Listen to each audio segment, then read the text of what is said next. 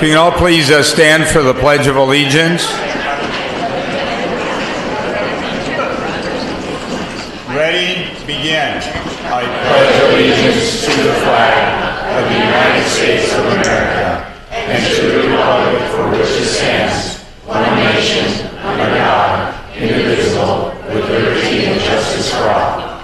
If you can remain standing, Jack Aveline, our police chaplain, is going to give us our invocation. Thank you, brother.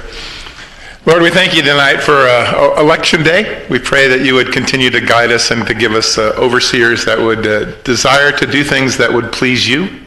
We ask that you would bless our meeting tonight, that you would bless our servants here, that you would continue to direct their lives so that we might live the kind of life that you would have for us. So be with us and be with us in a way that we could understand, Lord, that you're doing great things for us. In Jesus' name, amen. Thank you. You may be seated. I'm going to ask on Mayor Pro Tem Martinez to give Taqueria La Venganza a recognition. And after that, Councilman Benavides, you're next. And then we'll all come back for Gerardo Moet.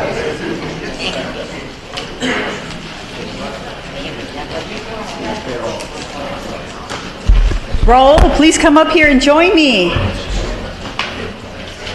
brought my phone so I can take a selfie with you. So as Raul comes up here and joins me, so this young man, Raul was born in Santa Ana and spent most of his youth in Mexico in a rural town. So Raul's a native of Santa Ana, and I wanted to start off by that first.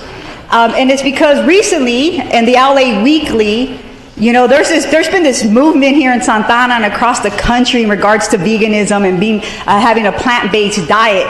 Raul, his vegan taco be a regular meat taco, number one taco, a vegan taco, right? So that is amazing. On the LA Weekly, we all know in LA we have thousands of restaurants, thousands of different tacos. And to know that here in Santa Ana, who is a native, who has created this veganism he's a part of this movement. And I've been a vegan now for 11 months. And I will tell you that it's been an exciting time for me. People will ask, well, Michelle, why did you become a vegan? You know, some people will do it for health reasons. Some people will do it because, you know, they want to make sure in regards to animal cruelty, or because for environmental purposes, right? You know, with climate action, with climate and greenhouse gas emissions, we all know what it takes to feed cattle, the greenhouse gas emissions. So I did it more from an environmental and a social perspective, and I'll tell you that it's been a great opportunity to actually learn from young people like Raul, who are in our city, and he actually is up here first because right now he's going to head off to Mission Bar where he's going to do his tacos at 7:30, and I was there last week. And I was waiting, and then I ended up leaving because there was too many people. You know, everyone's coming to eat his tacos. But what I wanted to acknowledge and recognize Raul, and I wanted Raul just very quickly before I read a couple more things and give you the certificate of recognition, just share your passion, one, for food, but sharing your passion and why you decided to do this. Obviously, you've been in Oakland, you're in LA, you go to Long Beach, there's these pop-ups, but you want a presence here in Santa Ana, and you've been here, and so just share a little bit about that, Raul. Sure. First off, thank you very much for this recognition. Primarily, growing up in Santa Ana, you're limited in the healthier options. We have amazing food here. I think it's one of the best culinary scenes, honestly, in the nation. When it comes to tacos, we are the definitive. So growing up here and seeing a lack of vegan or vegetarian food, one wants to kind of leave, go out to LA, go out to Oakland, go to the Bay Area. So finally, when I came back, I noticed that Santa Ana is redefining itself in a positive way, in a way that's changing lives, changing Santa Ana, changing what it means to live here. And I think it's honestly going for the better. It's going for the healthier way. And I'm hoping to be a part of that. Fantastic. So you have Taqueria Venganza, you have Taquerias Sombrosa that has a pop-up every weekend off of Flower and Warner, and we have tons of folks that are moving in this movement. And I'm probably just a raise of hands. Not too many people probably are vegan or even understand. Or vegetarian. Don't forget about us vegetarians. We do have 2 vegetarians on the city council, the mayor, and of course Jose Solorio, and myself being a plant-based diet. And I've always taken an approach to wanting to push and emphasize public health in our community from the moment I got elected. And so this is something that is not new, but what is really new is that this movement that you can eat Mexican food and eat it in a healthy way and live a great lifestyle. And I think that's important for Santa Ana as we look at this culinary scene that we have here, people from all walks of life coming to our downtown to have an experience over our food and our spirits, but now being able to have other options is important. And how we look at retail and how we actually provide an experience is more important than just going into a restaurant today. And that's what makes Santa Ana special. That's what makes this movement special, because not only is it socially responsible and environmentally responsible, is that you have people from all walks of life, coming to Santa Ana to participate and enjoy the food that provides healthy options here in this community. And so, Raul, I just wanted to personally thank you for coming back to Santa Ana and then, working really hard to have, for his honor of becoming the first vegan winner of the LA Taco 9th Annual Madness event, for the contributions to the community. It's a privilege to recognize Taqueria Venganza on behalf of the mayor and city council. We wish you well. I know you have a Kickstarter. He has a Kickstarter. He's trying to raise money so that he can continue to move forward with his endeavors. And so definitely you can count on me to contribute to you. And congratulations and everything that you're doing. And we look forward to continuing to working with you in this great city. Thank you so very much.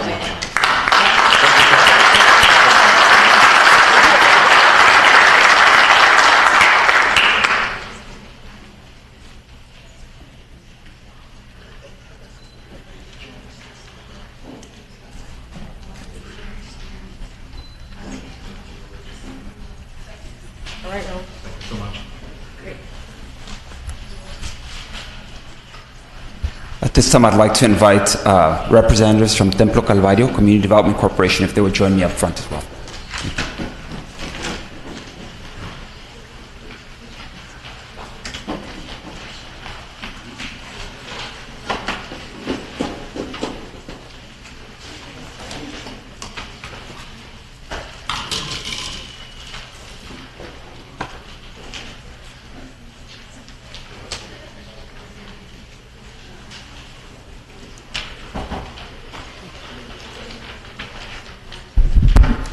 So here with me we have Reverend Lee de Leon and a couple of leaders from Templo Calvario Community Development Corporation. And this month, Templo Calvario CDC is celebrating their 15 years of service in the city of Santa Ana. And the Templo Calvario CDC nonprofit in town that was birthed out of a long time and historic church here in town. How many years now has it been? How many years? 8? Over 90 years strong, and I think Pastor Lee, you started the church. Is that? I'm just kidding. He did not. His brother did. No, but it's a history, a church that has a long history here in town, and one of the things that's very encouraging is that we have a lot of great nonprofits. We have a wonderful community here in the city of Santa Ana. A lot of nonprofits that are very much dedicated to serving our young people, our seniors, our families. And I'm particularly encouraged when we have also churches in particular that are stepping out and getting involved in serving the community, not just on the spiritual and support side there, but in the practical and meeting real practical needs out in the community, and even launching a nonprofit. So Templo Calvario CDC, a couple of things. Their mission is to work within the city of Santa Ana by uniting, building, and transforming the community through educational programs. I'm just going to share a couple of key highlights here that I've got, but if Reverend Lee, if you would share a bit more. A couple of the key elements that I've seen as a community member and have observed. this strong partnership with the Santa Ana Unified School District and the Parent Project, which essentially is helping our parents, resourcing them and giving them the tools, the confidence to become increasingly engaged in their families, in their students, their education, their communities. Now we have hundreds, if not thousands, of leaders throughout the community. We've actually recognized some of your graduates here at Council Chambers, so it's great to be able to have now the organization itself that's behind that movement of developing parent leaders throughout the city that we're recognizing. And the other is in the area of financial literacy and economic empowerment as well. We're a working class city. We're very highly immigrant city, and here you have a nonprofit that is working to be able to come alongside families and youth and teenagers in our high schools and again the school district to resource them with tools, again, knowledge to be able to think through creating business plans. And a couple of points that I wanted to make is that yearly 2,350 Santa Ana residents are directly impacted through Templo Calvario CDC through educational, financial literacy and family empowerment programs, and additionally 400 families are served through Edward B. Cole Senior Academy, the school that is led by Templo Calvario CDC. And I mentioned our young people. Santa Ana high school students in the last years have received over $60,000 in college scholarships through the work and programs Templo Calvario CDC. Let's give them a round of applause for that alone. Again, investing in our youth, our young people, and today we recognize Templo Calvario CDC for 15 years of service in the city of Santa Ana. And I know here with you, we have Reverend Lee De Leon, which is President and CEO. We have Paul Tapia, Board Chair, Janet Gonzalez, the Executive Director of Development. You know, in the audience, we also have Mercy De Leon, Administrative Specialist, and I think Amy Deras is here with us as well. But who would you like to share a couple of words here, Pastor Lee? Sure. Thank you so much. It's our quinceañera this year, 15 years. Although the church has been around for 90 years and some of our programs have been around for many, many, many years, this particular program, the Community Development Corporation, was just an effort on our part to go deeper into some of the concerns we had for our city, economic development, education, and other areas. So it's a real joy to be here and celebrate along with the staff. Our quinceañera will last the whole year. So we had a party on Friday, and again, I'd like to invite members of this council to join us at some of our events. We'll be having dinners, we'll be having different events throughout the year. So thank you so much, David. Thank you, Mayor, members of the council, for your support. One thing we learned many years ago, you can't do it alone.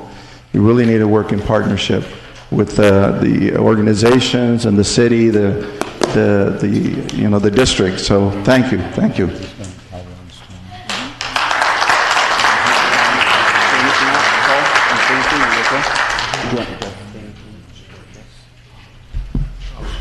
I just wanted to echo Lee's thoughts, and really this recognition means a lot to us, means a lot to the board.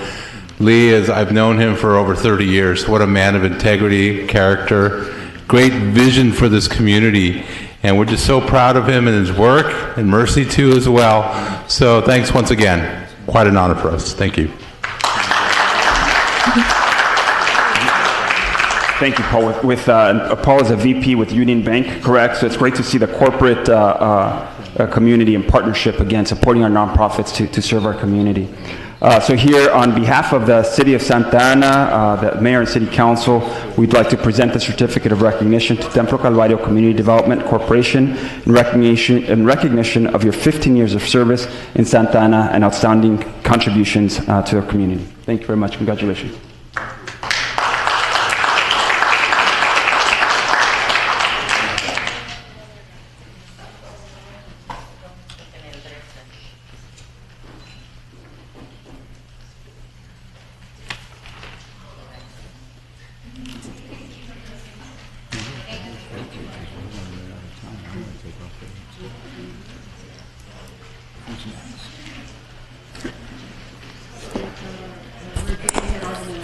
Gerardo,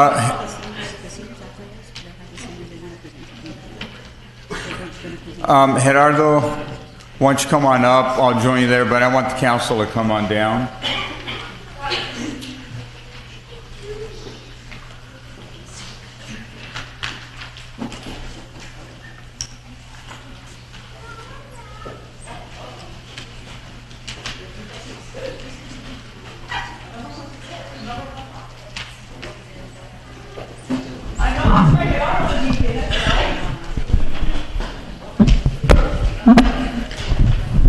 What I would like is for different council members maybe to say a few words, maybe a favorite Gerardo story or something that that caught your eye over the years.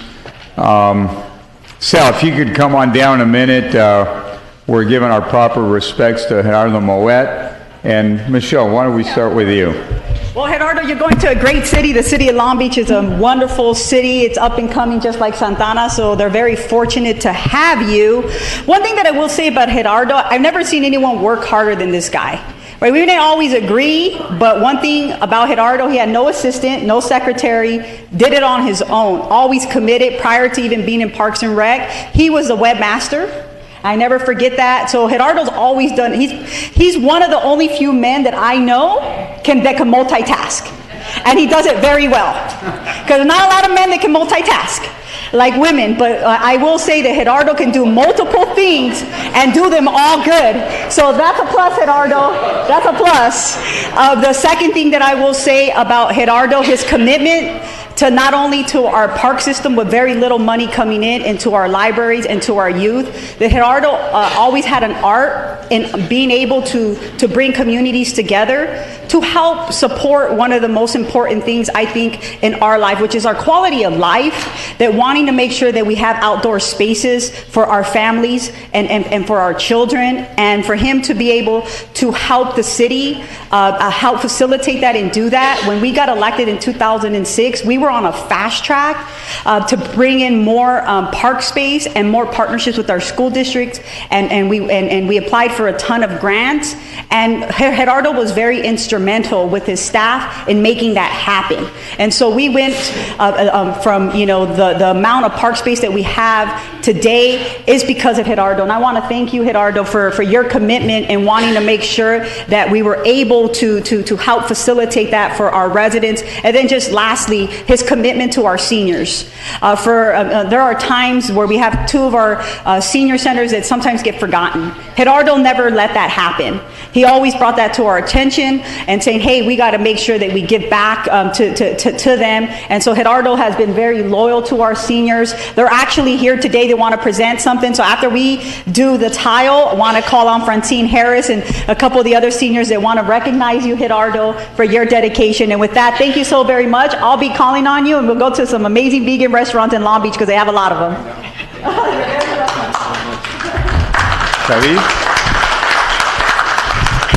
I'll try to be brief, but Councilwoman Martinez mentioned Gerardo's dedication to our seniors, in support of our seniors, which definitely has been the case. Gerardo's been here for 20 years, nearly 30 years, nearly 3 decades serving at the city of Santa Ana. In addition to our seniors and families in the community, one of the things that I have always appreciated about Gerardo is him being a innovator and looking at creative problem solver, and also launching efforts, positive things. One of those is Teen Space. That comes to mind to me in our library. We have a basement library. Wanted to maximize that space and support our youth, and then expanded that into Jerome Center and supported teens throughout our city in various efforts in various ways. Somebody who's very passionate about serving our community with excellence, and always being a hard worker. Sometimes it seems like 3, 4 o'clock in the morning, getting responses, getting emails, reports, and not short ones either, very, very thorough. And one of the things additionally is somehow I was sharing actually with my wife this weekend about your decision and having kind of one of those things that's bittersweet. We're losing somebody who's extremely talented, extremely hardworking. Excited though for you after being here for a long time. I'm sure that Long Beach will have a lot of new challenges, and it's definitely a gain for City of Long Beach. But you've always were willing to take on more, even when we're thinning down as a city. The library, for example, we had a full-time library director at one point, transferred over to Parks and Rec, and not only did you just manage it, awards have been received by the library. We had events, community events, serving hundreds of thousands of people on a weekend. We had a professional service providing that, and that went away, and that was sent over your way as well, and did a phenomenal job with that as well. You've always supported your staff as well, and stood behind them. So a number of different things. I'll end it here, Gerardo, but definitely appreciate all of your hard work and your passion and commitment towards the city of Santa Ana. We're much better for it. Thank you. Jose Solorio. You know, if there's somebody that has left a legacy in the city, it's Gerardo Moed. Let's give him a big round of applause for all he's done.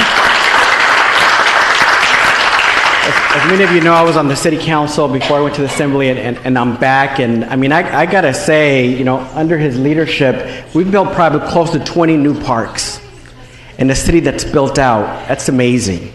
Also, with our library program, even though it's largely operated out of one site, if you go to the city's website, as I recently did about 2 weeks ago, to see where the youth programs are or activities on our monthly calendar, they're at the library.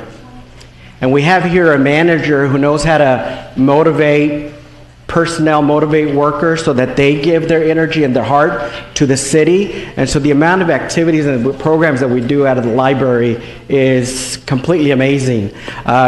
Finally, you know, joint use agreements are tough. You know, it's, you know, us with school districts or us with others, and Gerardo's kind of been our point person and working with our school district and others on those. We're actually going to, you know, talk about one a little bit later today. But for example, even though we have some and we're maintaining them, we continue to do more. You know, the next few weeks we're getting ready to open up a new joint use community center with the school district. Walker Roosevelt, and that's going to be another amazing new asset for youngsters, as well as there's going to be a library component. And so there's so many things that Gerardo's done with a lot of passion, heart, as well as if we have an intellectual at City Hall, it's also Gerardo. And so I could go on and on saying all the great things professionally and personally. I've actually known him from when I was even at UCI, and he did outreach and welcome a lot of great new leaders to that campus, and so we'll miss you. Juan Villegas. Thank you, Mr. Mayor. Gerardo, I've known you about a year and a half. Actually, I'm sad and I'm happy. I'm sad that you're leaving. I'm happy that you are pursuing something you want. I want what you want. We've had those conversations, had many conversations with you, Gerardo. Learned a lot about him. He knows so much about the history of the city, history of the municipal government here. And he's always someone I went to for help if I needed a fresh look at something. Gerardo was the person to go to. I learned a lot about him also on a personal level with his history and your family's history here and here in the city and his roots from Mexico. But at the same time also I learned that he's an avid reader, so a very, very intelligent man. You ask him a question about a book or something, he probably read the book already, and you can always go to him. And you will be missed, Gerardo. You will be missed very much. Thank you. Councilmember Tinajero. Thank you. We have very busy lives and we're running around, and sometimes we don't have an opportunity to cross paths and say hello or good job or thank you, but I want to wish Gerardo the very best. You're definitely going to be missed here, and you've definitely left a legacy. And I think at the end of the day, when professionals get into certain lines of work, they want to know that their life made a difference. And I really do believe, Gerardo, your life has made a difference here. Avid protector of the zoo and improvements in the zoo. The zoo is much different today than it was before you got here, and a lot of that has to do with you. So many other people already took my thunder, but I just want to congratulate you, thank you, and wish you the very best. Councilmember Vince Sarmiento. Thank you, Mr. Mayor. And Councilmember Tinajero just stole my thunder on the zoo. So, so I was going to talk all about the zoo and the fact that, Gerardo is going to be going not only to represent Long Beach, with respect to their parks and their recs, but marine biology is right? Because they have a great aquarium down there. They're right on the coast, so it's going to be something that he's going to enjoy. It's going to be a new area for him, but he was very instrumental in doing a lot of great things at the zoo, and there's kind of an aquatic theme, right, with Amazon's Edge, because now we're going to have a viewing area where we can see the otters, and so make sure you stick around to come see that and do the ribbon cutting with us. But one of the things I admired most about Gerardo, we did a lot of great work when I first came on the council doing joint use agreements with different campuses around the city, and that was something that was a direct result of his leadership, because he saw that we are a very park poor community, and he started thinking outside the box and realizing, how do we get more open space, and how do we make our kids have access to playgrounds and equipment? And lo and behold, he came up with the idea, started advocating for it very strongly, and we were able to turn a lot of space that was being unused, and working with our partners at the district to provide open space for our kids. His work with the senior center, his work all over town has been such a legacy for him. But the main thing, I think, for me was that he lived here. He lived here. He didn't come from the outside. He lived here. He saw the issues. He was in Park Santiago, and he's told me he's going to remain here, even though he's going to Long Beach. His commute's going to get a little longer, but we hope to have him here as a resident, as an advocate, as somebody who's going to continue to help us in the city as a voice of reason, as a voice of wisdom, because he realizes how many issues we have and how many solutions. He's always been somebody who's done so much with so little in his department. When we asked him to take on the library, he somehow found a way to make that work as well. So Gerardo, I want to thank you on behalf of all the residents for all the great work you've done. Don't go far. Please don't think about moving to Long Beach. Stay here with us, at least as a resident. But we really appreciate all the great work you've done. Your legacy is going to be well respected for many years. Thank you very much.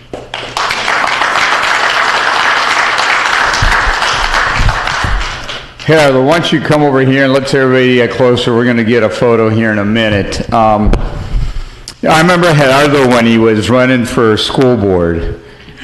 He decided he wanted to be a school board member, and he had a campaign going.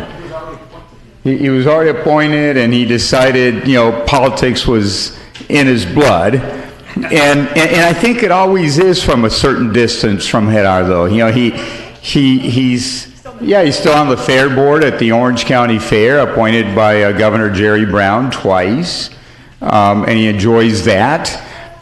He also marches to his own drummer. He's one of the few guys I know that if he wants to go to the movies, he goes to the movies. Solo. By yourself. Solo. I don't know. I don't have the courage to do that yet, but he has no problem. He also he's always reading a different book. He is a local intellectual, and that's it's a very good thing. But I think the biggest thing at all about Gerardo is he's got a huge heart, and he just loves people. He doesn't know how to say no. And he gets into the middle of stuff, and he's so nice and so kind that he just disarms everybody. I've seen some really mean meetings when groups of soccer people want the same field, and you don't have enough fields, and you have too many players. So we kind of throw Gerardo in there. And underneath what he's wearing, he's got like this referee stripes or something, because he gets in there and he negotiates. And at the end of the day, nobody killed anybody, including him, and they get along. He figures out how to compromise and how to do good. So as he enters this next chapter in his life, I know our loss is going to be Long Beach's gain, but I think it's going to be great for Gerardo. It's going to be a little bit of a change. As Councilor Martinez said, it's not that far away. 20 minutes. She goes there every day. And every weekend. My brother's there. Every weekend, but it's not that far. So, we're losing Gerardo, but we're not really losing him. And I know that a lot of folks are, that have his cell phone and stuff, I'm sure they're going to continue to call, because how do you stop calling after 28 great years? And what he has done from a leadership position, he's never learned how to say no. He's always learned how to just go out there and figure it out. And he's had a lot of tough problems because he's had a tight budget, he's got a demanding community, he's got a demanding council, and he always figures it out. So, what I'd like is, I know that there's some seniors, if you want to come up and get some photos. Councilmember Moreno, I know you're out here. Are you there for this guy? No. You're not? Come and say hi to, because I know you worked with Gerardo. Anybody else that, Valerie Amesqua, I know you've worked a lot with Gerardo. Would you like to come up as a representative of the school board and get in this photo and...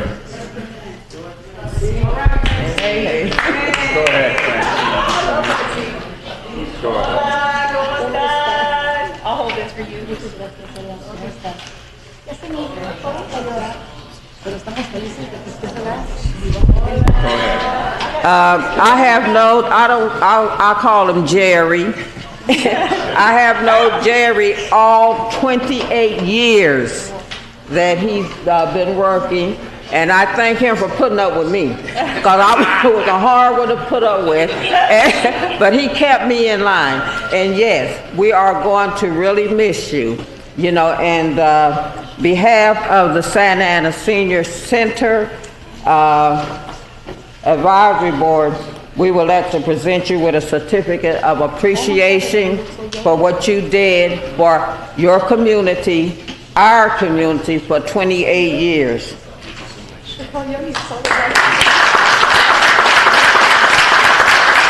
also on behalf of the Santa Ana Senior Club, which I thank you for helping me to run this senior club for 28 years. If it wasn't for you, I would have been out of tech. But we thank you and we appreciate you for helping us. Okay. And right here is photos that he will show you. Here is the beginning of your senior here, the club. What you started with 28 years right here at 424 West 3rd Street. Some of them have passed away. So here is the beginning when you started with me, and here is the end, the second one, which you're finishing up with. Thank you so much. And we love you.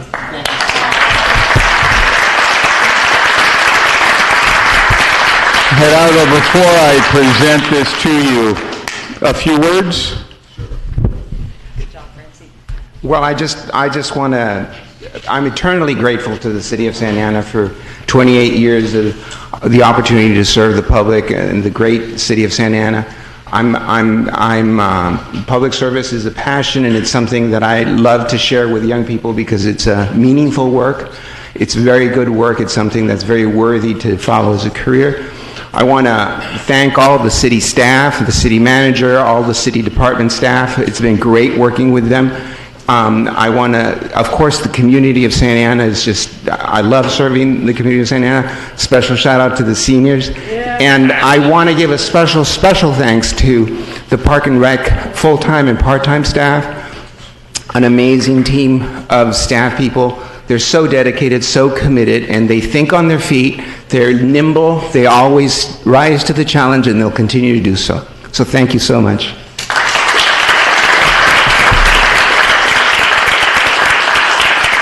Gerardo, on behalf of the city and the community, it's my honor and privilege to present this plaque to you. And it reads, Gerardo Moed, Executive Director, Parks, Recreation, Community Services Agency, from September 1990 through June 2018. Thank you for your 28 years of dedicated service to this community. And so let me present it to you, and then let's get a group photo here.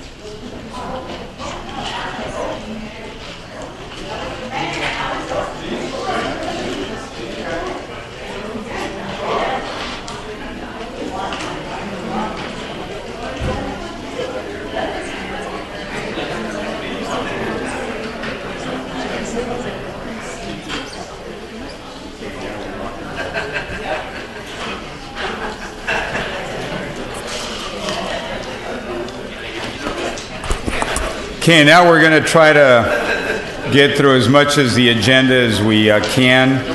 I believe Mayor Pro Tem's leaving at 8, and it's election night, and there's a lot of things going on with campaigns. So without further ado, Madam Attorney, do we have anything to report out of closed session? Mayor, we only have one reportable item, and that would be the item number 3. I'm sorry, that's item number 1C in the workers' comp matter. The City Council approved a settlement 7-0 in the amount of $50,000. That's all I have. Thank you. Now we're on to the consent calendar. Mayor Pro Tem, any items? Yes, Mr. Mayor, just want to reflect 11C, I'm a no. 11D, I'm a no. I would like to pull 25C, and I'm a no on 30A. Any other members of the council wish to pull any items?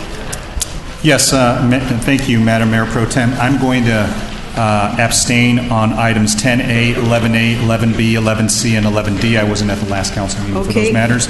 And did you pull 30A? I did. Okay. No, actually, I'm a no vote on that, so do you need to pull that? I think we're pulling it, right, to continue? 30A? Oh, it is, has been continued. Great. Okay. They're looking for the item, Mayor Pro Tem. Any other items? The land disposition policy. I think that's in the business calendar. What is it? Oh, okay. It is a business calendar. Okay. And So I think those are the consent items, 10A to 38, and we've got the remaining of the balance. If I could get a motion. Motion approved. Do I have a second? Second. All those in favor, please indicate by stating aye. Aye. Those opposed, motion carries. Just a point of order. We have, I think, in the consent calendar, an appointment of one of our commissioners. Can we? Is that later on in the calendar? Yes, actually, right after consent calendar, I was going to swear him in. So that's thinking ahead of me. Thank you. Thank you. Great. So there was only one item being pulled, and that is my item, which is 25C. And I just wanted to get some clarification from our staff. And what we're doing here today is really going into a partnership. It's an approved agreement of West East and Partners LP for parking lease at 300 East 5th Street. And what we're doing is we're going to get into a partnership for 36 parking spaces, a maximum of 48 parking spaces, and these are city-owned city-owned parking structure, and we're entering to $1,620 a month. The question that I did have for our staff, currently now, do we have anyone on contract, or has this just been a city parking facility?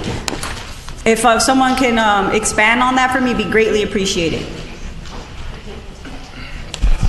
Good evening, Council, Mayor Pro Tem.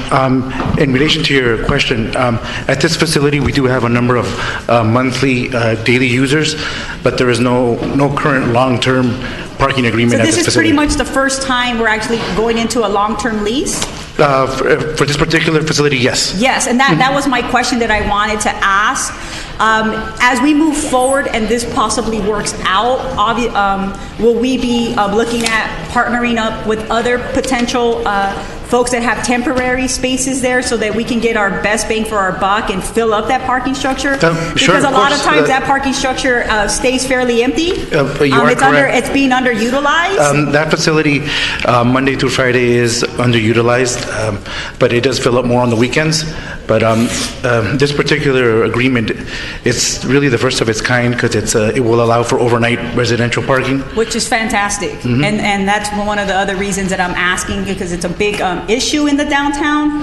And so however we can help provide that parking during the week, mostly it's used during the weekends because we have a lot of activity, but being able to share that space and again get our best bang on return and trying to generate some more revenue is in our best interest.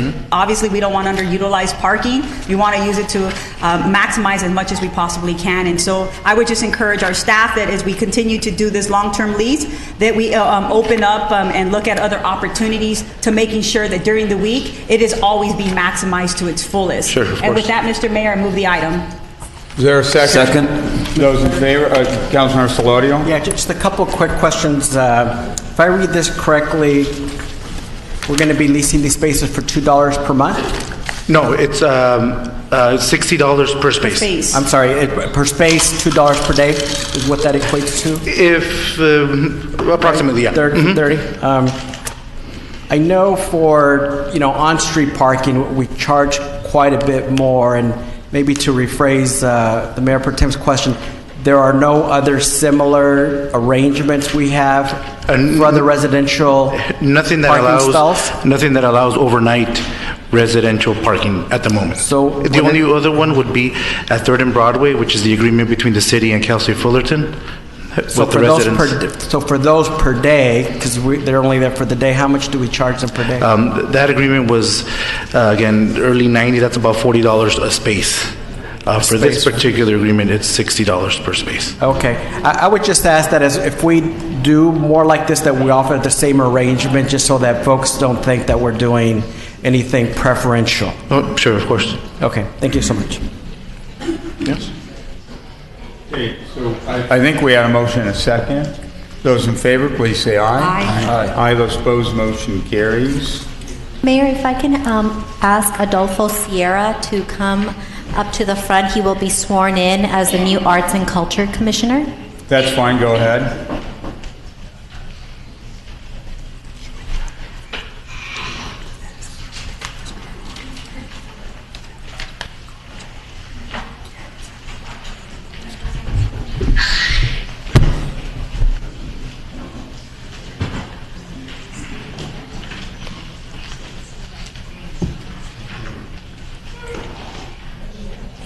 I, Adolfo Sierra, do solemnly swear to support and defend the Constitution of the United States and the Constitution of the State of California against all enemies, foreign and domestic. You just want to 85C, it'll be fast. Just that I take this obligation freely without any mental reservation or purpose of evasion. I will and faithfully discharge the duties that I upon above me. Thank you.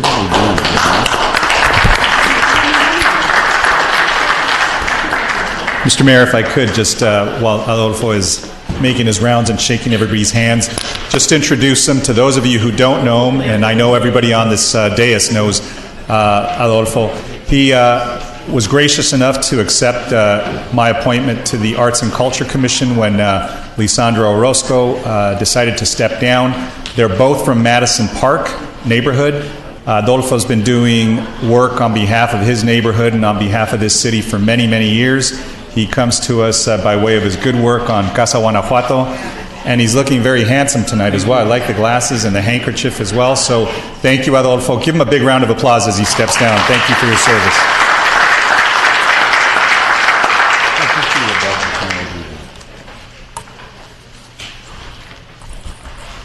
Madam City Clerk, I believe our next item is the budget. Yes, that's correct.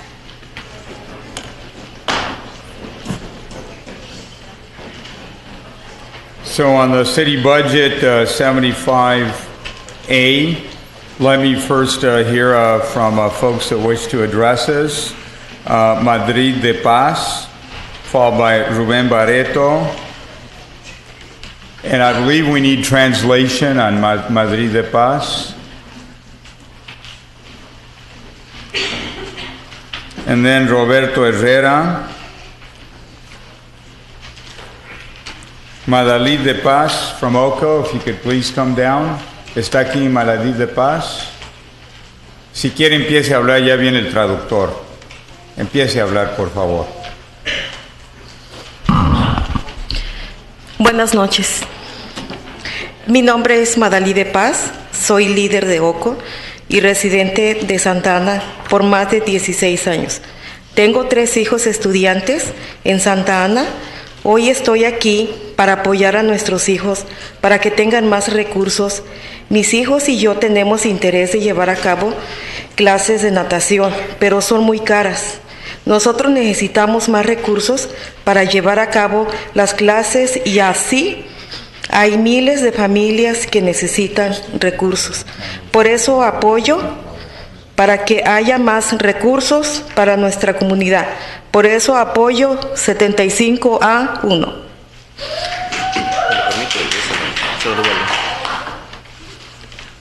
My name is Madalid De Paz, and I'm a leader at OCO and resident of Santa Ana for over 16 years. And I have 3 students here in Santa Ana, and I'm here to support our children so they have more resources.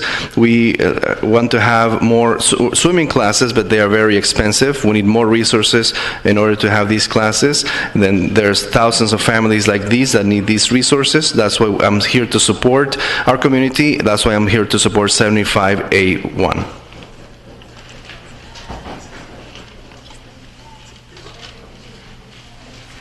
Great, thank you. Next, Roberto Herrera, followed by, we had here Ruben Barreto, followed by Roberto Herrera. Good evening, City Council. My name is Ruben Barreto. I am here to speak for Santana's People's Budget Platform, and we're here to ask and to share with you that residents thrive when they can take their families to parks and community gardens, when educational and recreational programs are available for young people, and when families are free from fears of eviction and deportations. As we all already know, too, 70% of every dollar that the City of Santana allocates in the general fund is used to pay for public safety, while only 30% of that is used for just a handful of city departments to share for community programs. So we're here to ask you that the city budget should reflect the needs of the community. And just a quick reminder that there was a work study that May 1st showed that there were community budget meetings where 170 participants of these meetings, the top 3 community requests were need for a diversify of youth programs, invest in youth, shift funding from public safety to youth programs. This is what the community is asking of you. Thank you. Thank you. Roberto Herrera, followed by Tanya Swatzu. Saben que en la ciudad de Santana hay representación legal para personas en proceso de deportación o si se encuentra en un centro de detención. Llame ahora a Immigrant Defenders para confirmar una consulta de inmigración a 213-634-0999.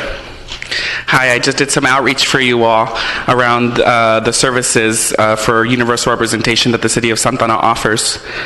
I'm here tonight to urge you to reinvest in universal representation and reestablish your commitment to keep due process as a right for Santana residents. Since the start of Trump's campaign, attacks on immigrants have been far-reaching, often making their way to our local community here in Santana and Orange County. It is not a secret anymore that local elected officials are actively coordinating to instill fear in our communities and jumpstart their own political campaigns. This is just plain wrong and unsettling. We need to not scapegoat and alienate the immigrant community. Rather, we need to create systems of support for families, children, and individuals who are working day in and day out, looking to thrive and live meaningful lives. We need to invest and uplift the struggles and beauty that make up our city. Detentions and deportations are a part of that ugly that we need to do away with because they're so detrimental and weigh heavily on families and children. Council members, you are not alone in this fight to secure universal representation as a core service. In a recent poll conducted between May 31st and June 2nd, just this past weekend, UCSD Professor Tom Wong found that nearly 2 out of every 3 likely voters in the city of Santana, which is 64%, support or strongly support paying for legal representation for anyone who cannot find an attorney. More so, large majorities of registered Democratic voters, 92%, and registered independent voters, 90%, and a strong majority of registered Republican voters, 64%, feel that it is important or very important for all people to have access to legal representation and due process in the court of law. Council members, the time is now to invest and secure universal representation as a core service for our residents. More so, we need to develop a process that is inclusive of community members that prioritizes community benefits. Thank you. Great, thank you, Tanya. Followed by Cynthia Felix. Good evening. My name is Tanya Sosuk, and I work for the Vera Institute of Justice in the Safe Cities program. Last year, as one of the 12 jurisdictions in the Safe Cities network, Santa Ana became a leader in Orange County, the state of California, and nationwide when it instituted the Legal Defense Fund to provide representation to its immigrant residents at a time of increased anti-immigrant rhetoric and widening federal immigration enforcement. As they just mentioned, a recent poll conducted by Professor Tom Wong of UC San Diego found that 64.5% of likely voters in Santa Ana support the city funding representation for people facing deportation. Santa Ana residents understand that the stakes in immigration court are high, and that fairness dictates that no one should face exile from the community, family, and children simply because they can't afford an attorney. With over 100,000 of Santa Ana's residents vulnerable to deportation and over 3/4 of U.S. citizen children in Santa Ana having an immigrant parent, the need for representation is especially stark. Last year, we responded to that need by funding the Legal Defense Fund, and you should be applauded for addressing this due process crisis in our immigration system. As a partner in Santa Ana efforts, Vera is providing ongoing data-driven evaluations of this program to ensure accountability of the public dollars, as well as demonstrate the network's socioeconomic impact on the lives of immigrant residents, their families, and their communities. In evaluating a representation project in New York, one which our Safe Cities program is based on, Vera found that providing attorneys allowed hundreds of residents to gain or maintain work authorization, contributing to $2.7 million each year to federal, state, and local tax revenue. While the program is still in its first stages, the nationwide data is already demonstrating significant results. The average client benefiting from Safe Cities legal defense programs have lived in the U.S. for an average of 13 years. Additionally, 92% of the minor children of clients are U.S. citizens. These early outcomes demonstrate the need of this program and the impact it will have on longtime residents in the community. We urge the Council to continue funding the Legal Defense Fund to expand due process. Great. Thank you very much. If you could please wrap up. Increase public trust in government institutions and strengthen your local community and communities. Thank you. Cynthia Felix, followed by Jennifer. Hi, my name is Cynthia Isabel Felix. I have lived in Santa Ana since I was 10 years old, and I'm a staff attorney with Immigrant Defenders Law Center. My job is funded by what you provided on the budget last year. It's a privilege for me to speak in front of you tonight. I come from an immigrant family from Mexico, and now working as a deportation defense attorney is a dream come true. Being able to provide universal representation for Santa Ana residents doesn't feel like a job. I can walk in a court and I can easily recognize my fellow residents. Last week, my 20-year-old client's mom called me at 8:30 while I was reading in bed with my niece. She said her son had received a letter saying he was going to be deported. So my niece, my mom, and I jumped in the car, drove down Bristol to Theo Lacey Detention Center, only to see it was a false alarm. But I know that mom slept well that night because I was able to do that for her. My niece said it was her prayers that helped.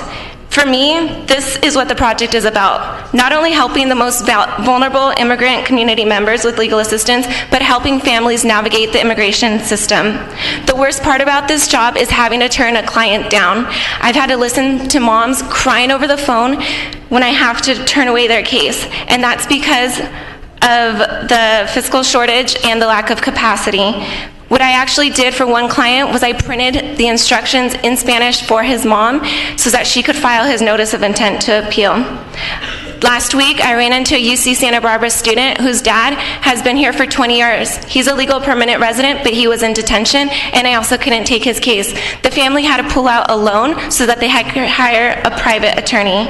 Tonight, I ask for the city to continue funding this project so that I can continue making a difference in the lives of my fellow residents. Santa Ana is my home, and it's my pride to represent my city.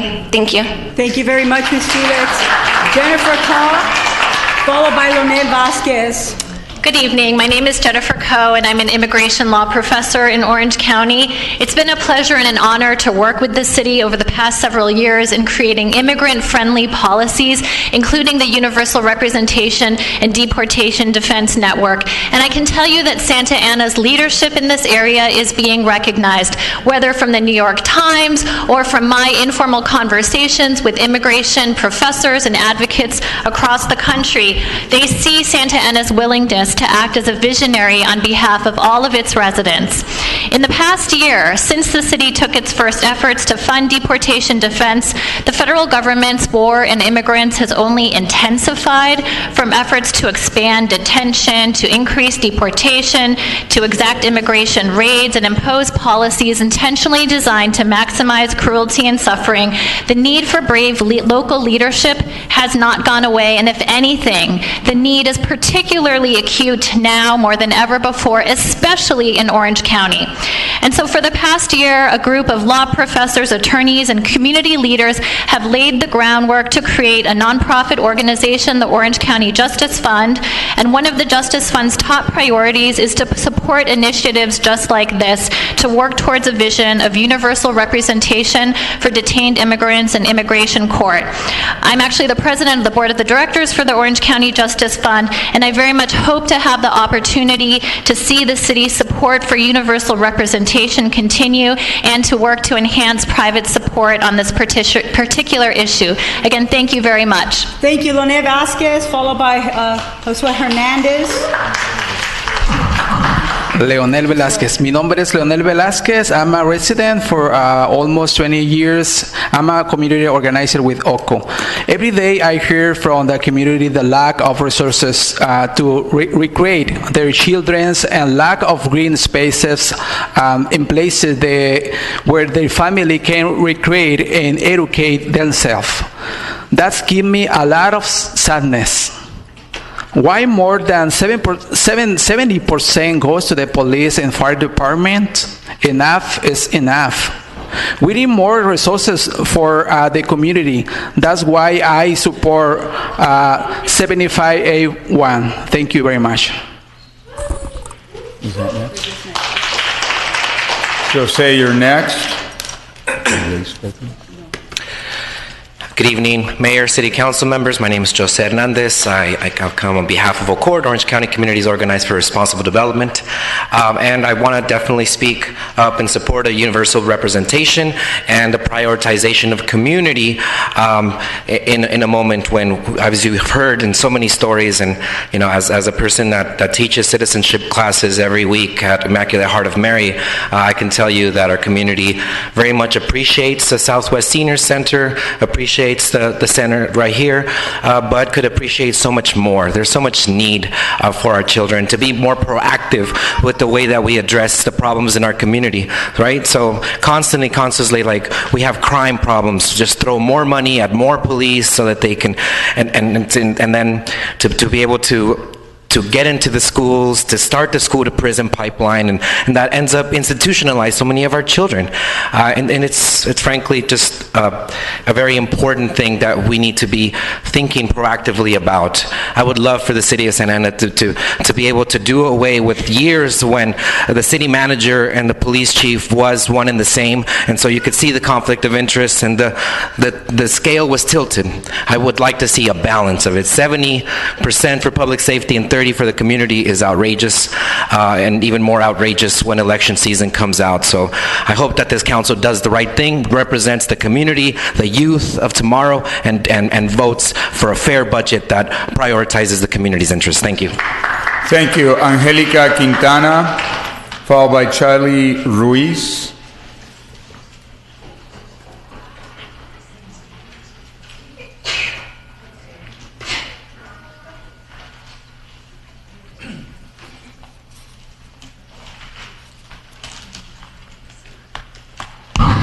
Hello y buenas noches, and it's Citlali. Based on the May 1st budget work study presented to the City Council, out of 170 participants in community budget meeting, the top priorities were 1, need for diversity of youth programs, 2, invest in youth, 3, shift funding from public safety to youth programs. It's time that you start actively listening to the public you represent and act on the needs of Santana. I urge you to reflect on the power your decision will hold and the long-lasting implications on Santana's youth. I ask for that you prioritize all 3 pieces of feedback given by the city on the budget hearings I ask you that you also support the People's Platform agenda. Thank you for your time. Thank you. Hello, my name is Angelica Quintana, and I'm a student at Godinez Fundamental High School, and today I would like to talk to you about the lack of youth investment in Santa Ana. So last year, money was allocated to create a youth coordinator position, but I do not believe that is enough. Santa Ana wastes $12,770 on each youth arrest, while only investing $152 per resident ages 10 through 24. On healthy youth development programs and services. So we are calling for the city to redirect youth suppression spending into youth development. For example, a one-year tuition at UCI costs about $11,500, which is less than what you guys are spending on per youth arrest. So as a young resident, I would like to see that more than 1/3 of marijuana revenue go towards youth investments such as reentry programs and services for formerly incarcerated youth, intensive youth services and decriminalization practices such as expungement clinics for people with criminal records. Thank you for your time. Thank you.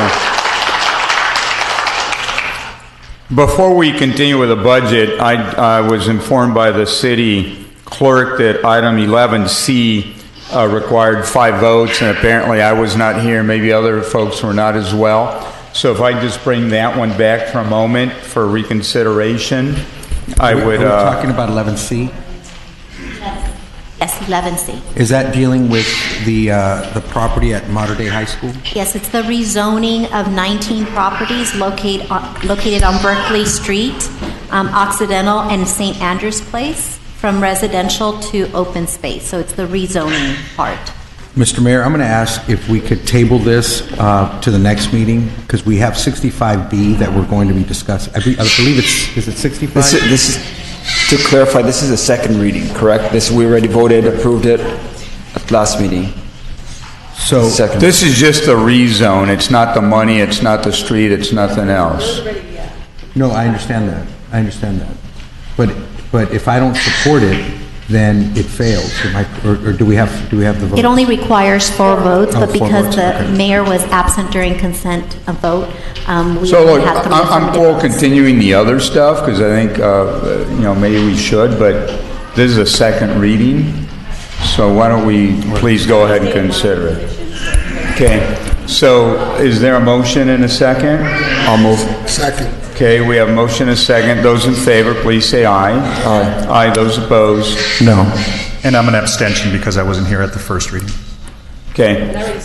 She already said it, so 4-3, or 4-2-1. Got it. Thank you. So with that, let's continue with the item that we have before us, which is the city budget.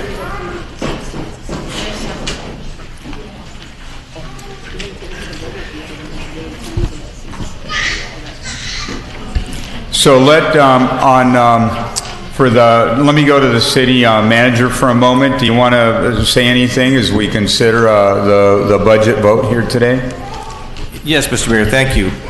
First of all, I wanted just to mention and stress that one of my top priorities as your new city manager was to try to figure out exactly what the fiscal position of the city was. And so I had a couple observations. Number one, it became pretty clear that there was a lack of clarity as to the city's current financial position, and that has to do with a myriad of things, how the budgets were approached in the past, and clearly we can do better in terms of how transparent we are. And it's a goal, and it's a goal and commitment from me to make this budget and future budgets more transparent. The second observation is that, the problems and challenges we're facing today are really years in the making. They really are the result of several decisions, or many decisions over quite a few years. And as I sit here, I'm probably guessing at this point, but the city of Santa Ana has a lot of needs. Some of them you just heard from our residents tonight. That creates pressures that lead to decisions that led to expenditures rising at a rate of 4% and our revenues rising at a rate of about 2%. So consequently, I inherited a budget with $9.3 million structural deficit. That structural deficit for next year is projected to be 17.1. So as we've been here trying to troubleshoot, we've been trying to maximize opportunities. So I want to just highlight a couple of successes that we've had. First and foremost, when I started here in November, we had cannabis before us. And staff worked very, very hard to make sure that Santa Ana was one of the first cities that was operational by January 1st for adult use retail. Since then, with your support and your leadership, we have also passed policies that allow testing for cannabis, and most recently, commercial cannabis applications for manufacturing, cultivation, and distribution. In addition to that, we have been maximizing the development interest from the development community. We right now have 108 total residential and non-residential projects in the entitlement plan check or under construction. With these projects, we anticipate about 6,180 residential units will be produced and 1.3, almost 1.4 million square feet of non-residential development as well. So staff is working very hard at all of that.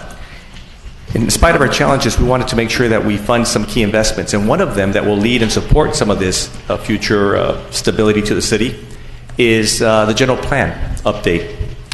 The general plan has been underway for many, many years.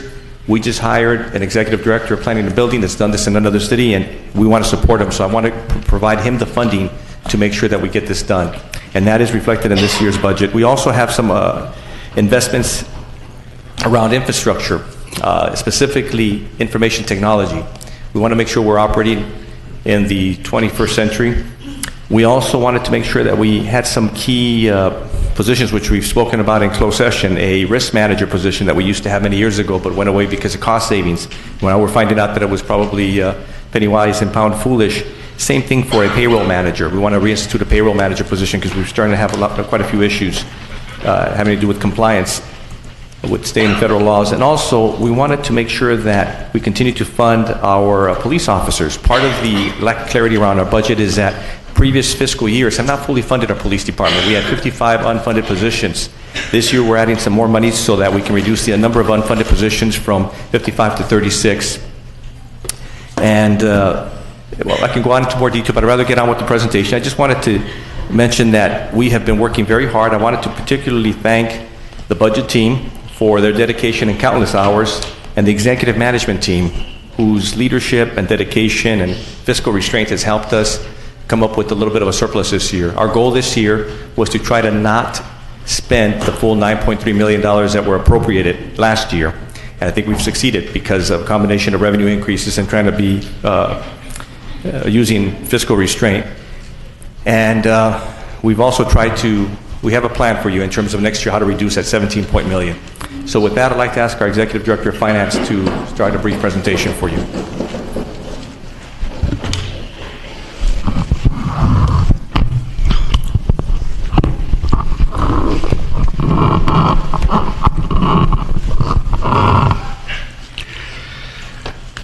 Good evening, Mayor Pro Tem, City Council.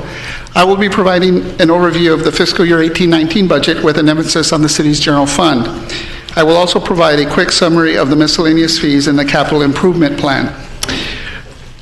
The city's total budget for fiscal year 18-19 is $547.2 million. Of that, approximately half belongs to the general fund, which is the city's discretionary fund.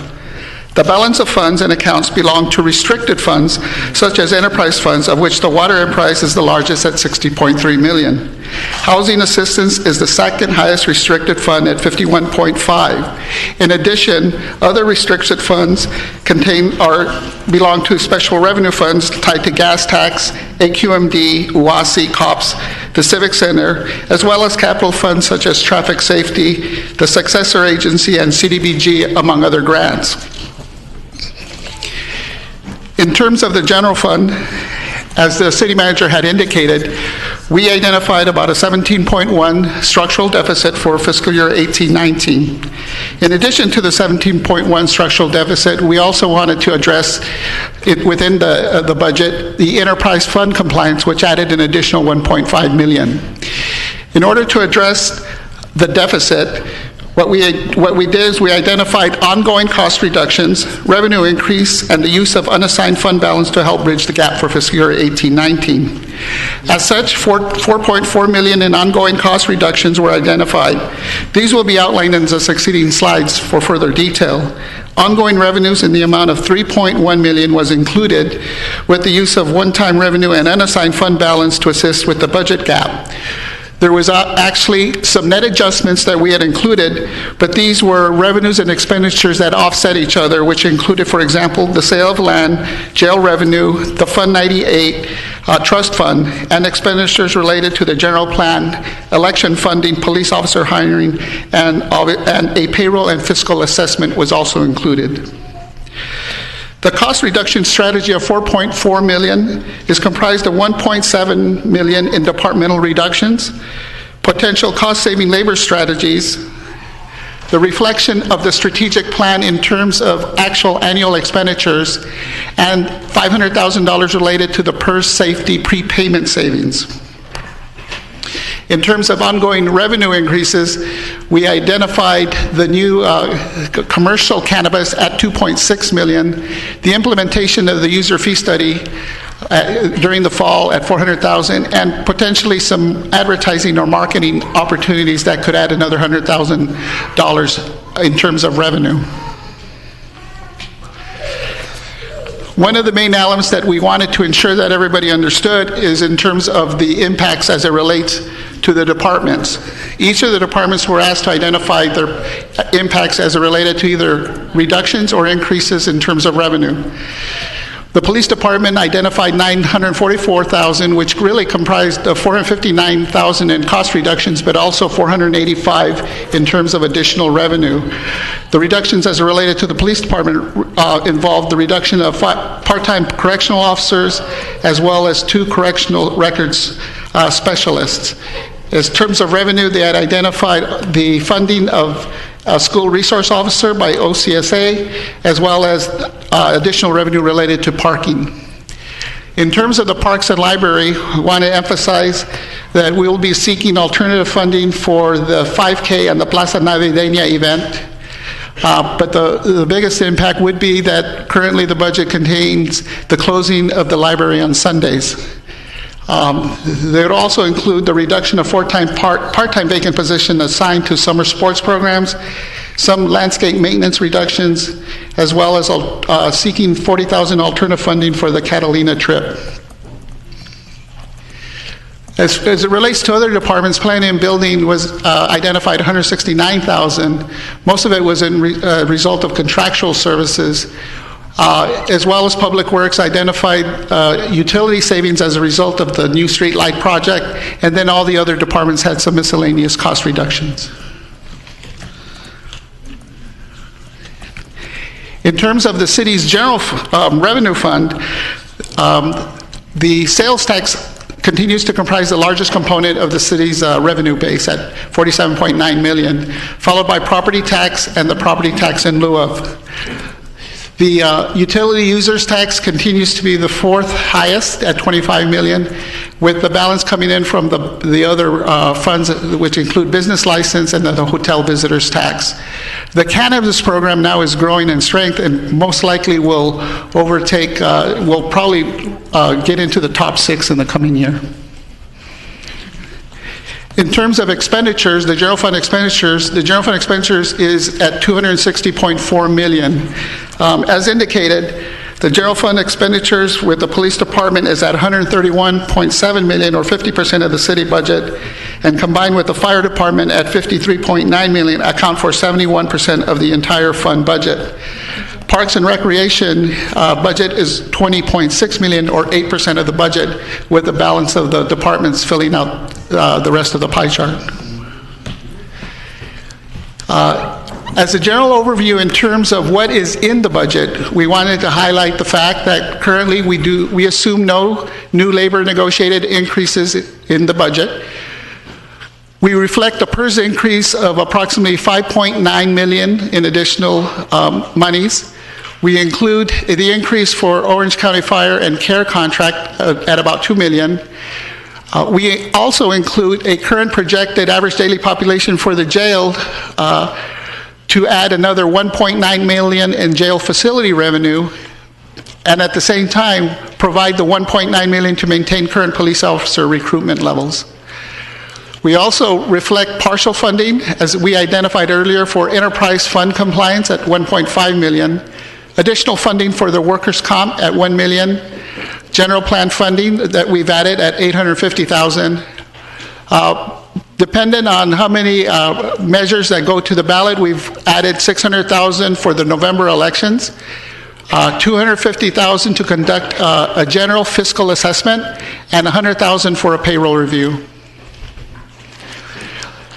Not negating what is in the budget, we also wanted to make sure that we identify the additional needs and priorities that the city has identified over time or has current needs. This includes the quality of life team and homeless.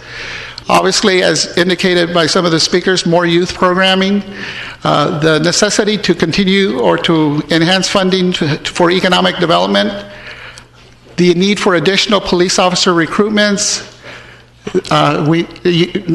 For the future, you'll need to ensure the maintenance of the reserve policy funding levels. We have extreme needs in terms of Francisco, if you can, we're going to lose Councilman Martinez in 5 minutes. So you're going to have a great presentation and not enough votes? Sure. These are the priorities. You've seen them before, so we'll continue. At the last meeting, we handed out the workforce changes and the miscellaneous fees. So if there's any questions or comments, you can obviously share them with the city manager. This just highlights the miscellaneous fees, and you've actually had the presentation of the capital improvement program, so I won't go over through that. And so that concludes my presentation. Thank you. So with that one, I bring it to council for consideration or questions. Mr. Mayor, I have some Go ahead. comments. So just let me just start before I leave. And I think over the years you all have known that I have not approved the budget. And for various reasons, transfers of Prop 218 funds to our general fund, not paying back the money back at the end of the year, which is against the law. That's one of my issues and why I have not supported the budget. The second issue that I have is that there's been inconsistencies with the various city managers that we have in this city, that one year we have a surplus, the next year we're in a deficit, we're in a surplus, we're in a deficit, the sky is falling. I have asked my colleagues repeatedly to do a forensic audit for us to understand what our financial situation is, so that we don't have, the community doesn't have questions, we don't have questions up here. It's not about that someone's done something criminal, but for the mere fact that we all are confused, that we don't know what we have, and then we want to make decisions about giving raises and not understanding our position. But what I do understand and what is true is that when you have only a 2% growth and your expenses continue to rise, obviously there's not enough money coming in to actually pay for those expenses, and creates that deficit, and we've continued to have a deficit. We've used our enterprise funds to inflate a general fund budget for the past 20 years. That isn't so, and so I still continue to have concerns. I will continue to implore my colleagues to move forward with the forensic audit, as you all don't trust the numbers and think that the numbers are not real, when this current city manager is telling you that there are financial implications and is wanting to bring to you and to the voters a penny tax to stay status quo, because if you do not move forward with that, there are some major financial implications coming to the city as it pertains in particular to the pensions that we are facing, not just in Santa Ana, but across California and across the United States of America. It is the biggest crisis that municipalities are facing across this country. So this is not unusual to Santa Ana, and so I will state that for a fact, but we have to modernize government, and we have yet to do that, and there are things that we need to do to modernize government, and we're not there. We can't continue to give raises without modernizing government, because at the end of the day, there's not enough money coming in to meet the needs that we have here today. And so I want to just put it on the record, Mr. Mayor, that on appropriation adjustment of the 10.2 million using one-time funds, I do not support that to balance a budget that you all are asking. So I am a no vote. Number two, in regards to the several agencies, I do support that. Adopt a 7-year capital improvement, which I do support. Number four, which I also do support, which is a resolution in regards to making changes to basic classifications. And then number five, and I think this is where I probably was very upset over the weekend, and I chose to refrain from calling our city manager because I was extremely angry when I looked at the record certain deposits and a tune of $1.6 million that all of a sudden that we have, and that we are putting this towards, to balancing our budget. Where did that come from? And if you read the report states that these funds, there is a state process that when you do make deposits, you need to return those. We have not returned those in various years, and then we said we can't return them because we can't find those folks. Well, obviously in the report it states, Senator Feinstein, I'm assuming she's still here. She's running for Senate. She's alive. We can't find her. And so when I look at that report, it's flawed. And it's very upsetting that we're not being transparent. We're not holding ourselves accountable. And I'm going to just end there because I get very upset because I care about this community tremendously. And it just seems every single time that something new comes before us and our staff is unable to articulate how this is happening. And when I read a report that is inadequate, it frustrates me because you all are the practitioners. We pay you a lot of money to give your best judgment to this council so that we can make good decisions. And right now you are providing information where my colleagues cannot make good decisions. And so I implore you to do your best, to put your best foot forward and give us the information that we need to make good decisions. On number 6 as well, the record of certain deposits within the bulk water deposits where you have for a 10-year period of time of a tune of $500,000 where we continue to increase our rates and go out to the bonds to fix our infrastructure, but we have $500,000 in an account and we have yet to not provide notice, and it's in a report, and now we want to utilize those dollars. I want us, again, to pay attention to these things because they're critical as we move the city council, the city forward. We need to know exactly what we are accounting and what we're not accounting so that you make good decisions. And right now, unfortunately, we are not. And the last question, Mr. City Manager, that I want to ask you personally, that when I look at page 6 under your city manager budget, page 6, there's a tune of $3,368,000, and it's under your general non-departmental budget. What is that? What is that amount for? The $3,368,340. I will have staff come up to respond to that, but just while they're coming up, I wanted to point out, Madam Mayor Pro Tem, I know you mentioned you call it a forensic audit. We're calling it a fiscal assessment. I just wanted to point out that we are budgeting for that fiscal assessment that you've been asking. Of course, I, on my own, believe that this is something that we should do because, again, we have this lack of clarity in terms of our fiscal position, one of my observations. So it's something that's in the budget. I just wanted to point that out to you.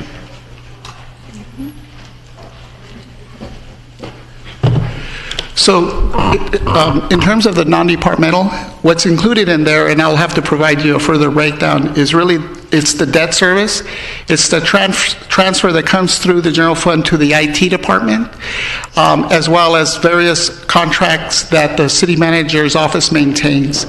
But I would have to get you the actual dollar breakdown for those. And again, when I see that amount of money and we're not being transparent in articulating what those dollars are for being spent, it's in our best interest moving forward, Francisco, that we're able to be transparent and put that down so that we know exactly, what's coming in and what's coming out. When we don't understand that, yeah, it's being used for IT, then why isn't it in the IT budget? Why, if it is contracts, why isn't it, if it's contracts with different departments that the city manager department is augmenting, why isn't that dictated within the budget to making sure that we are being transparent? So if it's just coming out of the non-departmental fund for the city manager and not us understanding that some of those additional funds that are coming from that department are going to police departments, are going to public works departments or other departments, and we never really know the total amount of money that's being contributed specifically to their budgets, because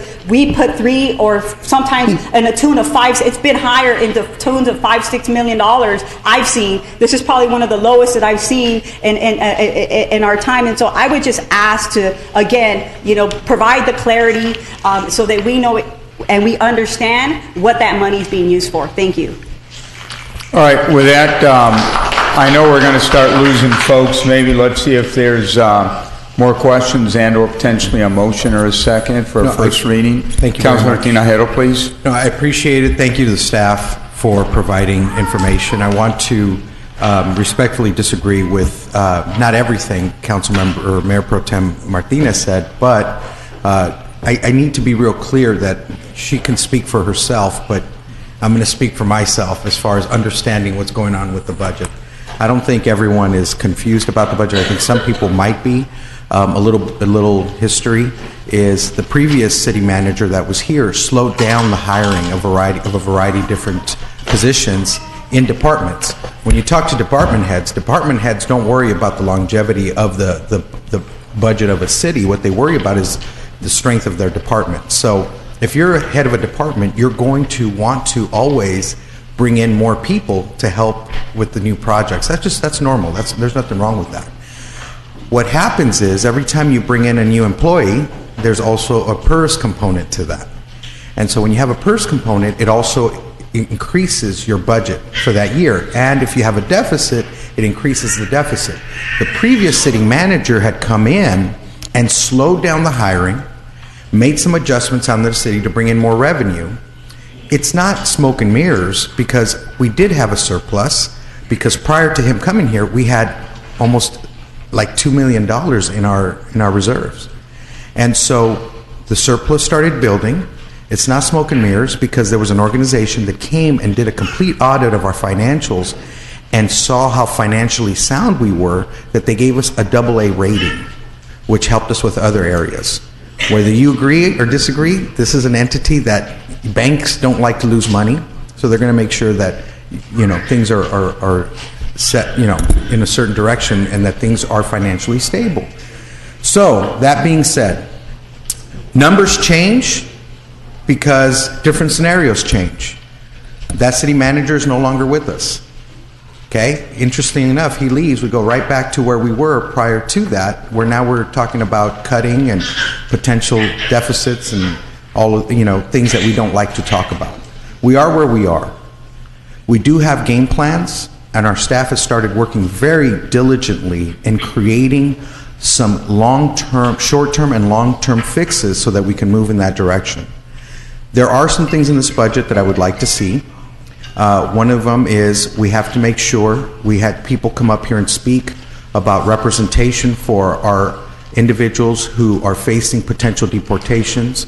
We need to increase that or to put it back into the budget so that we still provide that service. I think Councilmember Vincent Sarmiento brought that up last time, and I just think we need to continue to do that. That's a service that our community desperately needs.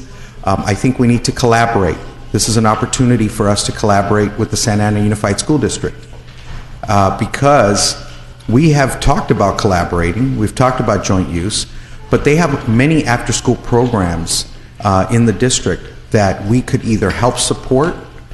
They have the professionals already in place. We can help support them financially. If there's a lack of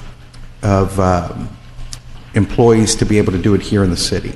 So I do believe that there are programs out there that we need to continue to move forward and make sure that our youth are being served And I agree. We serve our youth, and it provides, it's something that is a cost today, but it's a savings down the road, because individuals will benefit from that. They don't get into the negative stuff that you can get into when you're not supervised. So all of that makes sense. I think we need to really take a good look at this budget and realize that we do have a structural deficit. And when we have a structural deficit, we have to tread carefully, but we can't just burn the house down. We have to do it in a responsible manner. So thank you for the work that you've been doing, and I just want to ask, hopefully we can get some support to move in that direction with those items as well. Councilmember Sarmiento. Thank you, Mr. Mayor. And so, again, also to repeat what the council member said, thank you to staff. I know it's not easy to present the budget this complex, and I know that especially in an environment where it appears to be that we are facing some challenges. The reality, we really don't know specifically, right? I think it's somewhere between the 17 million or less. But we are facing some challenges, and we could debate how accurate we are on that, but there are some challenges that we're going to have this time around. So one of the questions, or a couple of procedural questions I have, because the first item on this on 75A is an appropriation from the reserves, that is going to take a 2/3 majority to appropriate that money, correct, Mr. City Manager? That is correct. And but I just wanted to clarify, Councilmember, this is not coming from our reserves. This is coming from one-time monies that are unallocated at this point. Got it. Nonetheless, it's an appropriation that, in order to go ahead and make this budget work, this 10.2 million is going to be an appropriation that's going to require 5 votes. That is correct. Okay. And without that, then we're not going to have a balanced budget if we don't include this item number 1. That is correct. So that will be an impediment. The second thing is I saw that there's a schedule that you have, I believe, second reading would occur on the 19th. That is correct. And the new fiscal year begins July 1st. So I guess I'm trying to get to the time sensitivity on this. We're at the back end of this fiscal year and entering the next one. So to the extent that we can't agree on something, because there are a few line items in here that, again, I feel were left out or need to be adjusted in some way. So do we have time to maybe have first reading or approval at the 19th and go ahead and adopt at the subsequent meeting? We could approve tonight and still make changes at the second reading. We can make changes tonight, of course, and we can make changes at the next reading as well. Or can we decide to continue to the 19th and have that as our first reading and adopt at the subsequent meeting? Is it possible? I'm not saying it. I know you prefer us to move that, so that yes. That's clear. Yes, it is possible. It is possible that we can do that. We have enough time to do what Councilmember Sarmiento is requesting. I think I saw. I kind of saw nods, but I just want to. Yes. Is that a strong yes? Well, it is allowed by the charter. It's allowed by the charter. The charter requires that we approve a budget by the end of July. July 31st. July 31st. So it is something that we could do. But we can also make changes tonight. We can also make changes on the 19th at the second reading.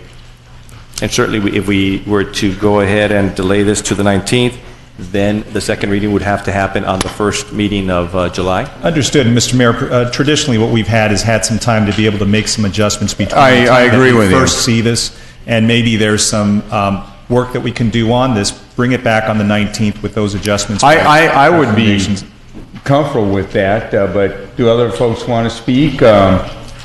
Okay, let's have other questions, but I concur with your suggestion. Councilor Benavides, please. Thank you, Mayor. A couple questions here for staff. Thank you for all your hard work, by the way. I know it has not been an easy, never is, to be able to put a budget together, particularly when we're looking at deficits and trying to end 1 year solid in the black while trying to look at filling gaps with the following and such. So I appreciate all the hard work that city manager, finance director, all the staff have been placing, and all of the department heads as well, as they've had to go through and skin in already a very thin a budget in their respective departments. I do have a question with regard to revenue. On page 10 of the presentation, it shows a combined cannabis-related revenue total of 10.4 million, which includes adult use, medicinal, and adult use commercial. Within the on page 7, revenue increases shows a 2.6, which indicates there in parentheses 2.6 for commercial cannabis, which indicates 1/3 of the projected revenue amount. So my question is, what is the actual amount that is factored into the proposed 18-19 revenue budget? Is it that 10.4? Is it a 2.6? Is it something different? Very good question, Councilmember. The item on page 7 was only referring to commercial cannabis, as that is the only new revenue that would be forecast for the next year, because it's really not coming online until next year.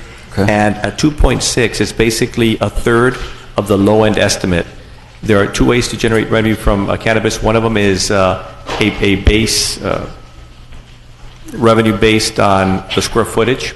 Right. And that's what this is. This is 1/3 of that forecast amount. So it's just 1/3.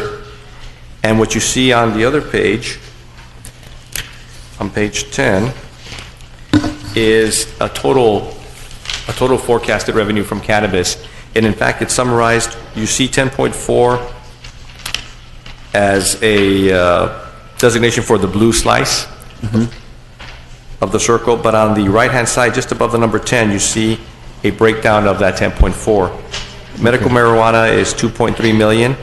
Adult use is forecast at 5.5 million, and then the commercial revenue, which would be new. So the 2.6 is specific Yes. to the commercial, which we don't yet know. Right. So my follow-up question, and we touched base on this a bit before, City Manager, is that when the medicinal went in effect under Measure BB, that was general revenue, that there wasn't any type of specific allocation or direction that council made with regard to those revenues. However, when we did approve the adult use retail back, I believe it was in December, there was a clear direction by council that those funds were to be allocated in thirds, a third general fund, a third for enforcement, and a third for youth programming. And I think the intent of myself, and I think some of my colleagues, is that we have new revenue that is unallocated, unencumbered, new funds that we would be able to count on to be able to enhance services that the city is providing. That was the same direction that was provided when we then approved a couple of months back, I believe may have been in April, the adult use commercial side, the manufacturing and other components of commercial. So there again, we discussed and gave direction that it would be that same third for each of those different categories. What I'm seeing here is that that's not, in fact, what's being reflected. It's at least for the adult use retail, it's all right now being absorbed and directed into the general fund, is my understanding, if that's correct. Is that accurate? Yes, it is. All of it gets routed into the general fund. And on the adult use commercial, there is right now you're just estimating about 1/3 of what you anticipate potential would be revenue, which is at 2.6. Yes, I think we're being conservative because we don't know how fast these tenant improvements for some of these warehouses would need to take place, and also, so we're just being conservative. So it sounds like we may be continuing the actual deliberation and decision or vote by council, but with regard to the budget overall, I know that we're in a very tight situation just when it comes to basically our expenditures exceed our revenue, and so we're in a tight predicament there. However, we were also a number of years back when we set policy to be able to indicate that we needed we recognized that we needed to create a general fund reserve, and we adopted an ordinance towards that effect, also an economic uncertainty policy. That was because we recognized that there is a need that was very certain, very real, and we needed to, in essence, sort of create policy to obligate ourselves to ensure that we were able to meet those obligations. We did that, made a decision, and now those funds are there that we can count on. We do have that fully funded reserve. We do have an economic uncertainty fund. I think the intent of the council was that when we saw new funds coming in, is that we recognize that there is a need to be able to support. We're the youngest city in the nation, we're second densest city in the state, fourth densest in the country. We have tremendous potential and opportunity for young people if we invest into them, if we believe in them, if we create support systems behind them. And I think it's been a priority by this council to be able to see that, and that's reflected in the direction that we gave when we approved both the commercial adult use and commercial cannabis policies.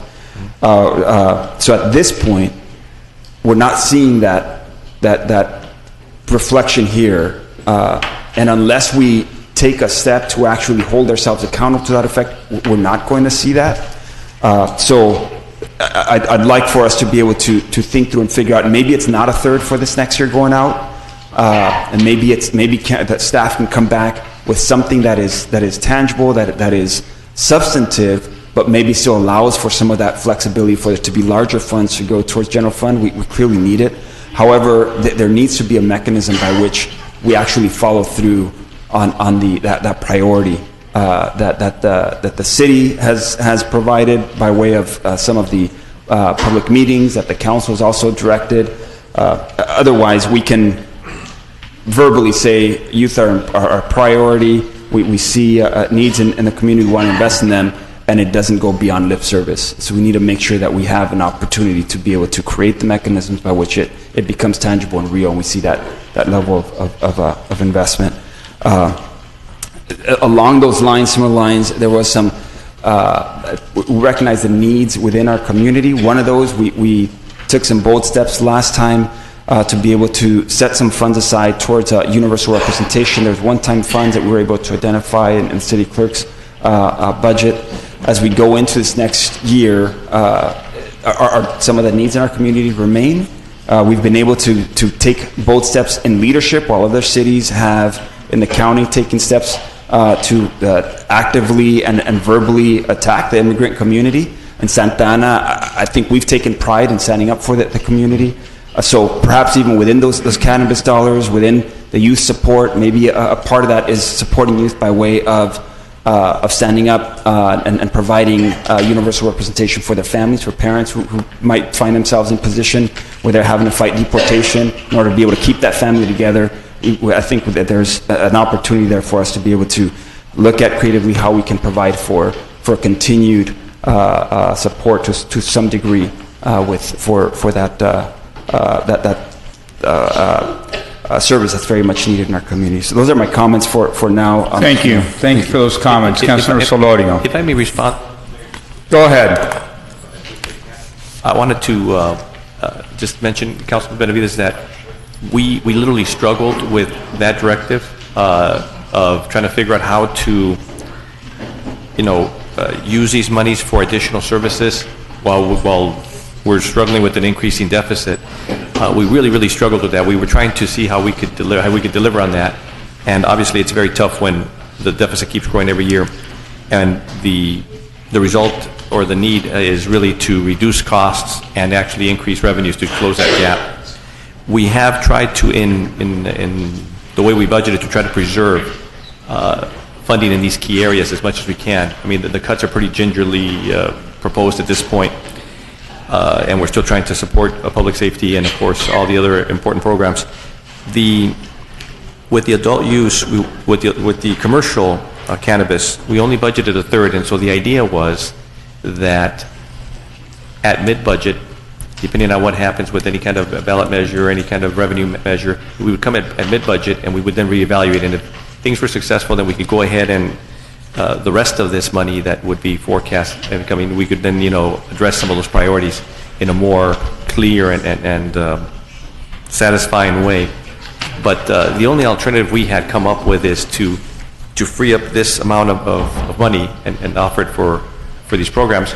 We would be playing the shell game. We would, make these cuts and then offer, say, like, this is what we're proposing to cut in order to reserve this money for priority spending, and then you can decide to fund some of that back and include it into the budget. I just didn't want to do that. I think that was not the intention. And that wasn't the intention. So, but just want you to know, we literally struggled. We tried to figure out how we could do it, and we thought, short of playing games like that, which I don't support, we just were really stuck. But we did not budget all of the commercial cannabis, and we're hoping that at mid-cycle we have a different story to tell.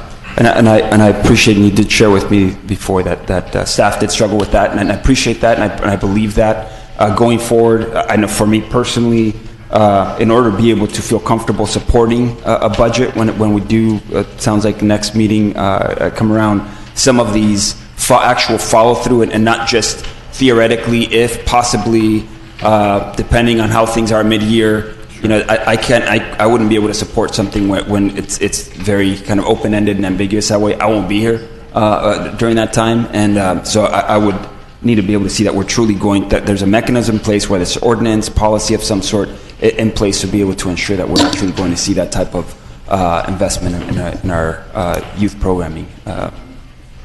Thank you.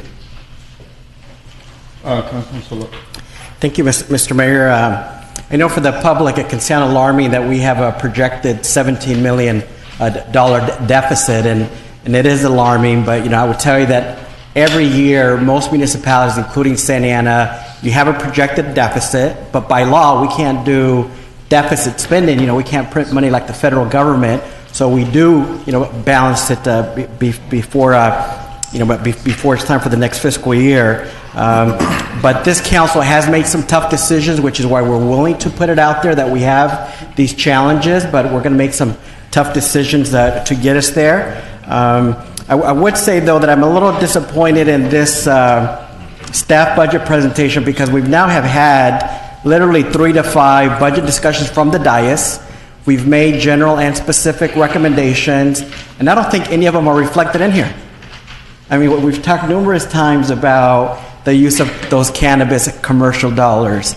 I've talked about how I don't want to see further cuts in the library in terms of their hours or other specific items. And the youth services and programs, they are a priority. We got to protect it as much as we can.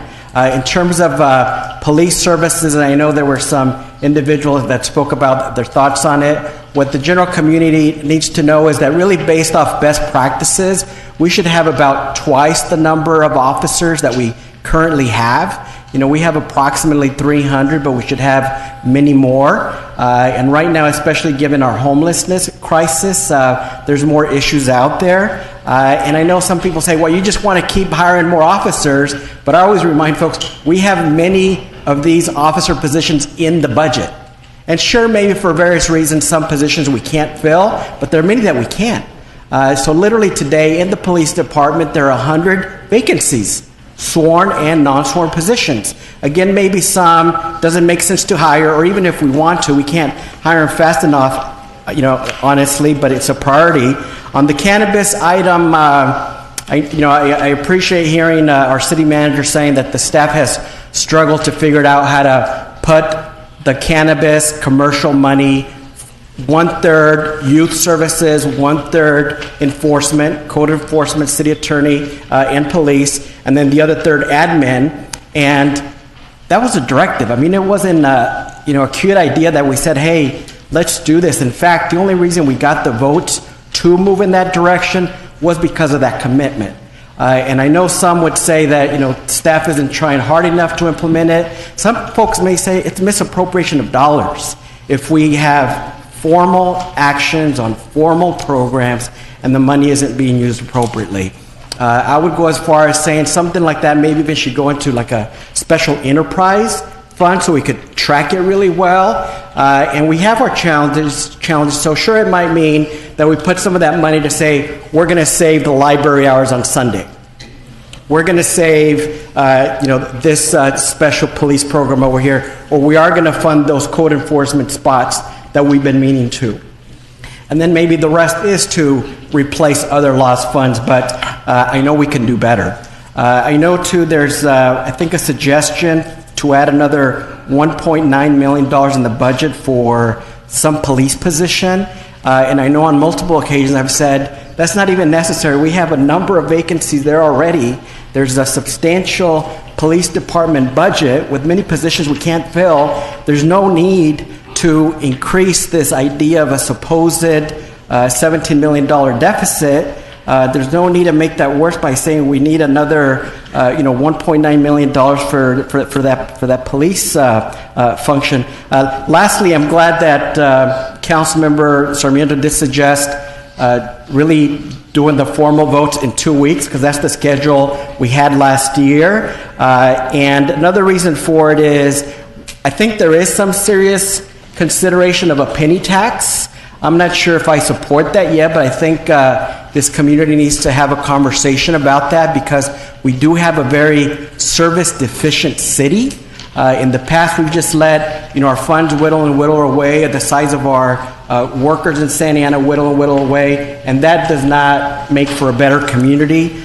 So we got to really think about that as well. So with that, Mr. Mayor, those are my comments for today. Thank you. All right, what I want to do is bring it back to Councilmember Vince Sarmiento, because I believe you had a concept earlier. Maybe we've all made comment. Oh, Juan Villegas, I'm sorry. Go ahead, Juan. Thank you, Mr. Mayor. I'll be brief, just to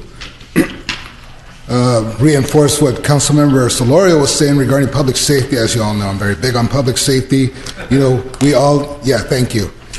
Everyone, I believe, we all want our loved ones to be protected. And that's a priority. You can't do anything in this city unless it's safe. No one's going to want to shop here. No one's going to visit here. No one is going to want to go to school here if this place is not safe. I mean, who wants to stay here? If you can't enjoy yourself, you want to go to your favorite restaurant, you're worried about that. With 75 gangs in this city and about 2,900 documented gang members here, and you only have 14 gang unit members, it's tough. We don't have a full-time vice unit to address the human trafficking problems that exist here in Orange County to help out. We don't have a full-time marijuana unit to work on those businesses that are out there that are illegal, that are not within the M1 and M2 zones, that are not authorized. So, we have serious problems. And you don't have to look any further than just pick up the phone and call for a non-emergency. Every time I go to a neighborhood association meeting and I speak to the residents, they all talk about they call the police, and sometimes it takes a long time for them to show up. And that's true because it's happened to me. I don't like to say I'm a council member. I shouldn't have to say I'm a council member. I'm just like everyone here. I'm a resident. If I call, you should get the same level of service as anyone else. So in other cities, when you call the police and they show up in a reasonable amount of time, that's great. But we need to have that here also. But with 61 positions vacant and they're not here, of course the service is going to suffer. We are operating at a 0.09 ratio of officers. We should be at 1.8, so that's about half. That's why you don't have the officers. That's why you have these cars speeding. That's why you have the uprise in gangs or in shootings or in noise, or, you want to call, you have, with the increased homeless problem that we all are aware of, that we're being affected, and you call a police officer because you got some guy running naked down Bristol Street and no one shows up, that's unacceptable. We have children. We have senior citizens that need protection. So that's why it's so important. It's not like we're trying to increase the number, we're just trying to increase the vacancies that are there. We lose between 28 and 32 officers every year for a variety of reasons. Retirements, injuries, so on and so forth. But we also hire about 28 to 32 officers. We are actively hiring. But the thing is, we're staying at the same level. We're not making a dent in it. So that's why we're making a big push to try to make sure we can increase the numbers. It's hard to find qualified people also, especially with the new state law when everyone, thinks that you can go out and smoke marijuana and get involved in other things, and, you end up, you realize, well, maybe I want to give law enforcement a try, and then you don't qualify because of drug use. So those are things that we have. There's a lot of challenges here. I believe in youth programs. I believe in all that good stuff, that we need to have more outreach. Of course, it all works together. But the thing is that, the public has this perception that, that all we want is just officers. We're just trying to meet the quota. We are operating at half right now. Thank you, Mr. Mayor. Now back, I believe, to Councilmember Vince Sarmiento. Thank you, Mr. Mayor. So I think everybody had an opportunity to comment, and so hopefully when we bring this back, we won't have as much comment to make. I think everybody's spoken their piece, but I would just recommend that, there are some questions still in here that I'd rather not be presumptuous about and get some clarity, and I think all of us will need to have some one-on-ones with you and your staff and be able to make some adjustments and bring it back. So I would move that we continue this for a 15-day or whatever, a 2-week continuance till the next meeting, so we could take this up again on first reading with some edits to this. We have a motion and a second, and what I suggest is maybe the city manager can make an extra effort and meet with several council members, get input and all that, so that when we bring it back, maybe we're closer to being able to move forward and adopt the budget. But thank you. So we have a motion and a second. Those in favor, please say aye. Aye. Aye. Those opposed, motion carries unanimously. So now we're going to go out to our next item. We're going to go to 85C, Mr. Mayor. All right, yes, let's go ahead. I'll call on, who wants to go? Councilmember Sarmiento or Tinajero? I believe we have a speaker, but I'll wait till after we have our speaker. All right. Joyce Fennerborn, I believe it is, from Godinez High School. Please come on down.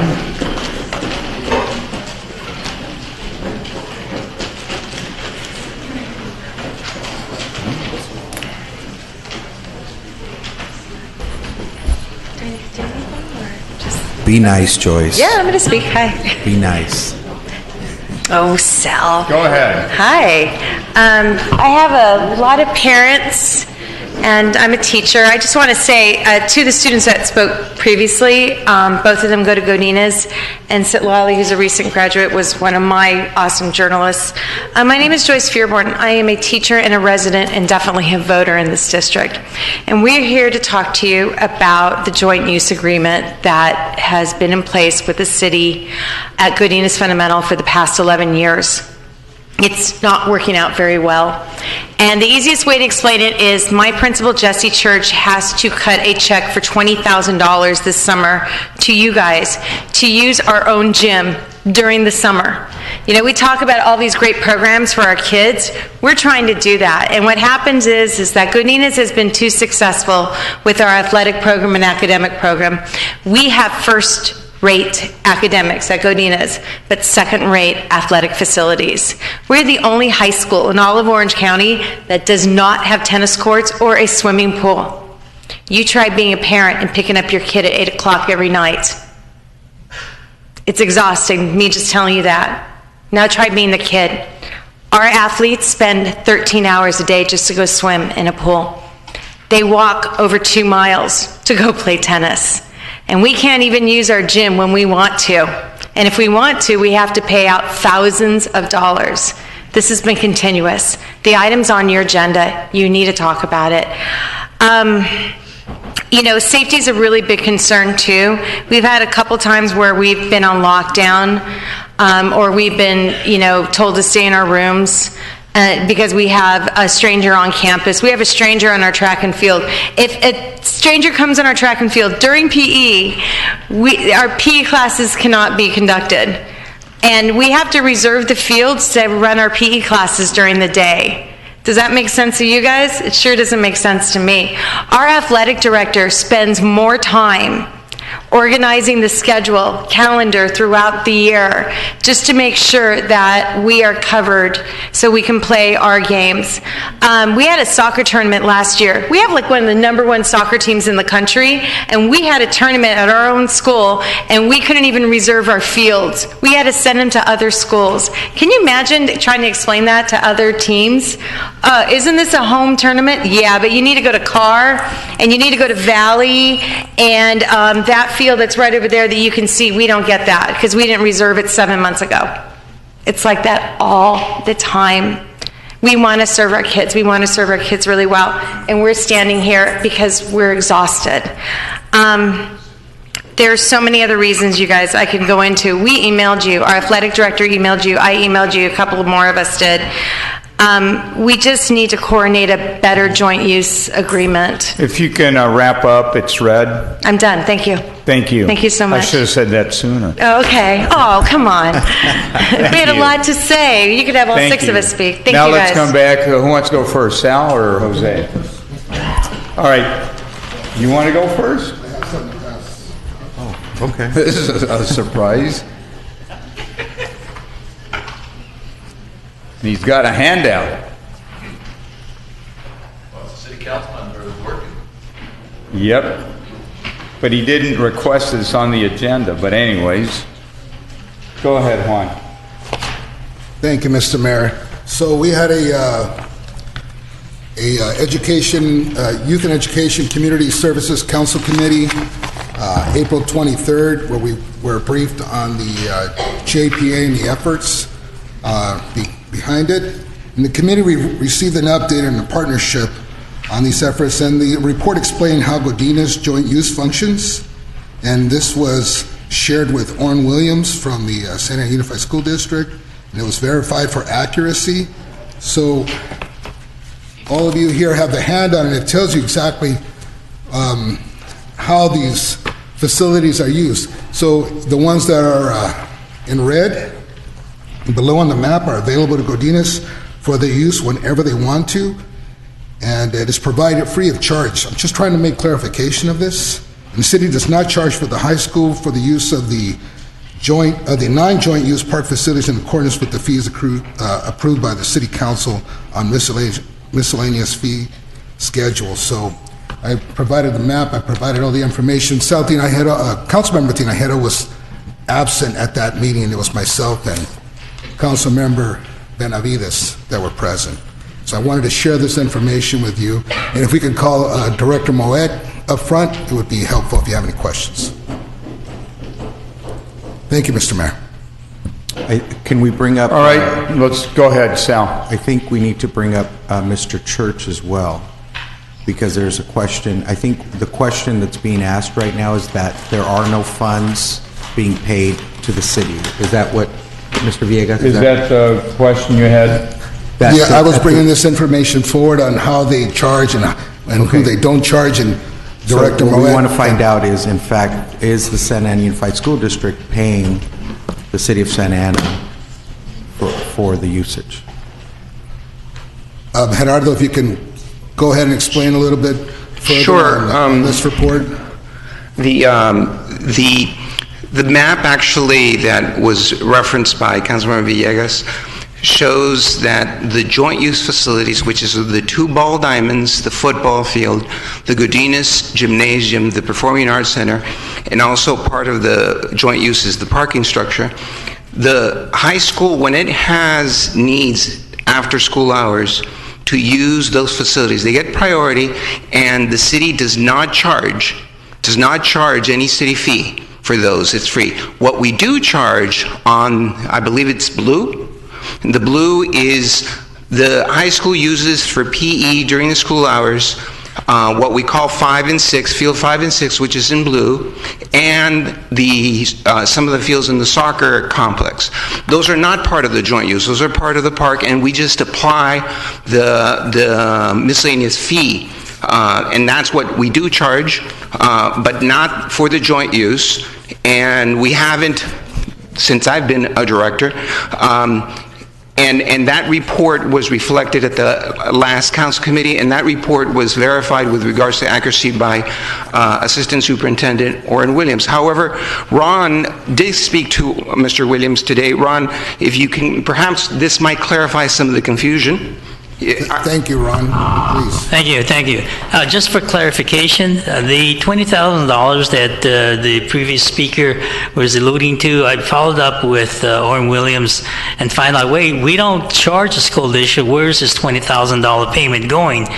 And he's indicated the schools actually charge themselves for use of the facility. So actually, the $20,000 is taken out of Godinez's account and put it into the district, back into the district's account. Just like we have work order numbers where we ask Public Works to do work, they charge to our work order numbers, they charge to our account, but it's all within the city funds.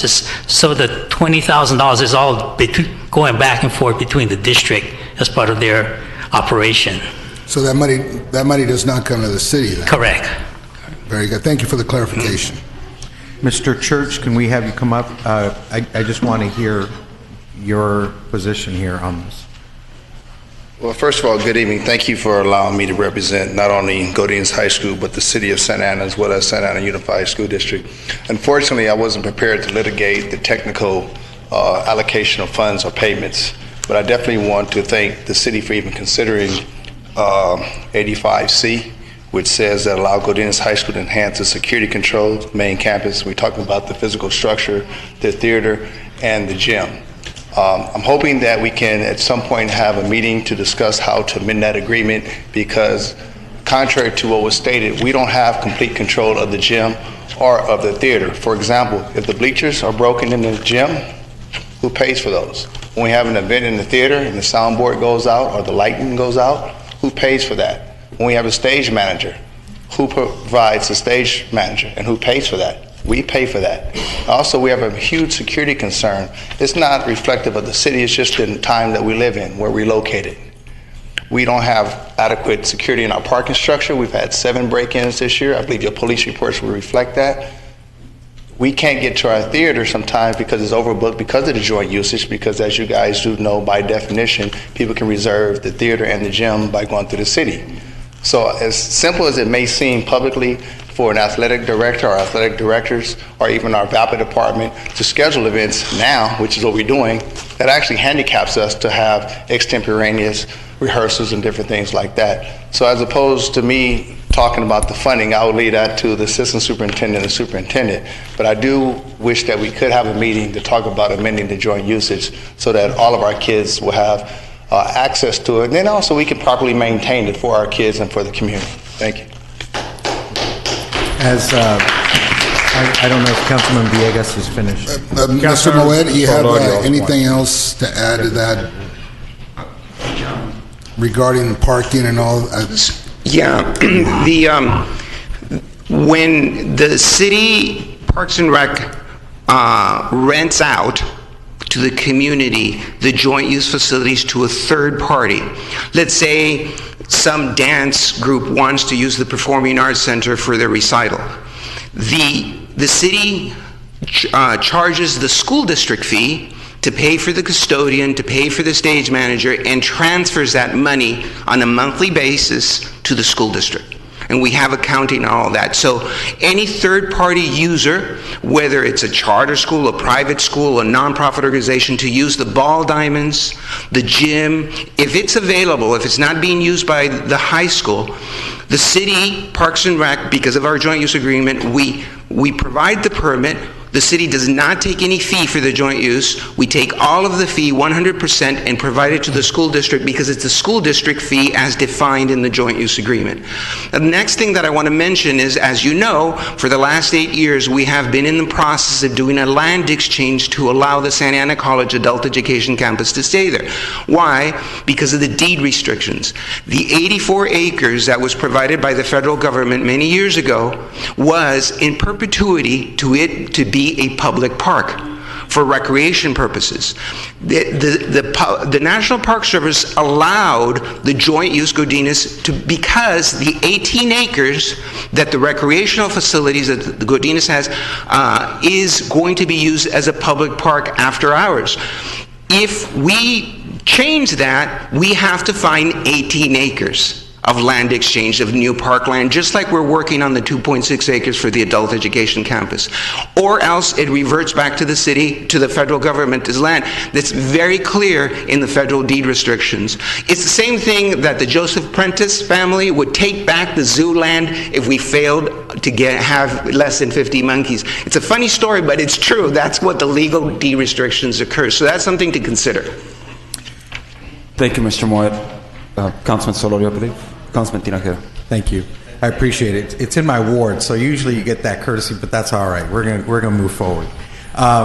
First of all, thank you to the parents for coming out. It's been a long haul, I know, for you. I've seen you guys speak at school board meetings, and we've met with you on different occasions. So I want to thank you. And anytime you get involved because you see something that's problematic and you're trying to create solutions, it takes time and it takes endurance. So I want to thank you for making the time and having the endurance. I know we have other members here from the Santa Ana Unified School District. We have the school board president, Valeria Mesqua, who's here, and I think I might have seen Dr. Where's he at? Oh, there he is. So we have different folks here that are representing the school district, and I think we also have our deputy superintendent. There's too many doctors out here. There's Dr. Alfonso, Dr. Jimenez. There's just too many. But anyhow, so a little bit of history. I want to give you a little bit of history. So we're going to go back in time for just a little bit. This was a joint use agreement. I was with the school board at the time.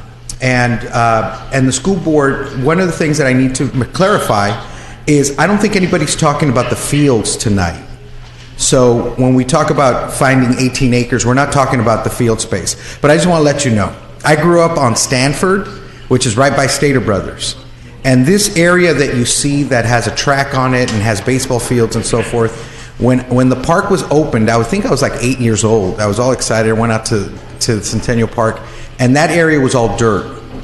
I turned 16, it was still dirt. I turned 21, it was still dirt. 29, it was still dirt. So what happened was the funds that went to build more schools in the city of Santa Ana actually paid so that we could have park space, because it was all dirt up until that point. So no one is talking about that. So let's take that off the table, because no one's talking about changing the joint use when it comes to field space. What is the issue is this. As a principal of a school, it is difficult for you to run an operation where you don't have control of your infrastructure. So what we're talking about here is the infrastructure of Godinez fundamental. And for the record, the buildings that you see at Godinez are 100% school district property. They always were. The only thing that was city property was the park. So I just want to make that, clear that up a little bit.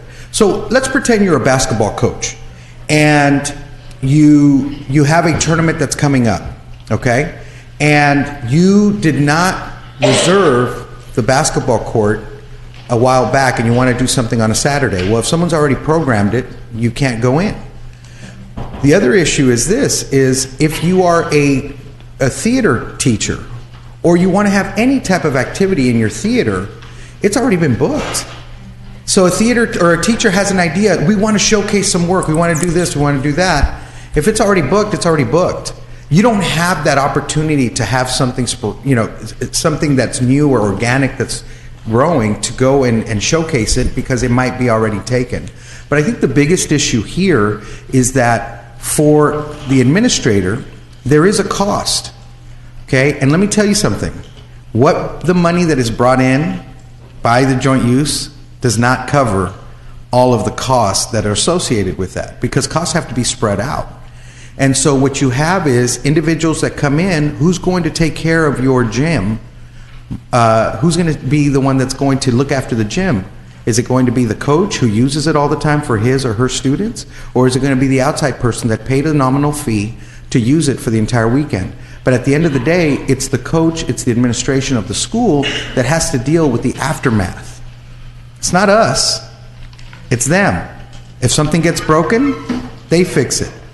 If something gets damaged, they have to fix it. So that's what you have to look at here. So I think we have an opportunity to send this to our staff so that they can engage in a discussion with the school district and give them the opportunity to program it themselves. That does not exclude anybody, but it gives the school district, through the Civic Center Act, an opportunity to program it themselves.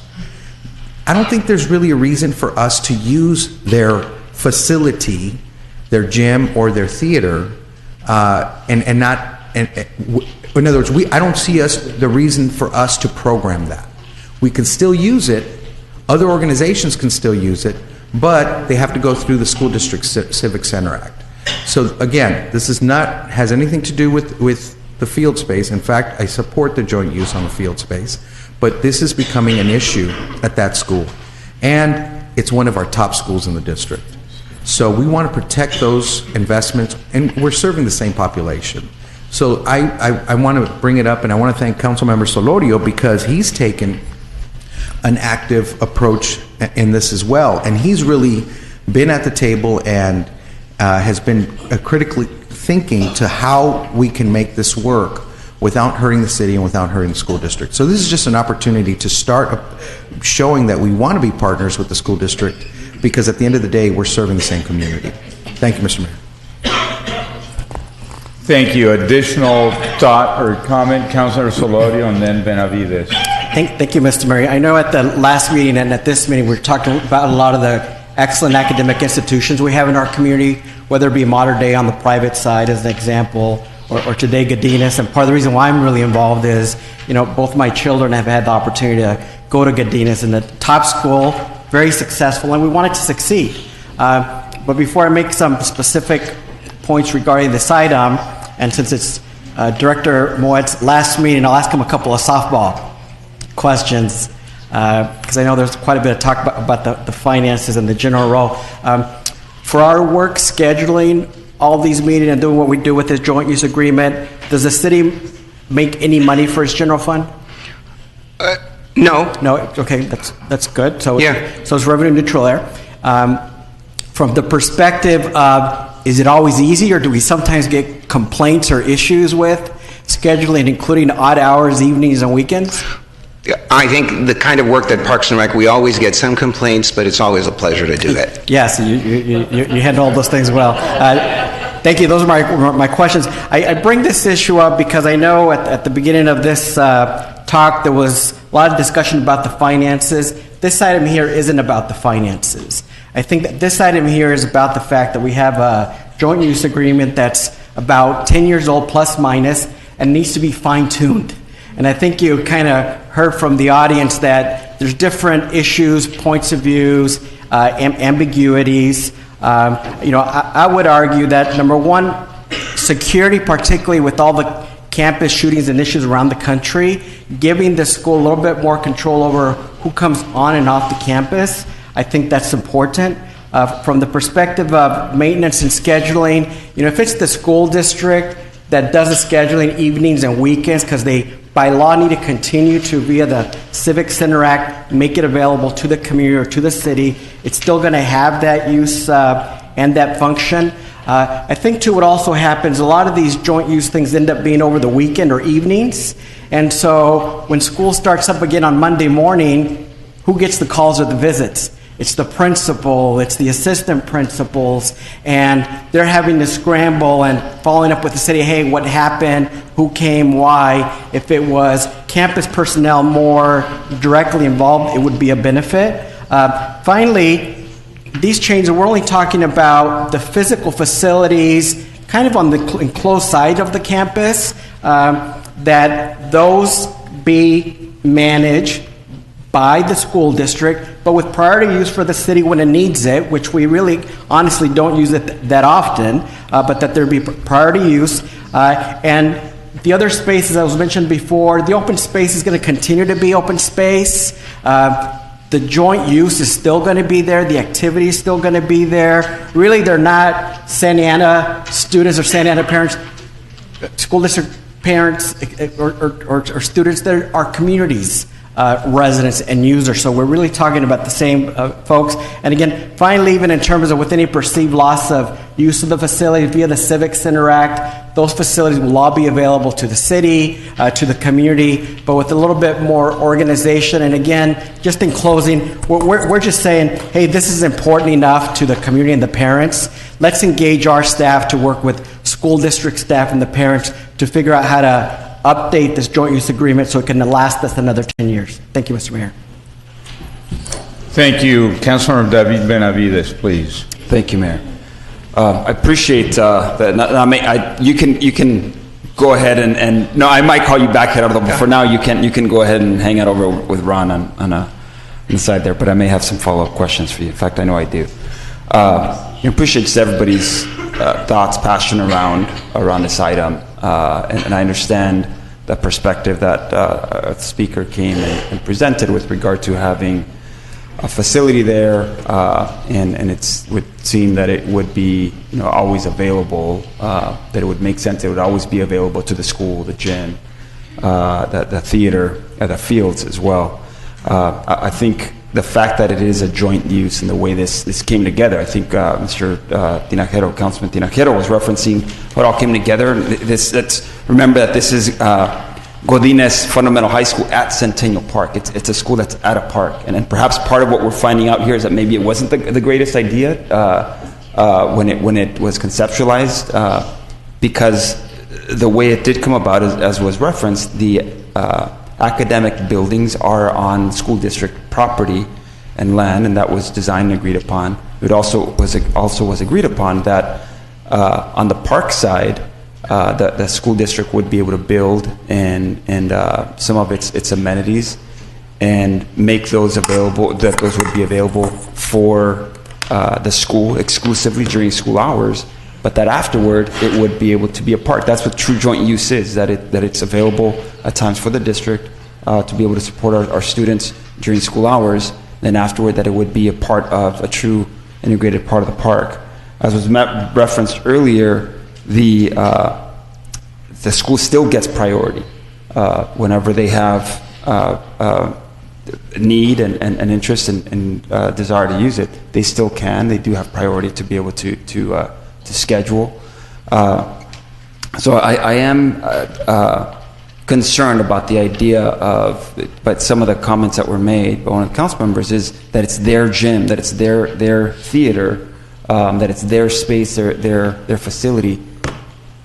Based on the agreement, it was on the city's community land and it was to be shared. So I don't, I'm concerned that the joint use aspect of it would be, it's hinted that it's being suggested it should be eliminated, that it should all be a school district managed and controlled facility, therefore then eliminating the community and the park aspect of it. One is I'm concerned because it wouldn't be follow through with the intended agreement, and the other is that we would be jeopardizing the land because it was conditioned that it would be a park space when the federal government deeded it to the city. So there are deed restrictions. Another thing that's really concerning to me is that there seems to be this idea that the district, that the school, that the city is not collaborating, not being willing to contribute or be a good partner. At some of these meetings that we've had with the Youth Education Community Services Council meeting and actually joint meetings with the few council members and school board members, there are a number of projects that we're working on and we work well, that we work on together. We're coming up with ideas how we could more intentionally work together, the city and the district, to again serve our youth. We all serve the same population of youth. One of the items that has come up in conversation there is a parcel of land. There's been a number of parcels of land that the city has made available to the district for development of schools. There's a small parcel of land in the district, in the city, that is actually on district property. We all know the water tower over by Davis Elementary School. That's been on long-term lease, I believe a 99-year lease that the school district has made available to the city, which is fantastic.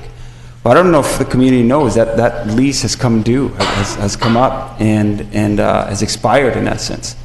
And you would think that a good partner would say, hey, this is a significant, not only is it a landmark location within the city, but it's also water that, again, all of our community needs that is held there.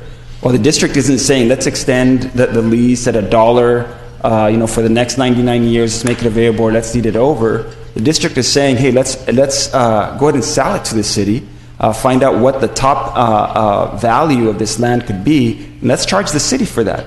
Over $1 million some dollars. I'm not sure exactly what the dollar amount is.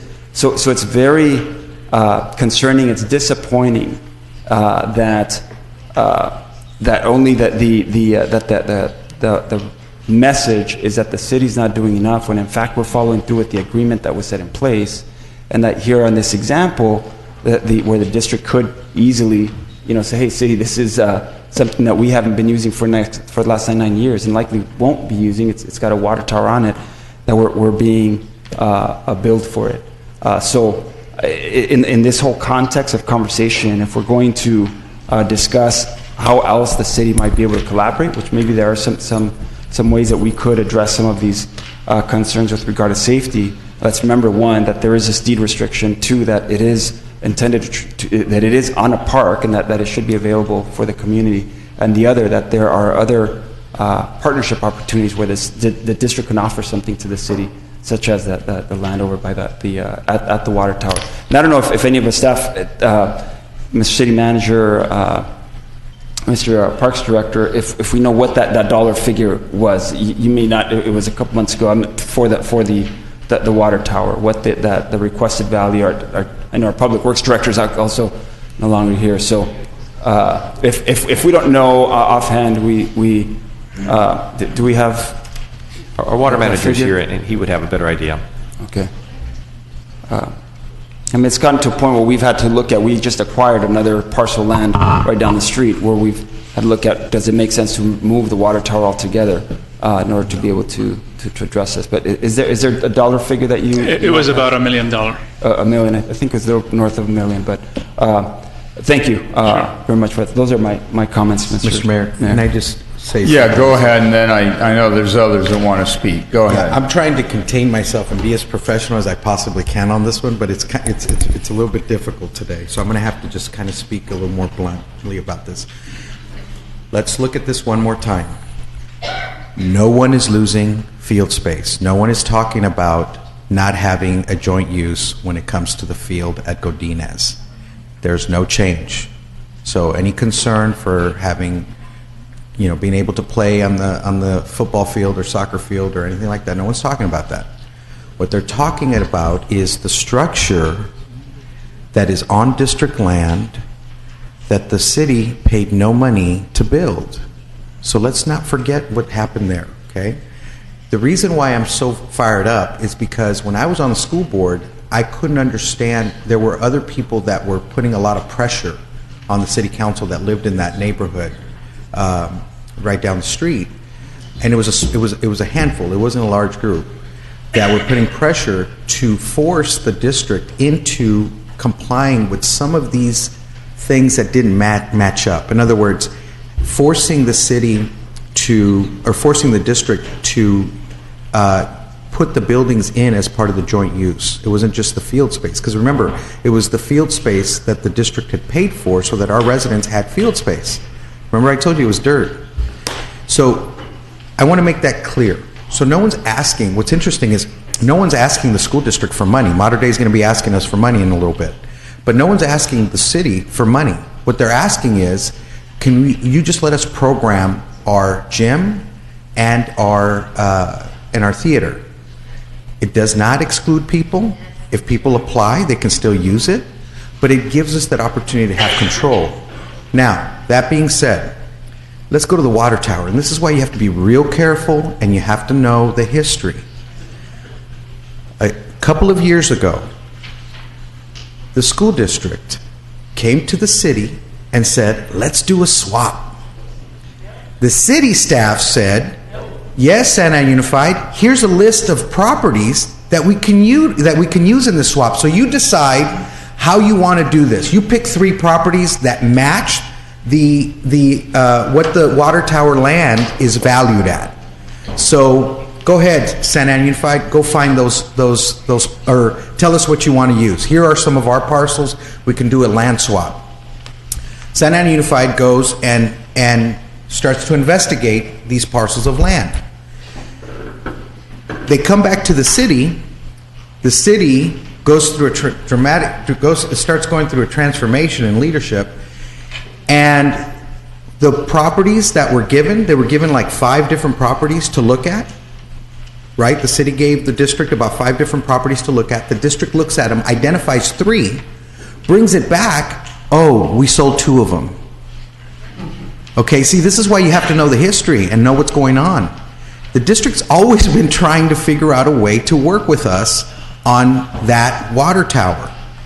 I'm going to tell you right now, the only reason the school district started to even consider to charge the city is because we weren't doing anything about it. They just want to get the ball rolling. So it's not correct to say that this is a partnership issue. No, they've come in good faith.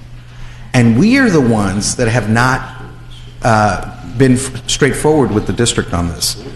I'm just, you know what, this is our city and I represent the city council. But when there's a wrong, you have to also speak up about it. I can't just stay silent. I don't want to go against my colleagues. I appreciate my colleagues.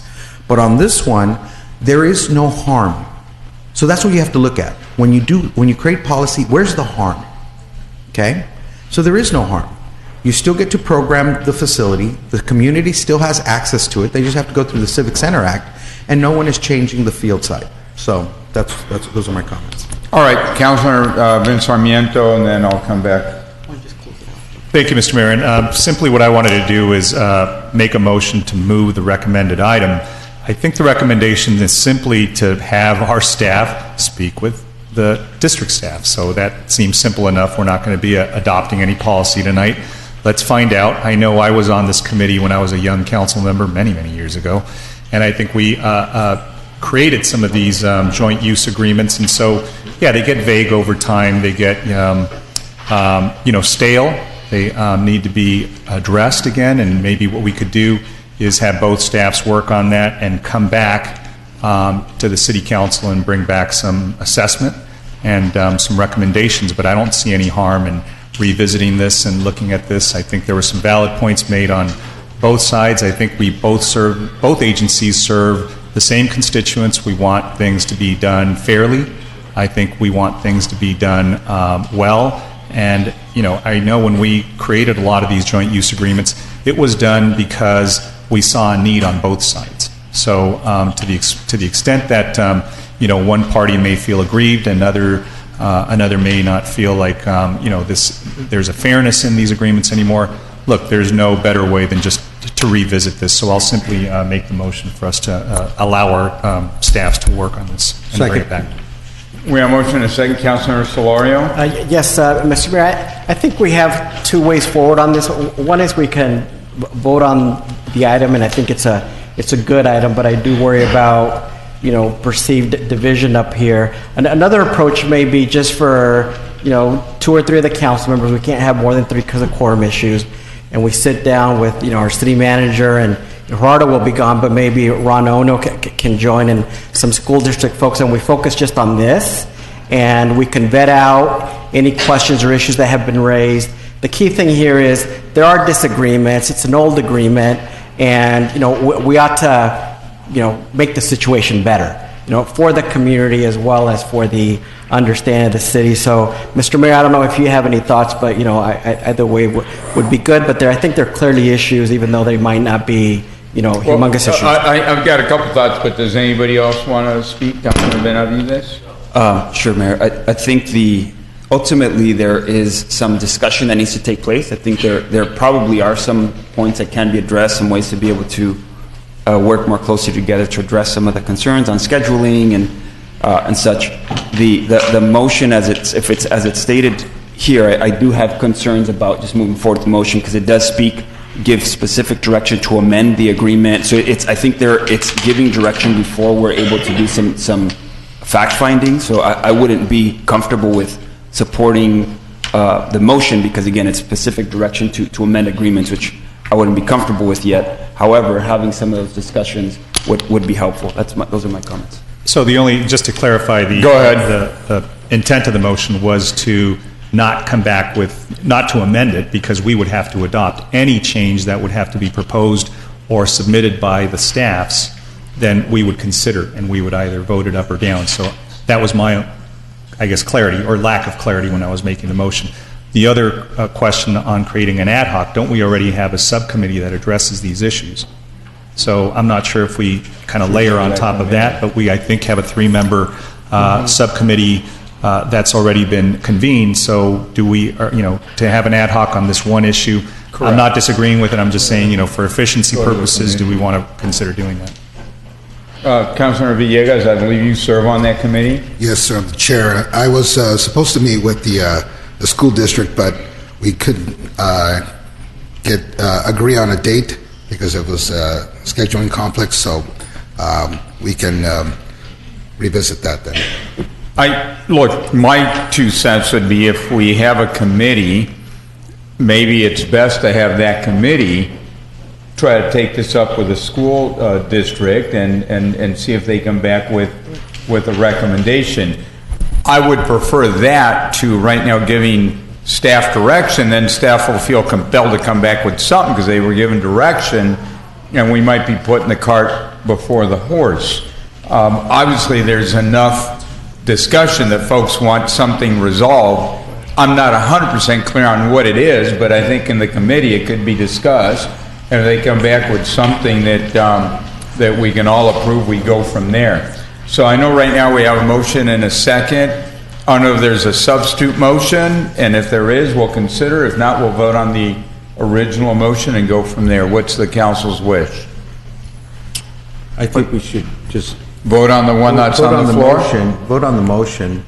All we're doing is asking our staff to communicate with the school district to do this fact-finding. I don't see the harm in that, in opening communication. We already had something set, and if you want to call Valeria Amezcua from the school district up here, the president, maybe she can verify that we were supposed to have a meeting, weren't we, prior to our next meeting, and try to work out some deals that way to make the regular joint use meeting more efficient because they get a little long. So we were trying to work some things out prior. Go ahead, Is that correct? Madam President. Thank you for calling me up here to clarify a few things. So I want to be really clear. Thank you, Councilman Benavides, for your comments. But I'm going to take you back for a second. Mr. Tinajero is exactly correct. We have reached out many times, and I'm going to say I'm new to the board. I've been there now. This is my 4th year. But looking back in history, when we've reached out to take properties or to buy properties, they've been sold right underneath us. And so we have been a great partner. And I know with the current board that we have, we work very well, all of us together. So I don't want to turn this into a tit for tat because we are willing to work with you all very closely for the benefit of our children. And so this really is about exactly what we're saying, the safety of our kids, right? So we have people entering our school at any time. And so we want to make sure that our schools are safe. And you of all people, Councilman Villegas, are aware of the safety issues in our country and the dangers that our kids go through. You talked about gang activity, homelessness issues. So we are a good partner, and we canceled the meeting only because we were in the middle of graduations, and every day in the month of May and every night we had events. And so June's a better month than July, and the 3 of us meet. I believe it's you, Councilman Solorio, and Councilman Benavides. Gladly, we will take this up, but I want to take it up and not meet and then come back 6 weeks later, meet again and again and again. As you know, my style, let's take care of business, because that's what this is about. We can't keep going back and forth and saying, well, the city does this and the school district does this. It's a different board. We are here to work with you guys. And I mean, so tell me what you want, when you want the meeting, and we'll make it happen. The meeting, our next meeting schedule is the 11th. That's correct. So if we can meet this week. And the only thing on the agenda, let's put, is the joint use. Right. We can do that. How does that sound to everybody? Let them meet. Go and ahead. it's a public meeting. I'd rather work it out. I agree. Sit here and come up with a vote. I All agree. right. Thank you very much. We'll meet on the 11th. Let's do that. Thank you. We'll have the staff. Thank you. Thank you. All right, so I would suggest that we just let them meet, and we all try to be supportive. Yeah. Thank you, Mr. Mayor. That was the idea, really, just to raise this to a high level, get folks to understand there are some issues, and this committee that we talked about only meets quarterly, so I'm glad that one is coming up. And if they need to meet more often, let's meet more often exactly. and figure out what and just to decide do. them. Thank you. Bye-bye. So we have a motion. Is that withdrawn? all withdraw. So we agreed to a meeting that was already on schedule. Is Yes, that- but now they're all going to attend. Now they're all going to show up. And they're going to have only that one agenda. Why don't we just start with that at the beginning? But, all right, let's move on. Madam City Clerk, where are we? Item 75, A2 is related, 2 and 3 is related to the budget. So it's at your discretion whether you want to continue those items also. Let's just do it together with the other item. So I would recommend we continue it. Move that, make that motion. For 2 weeks. Continue. We have a motion and a second from Solario. This is to table it to the next. Yeah, with the rest of the budget. Yeah, I'll second that. All right, we have another second from Tina Hedon. That was a voluntary. So those in favor, please say aye. Aye. Aye. Those opposed, motion carries. Now, I believe, is it which item, Madam Clerk? It's item 75B. And we don't have any speaker cards for that item. Okay, this is a public hearing updating our solar streamlining ordinance for solar energy systems, establishing revised maximum fees for solar energy, and establish minimum permit fees for thermal energy systems, extending applicability limits on solar energy system fees, and extending repeal date to January 1st, 2025. Do we have any members of the audience that wish to address us on this item? Seeing no one, I will close the public hearing and bring it back to council for consideration. I would entertain a motion. Move the item. Second. We have a motion and a second. Those in favor, please say aye. Aye. Aye. Those opposed, motion carries. 75C. 75C has been continued at the request of the applicant. Okay, so how long is that continuance? It's a 2-week continuance. All right, so we just won't take any action then.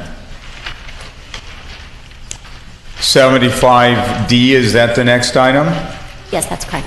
Okay, we're vacating a portion of a public alley on Bush Street, the Hampton Inn Hotel project. I would now open up the public hearing. Does anybody wish to address us on this item? Seeing no one, I will close the public hearing. Is there a motion? Motion moved. Second. Those in favor, please say aye. Aye. Aye. Those opposed, motion carries. 75E, this is vacating portions of Baker Street, Berkeley, and Occidental Streets. I would invite anybody that wishes to address us to do so at this time. Seeing no one, let me close the public hearing. Is there a motion on this item? Move the item. Second. Those in favor, please say aye. Aye. Aye. Those opposed, motion carries.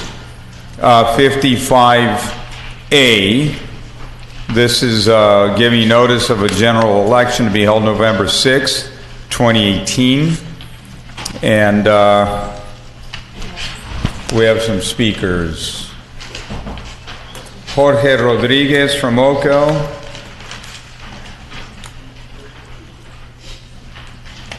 Followed by Madalid de Paz, also from Oco. Followed by Leonel Velasquez, also from Oco. Followed by Ruben Barreto, no indication. Do you need a translation? ¿Necesita traducción? Sí. Ahí viene. Empiece, ya viene caminando César. Empiece.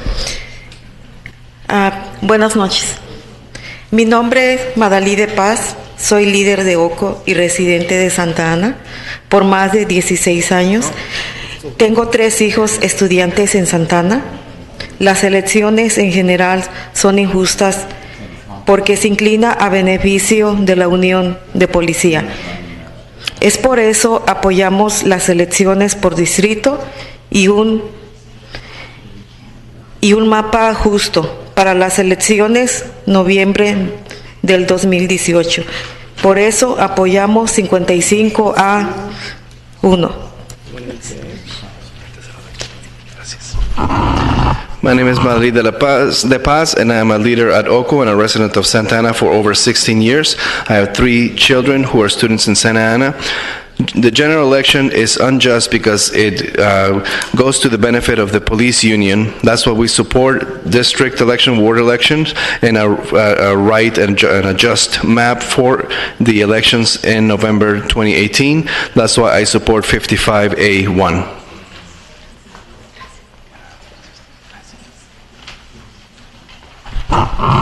My name is Leonel Velasquez Rodriguez. I'm a resident in Santa Ana for almost 20 years, and I'm a community organizer with OCO.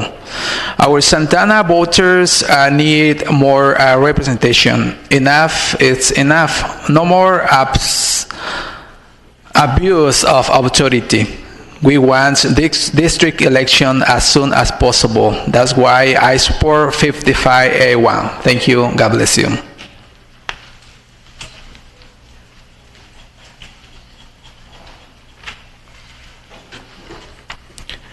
Good evening, City Council. My name is Ruben Barreto with Santana Building Healthy Communities.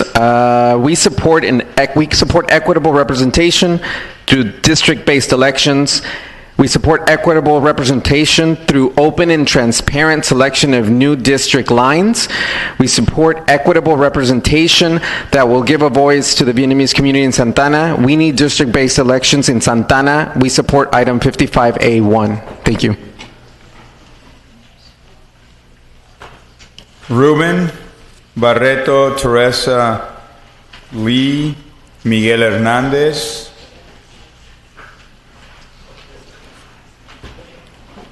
Jose Hernandez, and that is it.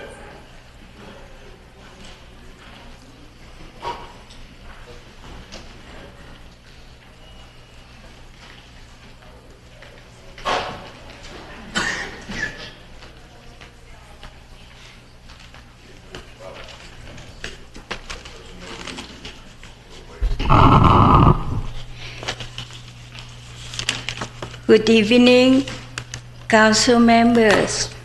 Thank you again for your time. I ask that the issue of district-based election be put on November ballots. Oppression is defined as prolonged, cruel, or unchecked treatment that crush the spirits when the city council vote was delayed by abuse of authority. That was a check and cruel, especially to those of us that got our hopes up. Every time process is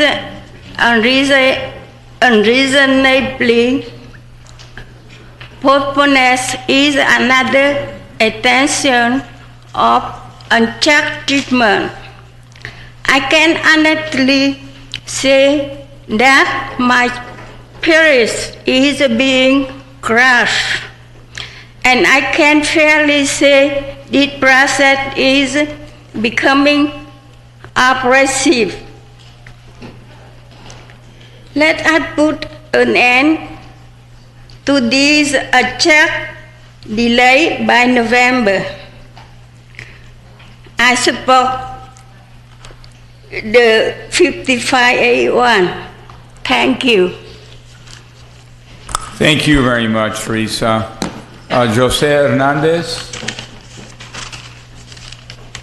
Maybe he went home. Miguel Hernandez. Oh no, there you are, Jose. Miguel Hernandez.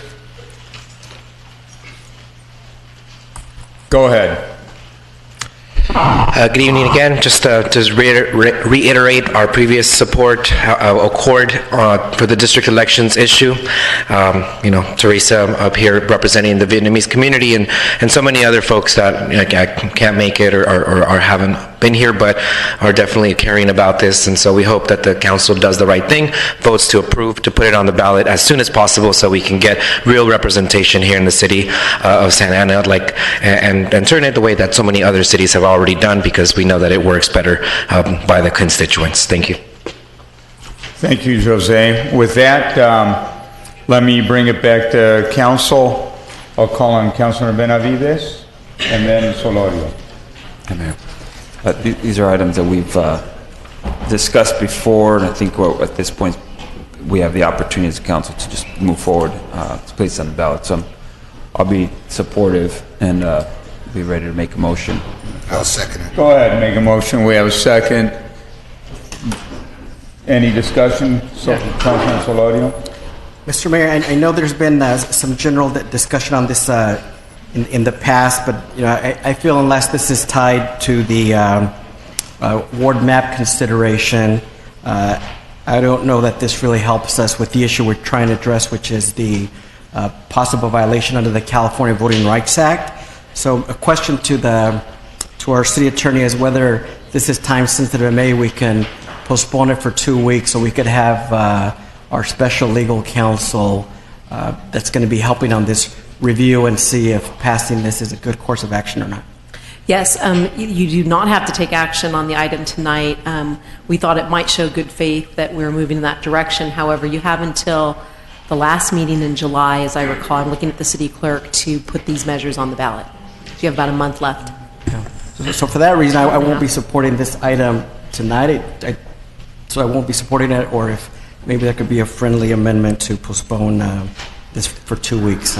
Either way is fine with me. Yeah, I'm open. I know that, again, it's a discussion we've been having. There is some work that special legal counsel has been working on with regard to the CVRA issue as referenced. So again, just to clarify, both madams, city attorney and clerk, there is no sense of urgency. This is brought forward primarily to try to address the CVRA. We were simply following up on the council's previous direction that said bring it back to you. Since we are anticipating a number of ballot measures and this one was ready, we just put it on here at this time. If we do move forward today on this and do have a conversation with legal counsel at a subsequent meeting, we can always modify or withdraw, right? If we so choose. I'd be in favor of moving forward if we think it's a good thing. But Councilor Vince Sarmiento, please. Thank you, Mr. Mayor. So I'm very supportive of district elections, and I think that was clear from the moment that we put this on the calendar, on the agenda, and we've addressed it a couple of times. My concern with this is that, as we know, there's litigation involved, and there's a case that I think we have a mandatory settlement conference that's coming up, Madam City Attorney. So my concern is that this is seen as a way for the court to punt and say the council's already addressing this. They're going to go ahead and put it on the ballot. They'll redraw the lines at some point in the future, and it gets delayed, and we have some very critical elections coming before us. And as we know, there is some relief that's being sought by the plaintiffs, and that is to have no more elections that are going to be under the at-large system. So my goal and my hope is that the judiciary can help us meet that. So those of you who are supportive of this, as I am, that is my concern, is that we could maybe undo the work that the court could do to help accelerate us changing from an at-large system to a by-district system. So that is, where it's more of a strategic sort of, I'm looking at this from the legal perspective. A lot of times courts just don't want to make a decision when they see something moving in the direction that they're going in. They'll go ahead and delegate or defer and allow that. So I don't know if our special counsel has any opinion on that, but I'd like to hear if we, I'd hate for us to not do something that's in our best interest. How about a 2-week continuance? That's all. I'll second then if there is. I will withdraw the motion. All right, 2-week continuance, and we'll take it up. Okay, those in favor, please say aye. Aye. Aye. Those opposed, motion carries. Madam City Clerk, are we 55B now? Yes, and we have a speaker. Okay.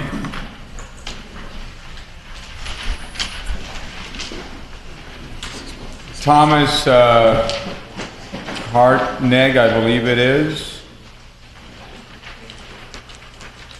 Welcome. Hello, Mayor and Council members. My name is Thomas Cartney, and I am an 18-year resident of Santa Ana, a very proud 18-year resident of this city. And I have spent those 18 years in one neighborhood, which is not terribly far from the development that's referenced. I think that it is amazing that at this point in time, the city has before it the opportunity to really give a new face to Santa Ana with all the redevelopment projects that are in the pipeline. As referenced by the city manager, 108 projects, 6,000 units of housing. So specifically with regard to the Cabrillo project, that is a fantastic project and an absolutely appropriate location. A high-density apartment dwelling, mixed use, in an area that desperately needs some commercial businesses and definitely a grocery store for the surrounding community. However, the other project that has been branded with another wonderful M name, which is called Magnolia, also known as 2525 Main Street, is going to basically be a far denser development with nearly 500 units directly abutting an R1 neighborhood that is mostly single-story homes of one story only. A majority 6-story high building with an 8-story max out. And the reason that I'd like to speak to that issue as well is just in general with regard to all the projects that are before you. Of those 6,000 units, 1,900 of them are proposed for the Main Place Mall redevelopment. That's nearly 1/3 all in the Main Street corridor. Not to mention the projects that Orange is bringing online with high-density apartment units. And with respect to the specific development at 2525, it is simply not appropriate for the site. And I request, like many, many residents in our neighborhood, that the zoning not be changed to accommodate this developer and this project. It is absolutely a beautiful project, but it does not belong in this location, and we would certainly like to see a much better use of that property, hopefully with some future expansion capabilities for the Science Museum that's across the street from it. So I thank you very, very much for your time, and I hope that all of you please take a trip through Park Santiago. You will see no zoning signs everywhere. We are very, very committed and unified in our opposition to this project. Thank you. Thank you. Thank you for your comments. So with that, I believe we're on 55B. Mr. Mayor, I thought we passed this 2 weeks ago. Is this a related item, or? These are actually the resolutions that are needed to formally appeal that item. I'll move the item. Okay. We have a motion. Second. Second question, Councilor Benavides. Question. I don't know if any for staff. There was the previous couple of times that this project came before us, there was discussion about potentially looking at an ingress-egress to the north of on the north side of the property, next to that compensation fund building. The applicant had indicated that he would continue to work with that neighbor to try to work that out. I actually was hesitant on approving the project. I didn't support it because I really would have liked to have seen that come together. I'm just curious whether there has been any update to staff, any actual discussions or resolution to that. I'm not sure if you have any update or info. Wondering if that's Thank you for the question, Councilman. Our staff did speak to the applicant, and the applicant did reach out to the property owner to the north. However, there was no response back to the applicant regarding that request. So that was also discussed, I think, at the previous hearing, but there was no response. Okay.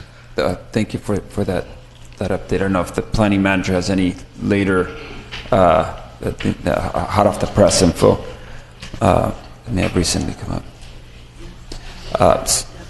So, interested to see if there's any additional information. Go ahead.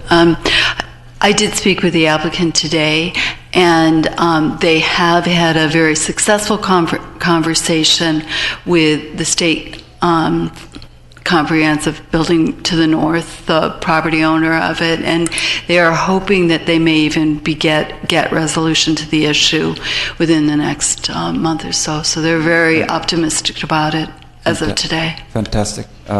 Thank you. So given some of that background, and I think there probably would be the support anyhow, but I will be supportive as well, and I just want to encourage staff to continue to help and support that effort. Hopefully that is able to come together. I think that will enhance the project. It would help alleviate some of the needs, traffic and such in that area, and make the traffic, that project, I think that surrounding area for development even more successful. So those are my comments. I think we have a motion in a second. Okay, additional thoughts or comments on that? We have a motion and a second. Those in favor, please say aye. Aye. Aye. Those opposed, motion carries. 60A, I'd entertain a motion. So may I have, I think we Go had. ahead. Oh, we do have. So we do have Mr. Zerschmied, who's here with us. So Mr. City Manager, I'd be interested in getting a bit of an overview. I know there's been some work on this project. I mean on this proposed policy. So if we can get input or update, and then I don't know if we don't have any speakers on this one. There might be some interest in having a further conversation later time, but. Thank you, Mr. Mayor, members of the council. Staff from multiple departments have worked together to establish procedures whereby city-owned real estate is identified and recommended for sale, lease, easement, license, or agreement for use.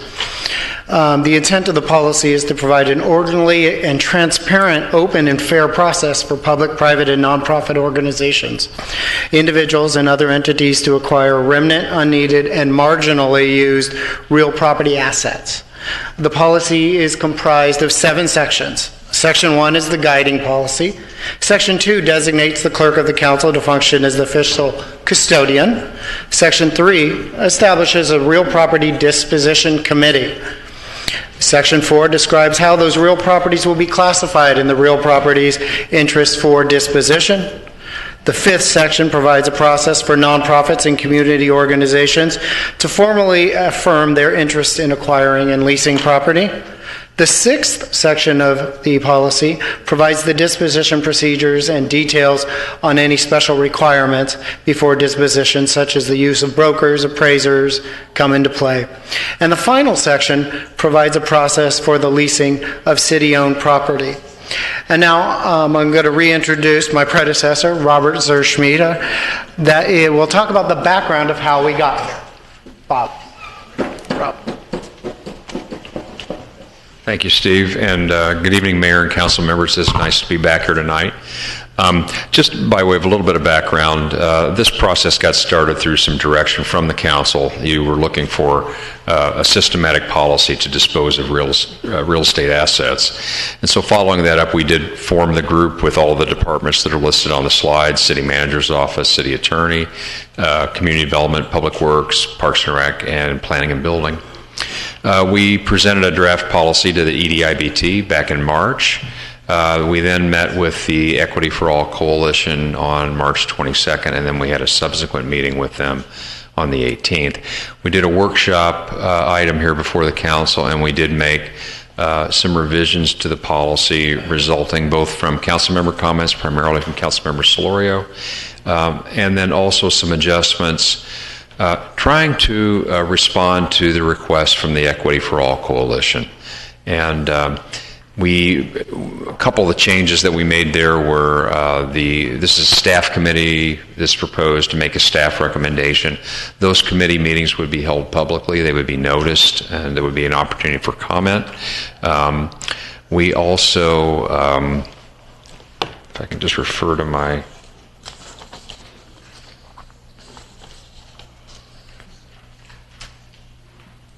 We also included as a potential use projects that would provide community benefits.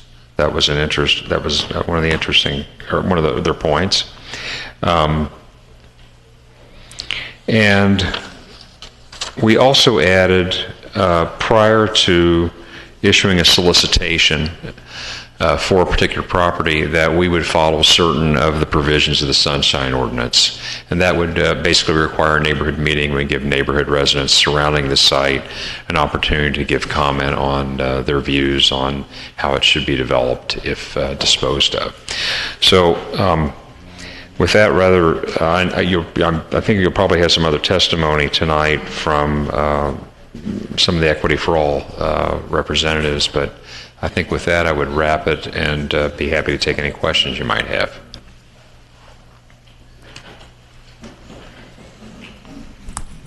All right. We have two speakers, I believe, Jose Hernandez and then Karen Romero Estrada, I believe.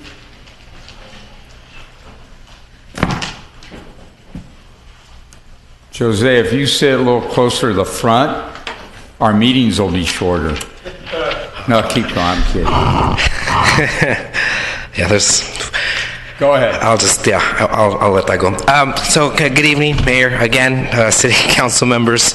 So we've been at this for some time, this issue of the city-owned land, public-owned land, that we see as a very valuable resource, an asset of our community. In a moment when we don't have as much land to develop, these lands should be used to address some of the very real needs, you know? And so, we've been mentioning it and bringing it up, and, there was a broker that had been hired before, right, in the history of this issue. We've had a few city managers handle this, and Rob was hired recently to bring this up. So I must say that as it stands currently, the Equity for All Coalition is opposed to it as it is written. I think that there's a lot of good points to it, and we appreciate those that have been the points that have been included. But we believe one of the big aspects of it, and there's various, is that it doesn't prioritize community benefits. It just does not allow for the ability to address some of the housing crisis needs, some of the open spaces, green spaces, community centers. The list goes on. We could use that, so we feel that the balancing of the budget on this is a real issue.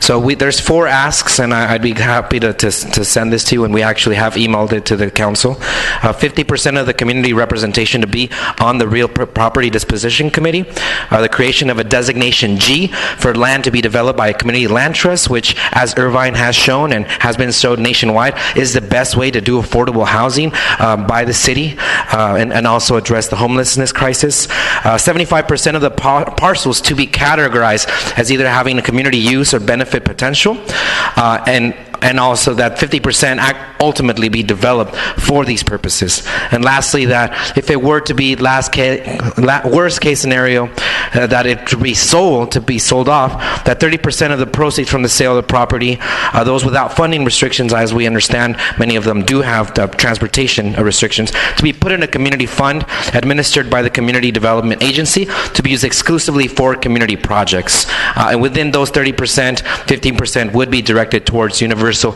Representation Fund, which a lot of you showed support for early on. At the end of the day, again, this is an opportunity for us to do a policy that can, for now and for future publicly owned lands, that it really be done in a way, not just dispose of it to the highest bidder and try to balance the budget. We can not increase salaries we could do all sorts of things to balance the budget. We should do more affordable housing, and a lot of folks would love to be here to do that, but obviously with the voting happening today, election day and school and so on, it's difficult. But we just want to definitely let it be known that there are dozens of organizations that are supportive, and we plan to do this, and we hope that you vote to postpone this so that we can sit down with each and every one of you to make those suggested amendments. Thank you. Go ahead. We have another speaker. Please go ahead.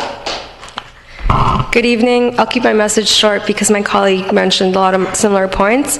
So, as we all know, the city has developed this policy to create a process for the sale, lease, and transfer of city-owned property.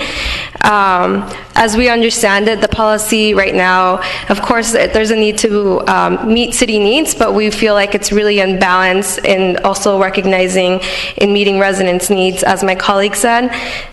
So on behalf of the Equity for All Coalition, I'm here to say that we support a land disposition policy that would center both city and community interests, facilitate equitable development, and ensure community benefits in the development of city-owned land. Jose also mentioned we've been in communication with some council members regarding our stance and suggestions on how to incorporate our asks, and we're ready to share amendments to the policy with your staff. We submitted an electronic public comment regarding Equity for All stance, and that also lists out our asks that Jose just listed out, which I have with me here. We urge the City Council to include our ask in the final draft to be voted on.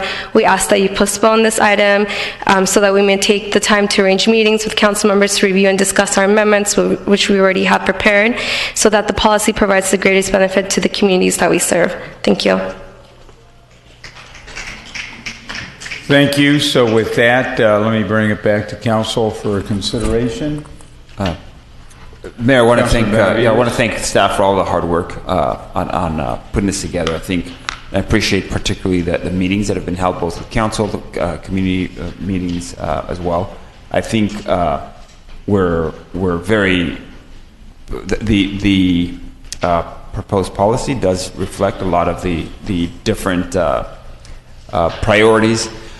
I would be interested in continuing so we can have I mentioned meeting with the community group. I think a couple of my colleagues might be as well, to see if there's anything else that we might want to consider. And with that, I'll request a continuance of 30 days.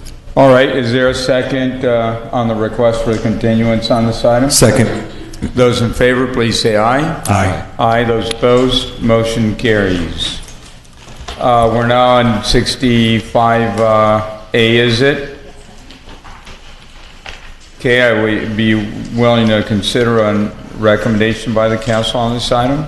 Thank you, Mr. Mayor. And I don't know which staff. I know I was kind of, I think I mentioned this in comments and staff followed up.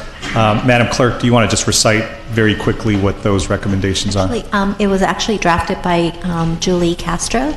Julie, come on up. Give us a very, very quick nutshell version so everybody knows what we're talking about in addition to the public.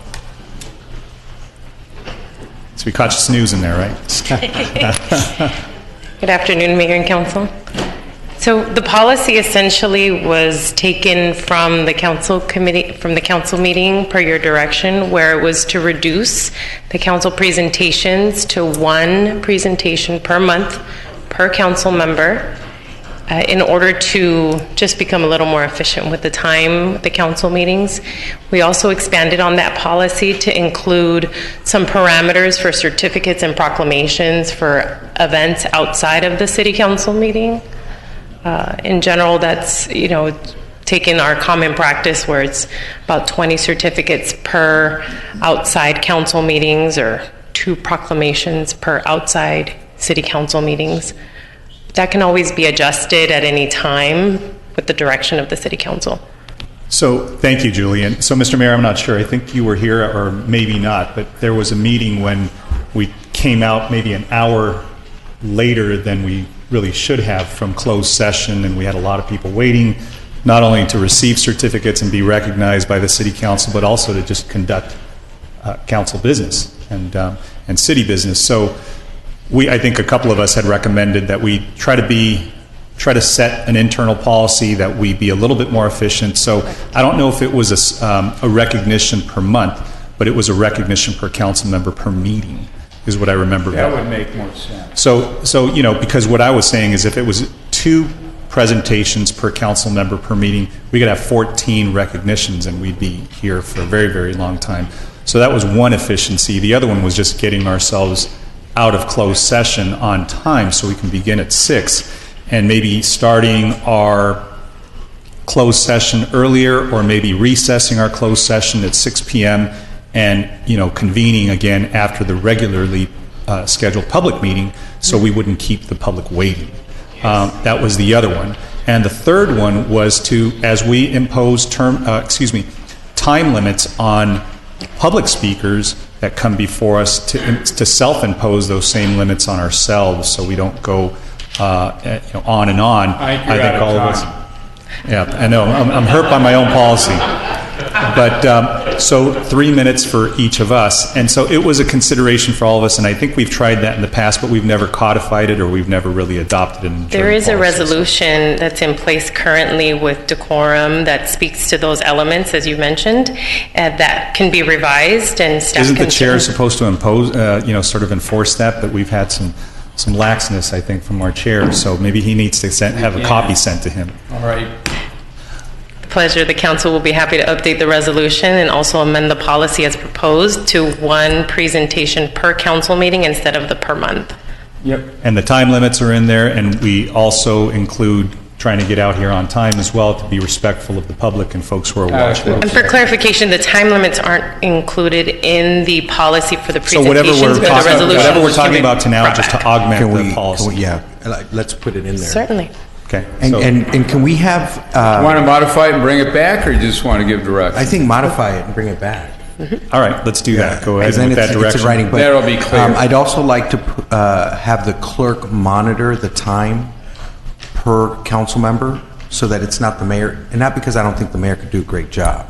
Sure. It's because when you're up here, your mind is racing and you're thinking about a bunch of different things. Sometimes they just don't stop, Sal. Yeah, well, that's my point. So if we can have the clerk to notify, put it up there. Can you start the clock right now? And notify the council member, and I think give you the authority to do that, and then the chair can say, okay, you have to Kill the mic. Right. So. All right. So with that direction, let's go. So bring it back and we're good. Next item, are we on, is it 65B?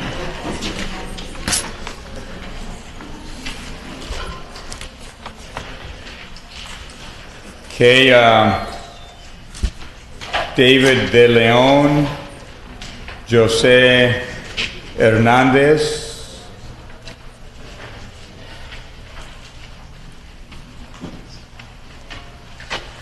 Buenas noches, good evening, everybody. My name is David De Leon. I'm tired. I'm tired because it's 10 o'clock. I'm upset because y'all tabled 3 items after you talked for half an hour. And we got young kids, we got working people that have to wake up at 4 in the morning, and I think sometimes we like to hear ourselves talk a little too much, and I think we got to get to the substance of the issue and move on. And this is getting ridiculous, you guys. We gotta just take care of business, and you can't keep just tabling items after you just talked for half an hour. Let's get to it, you guys. Let's take our job a little more serious. You're reflective of us. Take us into consideration. I'm talking about this specific issue, and for our Godinez teacher that's back there, she talked about trying to get some extra time. Maybe you should talk to the mayor outside in the room like he talked with the principal of Mater Dei just before you guys voted on this issue. I personally would like to know what the mayor discussed with the principal of Mater Dei, and then what you talked about with our city manager just before you guys voted for this issue. But I don't approve of this. I think some of you guys are more fiscally conservative, and I think to allocate $2 million to an entity, if we're serious about taking care of our structural deficit, I think we need to take care of the little things like we take care of the big things. And we got to look at every single thing and how we allocate money. And allocating money to an organization, no politics, straight up, to an organization that spends millions and hundreds of millions of dollars to protect pedophiles, and you're going to give them $2 million to take care of this issue in Santa Ana, I'm sorry. You have much better reasons, motives, programs to take care and allocate this money for, and it's not to Mater Dei. $17,000 just for tuition, not including uniforms, sports. If you have an athlete, you're spending $20,000 plus to send your kid to Mater Dei. They have plenty of money. They're supported by the Archdiocese, by the Catholic Church, billions of dollars. They don't need our community's $2 million that could be used for. You could spend it on fixing rate. You could fix it on anything. We could fix it towards Godinez. We could fix it any project All right, you have. thank you. Jose Hernandez, please. Take care of business.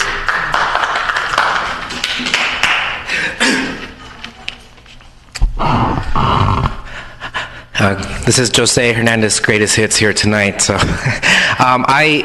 I definitely concur and totally resonate with the frustration of the previous speaker.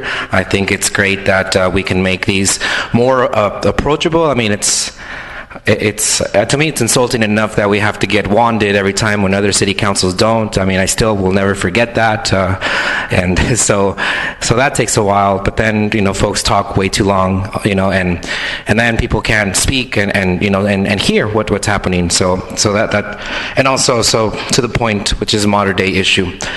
I think Councilmember Tinajero, you spoke it very well. The last time this came around, there was a lot of students and teachers. You mentioned how you had been and your family had gone to Mater Dei. I know good friends that have been there. It's always the issue about private versus public schooling, right?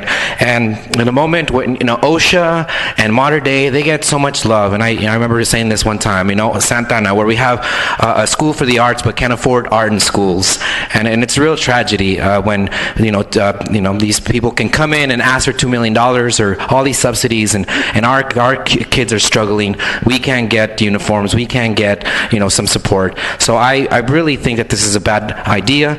Obviously, we're in a budget crisis. We're mentioning this. Why would we want to do this? And the fact of the matter is, if almost 80% of the people that go to Mater Dei are not from Santa Ana. So these are South County kids that are coming into our communities, and a lot of them, they're just like using Santa Ana while talking crap about sanctuary cities and just trying to reap off the benefits while not trying to live here and build here and just asking for handouts. Enough is enough. Let's support public schools and not just the private schools, because they're going to support our candidacies. Thank you. Margarita Gonzalez, followed by Olga Olivares.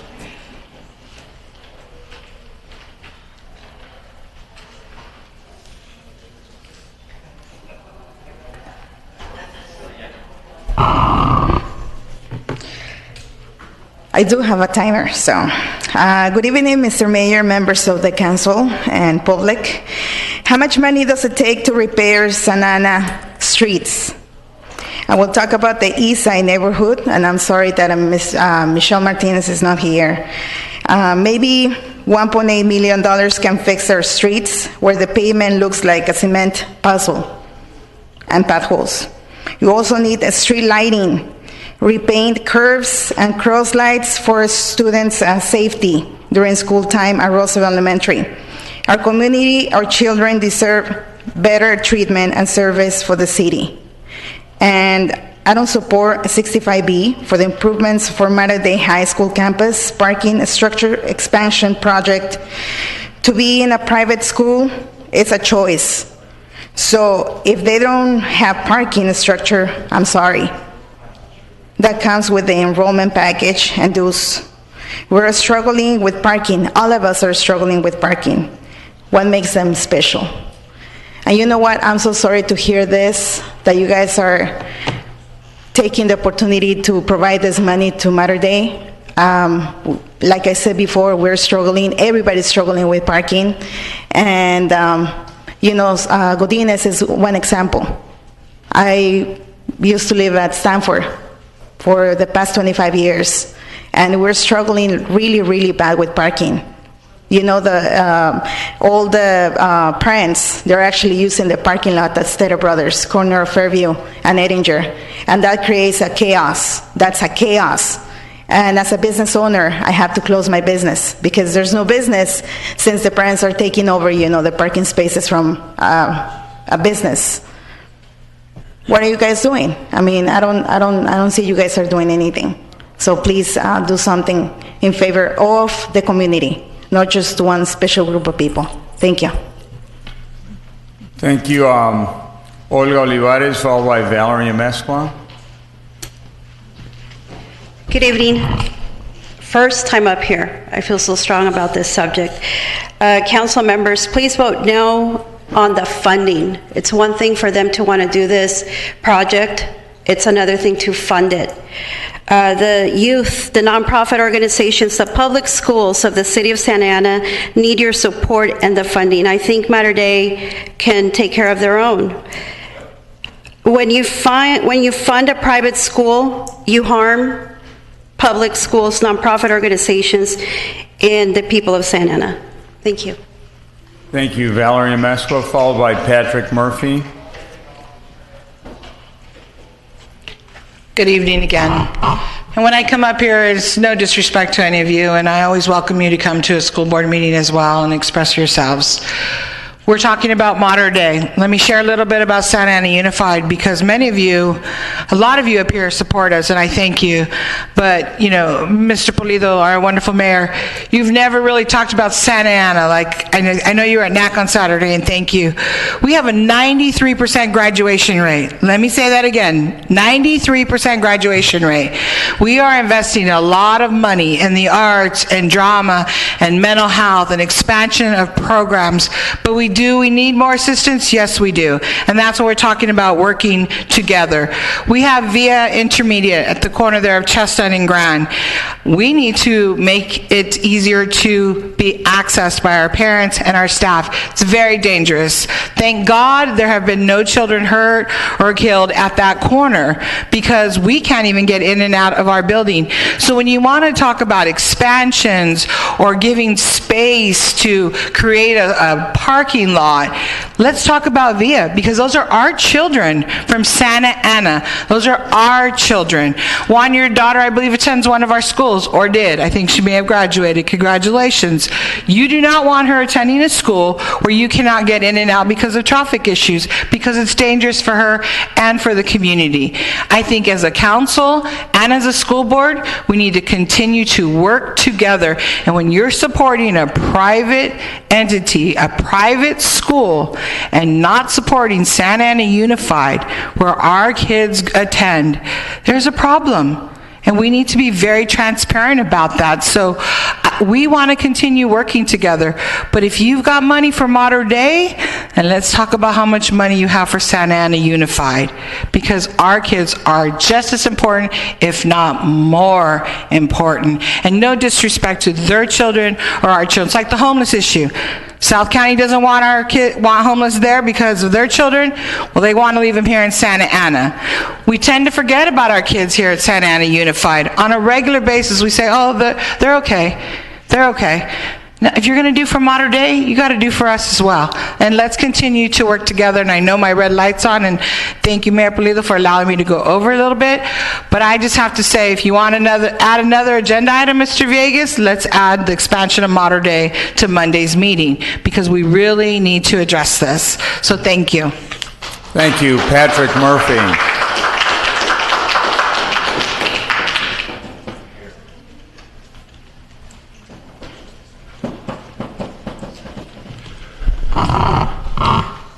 I believe the title of this item is a misnomer because, once again, I must clarify, Mater Dei High School is not requesting any funds from the city of Santa Ana for any part of our parking structure.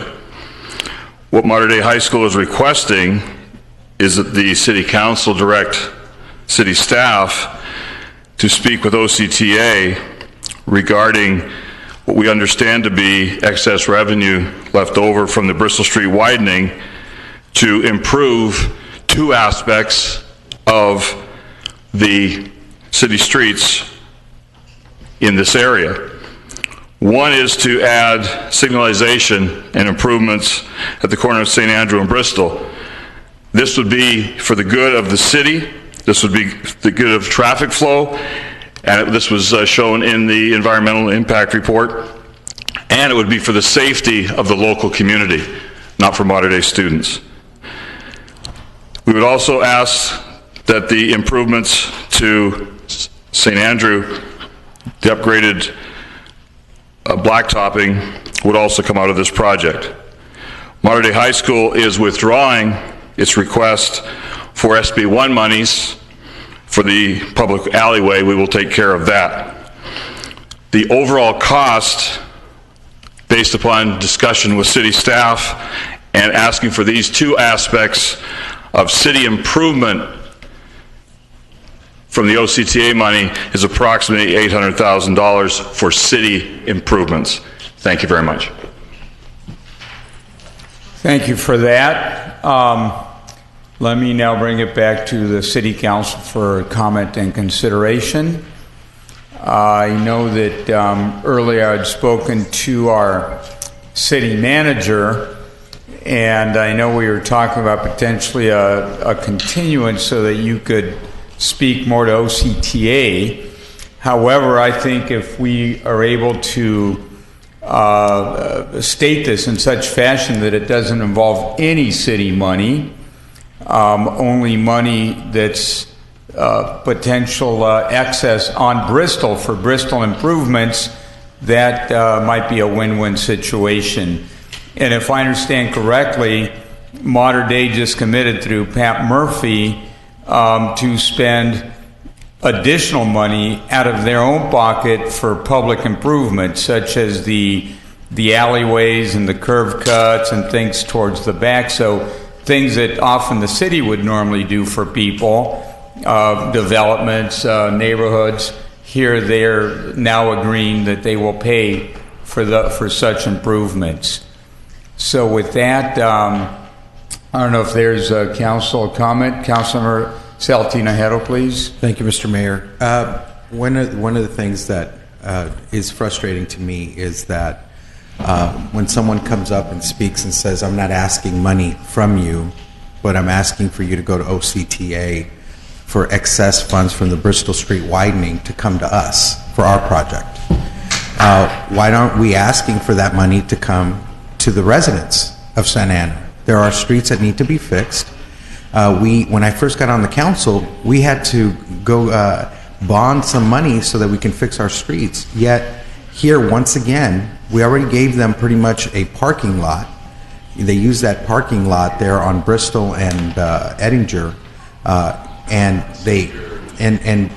that's pretty much, it was built for that school. So we have supported Modern Day High School throughout the years.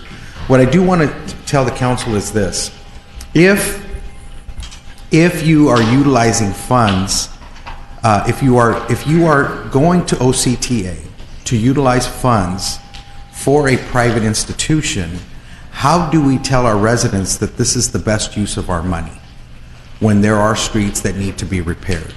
I heard the gentleman from Modern Day come up and say that this is going to be not a safety issue for Modern Day, but it's going to provide safety for the city and the community. I've yet to hear one Santa Ana resident come up and speak and say, thank you, that's something that I wanted, for our public safety. In other words, it's not something that's being demanded by our residents. Modern Day created a project. They knew exactly what they were getting into when they decided to go forward with that project. They have a need. And when you have a need, just like all of us, you budget for it and you pay for it. I don't think it's right for an institution, knowing in the situations that we are in, to come over and ask us to provide more money to go their way. What really, really kind of makes me pull the little hair out that I still have is that we are quick to say, hey, Godinez, no, we're not going to make this decision right now. We're going to have more conversations to see if we can figure something out for something that's much less of an impact. And I kind of argued that earlier, is that there's no downside there. There really is no downside. So we're going to iron that. That's a different issue. But on this one here, there is a definite downside. And the downside is that our community doesn't get served. Why aren't we, if we could go to, this is news to me, Mr. Mayor.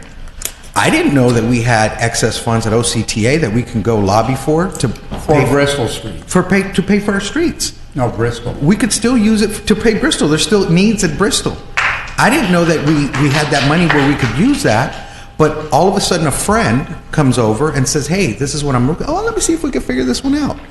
You know, and it's presented to us in a way where, don't worry, Santa Ana residents, this isn't hurting you. You're not giving up anything. No, we are.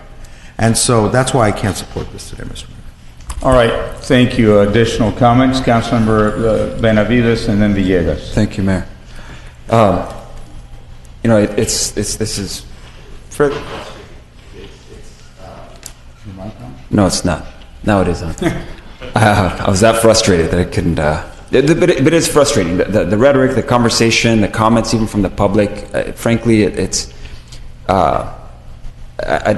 we should be celebrating all of the accomplishments of the schools within our city, and all of the students that are able to go to quality schools. I'm a huge fan of Santa Ana Unified. I have kids at Santa Ana Unified, and the district is making strides to really elevate. I was just talking to one of the district staff recently on how proud I am to send my kids there, and there's a lot of things that we as a city can learn on how the district has been highlighting its accomplishments and building a lot of support. You know, again, highlighting 130 years and so many different things that are taking place there, and that's a positive thing. That's a good thing. OSHA was mentioned earlier. Another great school within Santa Ana. We should be proud of that. Modern Day, years ago, had an opportunity to leave. And there's been mention about how our city has had its challenges. There are people who are coming in from outside of the city of Santa Ana. And the diocese had an opportunity to pack up and move to another city, to go to South County. And all of the accomplishments of Modern Day that we celebrate here in this diocese, in this council chambers, would be celebrated at another city. The headlines of the accomplishments of the students of Modern Day, when the headline speaks of Santa Ana, it wouldn't be here in Santa Ana. It would have been somewhere else. So it's extremely hypocritical for us to do that, celebrate them, applaud them here, but then go ahead and make these ill comments of disparaging comments of this school. The improvements that are being considered that we're talking about today, there are improvements that we as a city are imposing upon the project. We're saying, hey, you're going to, we did not are contributing towards that parking structure or other improvements. There are tens of millions of dollars that they have raised to be able to make improvements to their campus that's here within our city. And as part of that, we've said, hey, well, you need to improve this street, you need to put in a street light. And so I think part of public-private partnerships, it's something that we should be considering with any type of development. What are things that we could bring to the table to be able to make these projects come together so that at the end of the day, it does benefit our city. So I think it's very reasonable. There was comments that one of the school board members made with regard to partnerships and contributions by the city. Via Intermediate was actually, ironically, what was highlighted. Historically speaking, if you go back and look at history, everything from what I understand and know from Via Intermediate is that was land that was provided by this city. Funds from this city went into developing that school in particular. And a number of other questions. I mean, there are numerous asks. The SAUSD, we talked earlier about Godinez High School. That's a high school built on city land. Branch Santiago Community College District has their education center on city land at the public park. College Avenue was over by Santa Ana College. We vacated that to be able to provide for the Santa Ana College to expand. The Digital Media Center, that's land that we provided. These are other agencies where our community pays taxes towards that. on top of regular taxes, they put out bonds where, again, our residents are paying towards these schools and their improvements, the district and the college district. And then they come back, and we, on top of that, provide even more money from the city land and city funds. So let's just be fair. Let's be honest. Let's be professional. Let's look at truly improving our city across the board, and not be disingenuous and ultimately try to harm a school that's just trying to do some good for its students, which a number of them happen to be here within the city and our students. So I'm very frustrated by just, again, everything that's been the comments that have been made. However, again, I stand by it making sense on multiple levels to figure out ways that we can support these improvements on our city street, Bristol, and the other street there, St. Andrews. So those are my comments, Mayor. Thank you. Councilor Villegas, please. Thank you, Mr. Mayor. Just a few words. Well, my daughter goes to public school, has gone her whole life since kindergarten.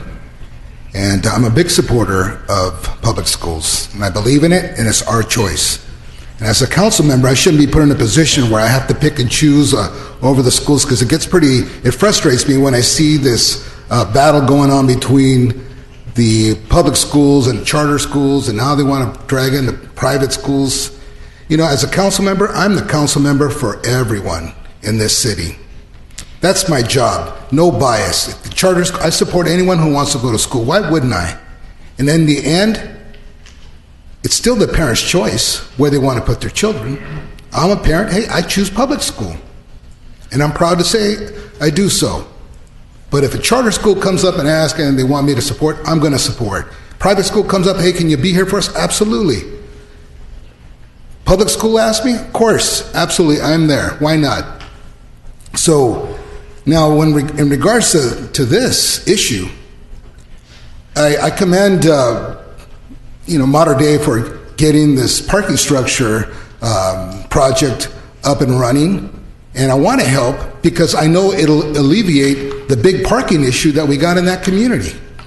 You have to remember, right now you have all the students and all these people that are parking in the community, so it's causing a big problem. But I will say, if there's no money, or if we can't afford it, then I'm going to have to make a responsible decision and stand down on this. So we'll have to figure out, do we have a presentation from staff, city manager? Yes, we do, Council Member. Okay, thank you. Can we have that?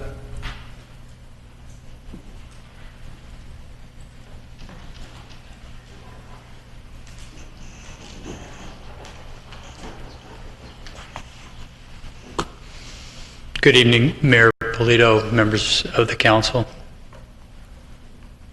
Thank you. Thank you. I know you know most of what has been requested. Just to recap, it's traffic signal Bristol and St. Andrew, cost of around $482,000, and St. Andrew Place pavement replacement, which is now valued at about $250,000. And we've talked about the alley connector, but that appears to be not under consideration. We recently received a letter, city manager did, from OCTA that talked about possible funding sources. He had mentioned transfer of savings from Bristol Street, from the right-of-way phase to a construction phase, that could potentially fund the traffic signal, and I'll have to get into details on each of those. Second idea was to rescope the Bristol Street project. Also, it would be something that potentially could fund the traffic signal. One other one that we've talked about a little bit here tonight was the proceeds from the sale of the remnant properties, where we would get local gas tax money back. Again, that would be something that potentially the traffic signal would be eligible to fund. And then the other items were California Senate Bill 1 funding and then Measure M fair share funding.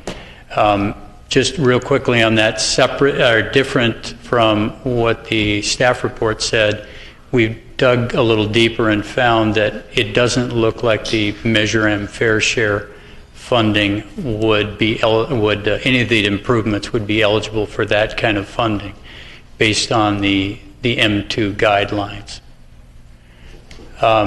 Again, just the transfer of the savings from the right-of-way phase of Bristol Street that was suggested by OCTA. We are nearly complete with that phase, but the funds for that project have been expended, and there's currently a shortfall on that. So there is no, there would be no savings to use.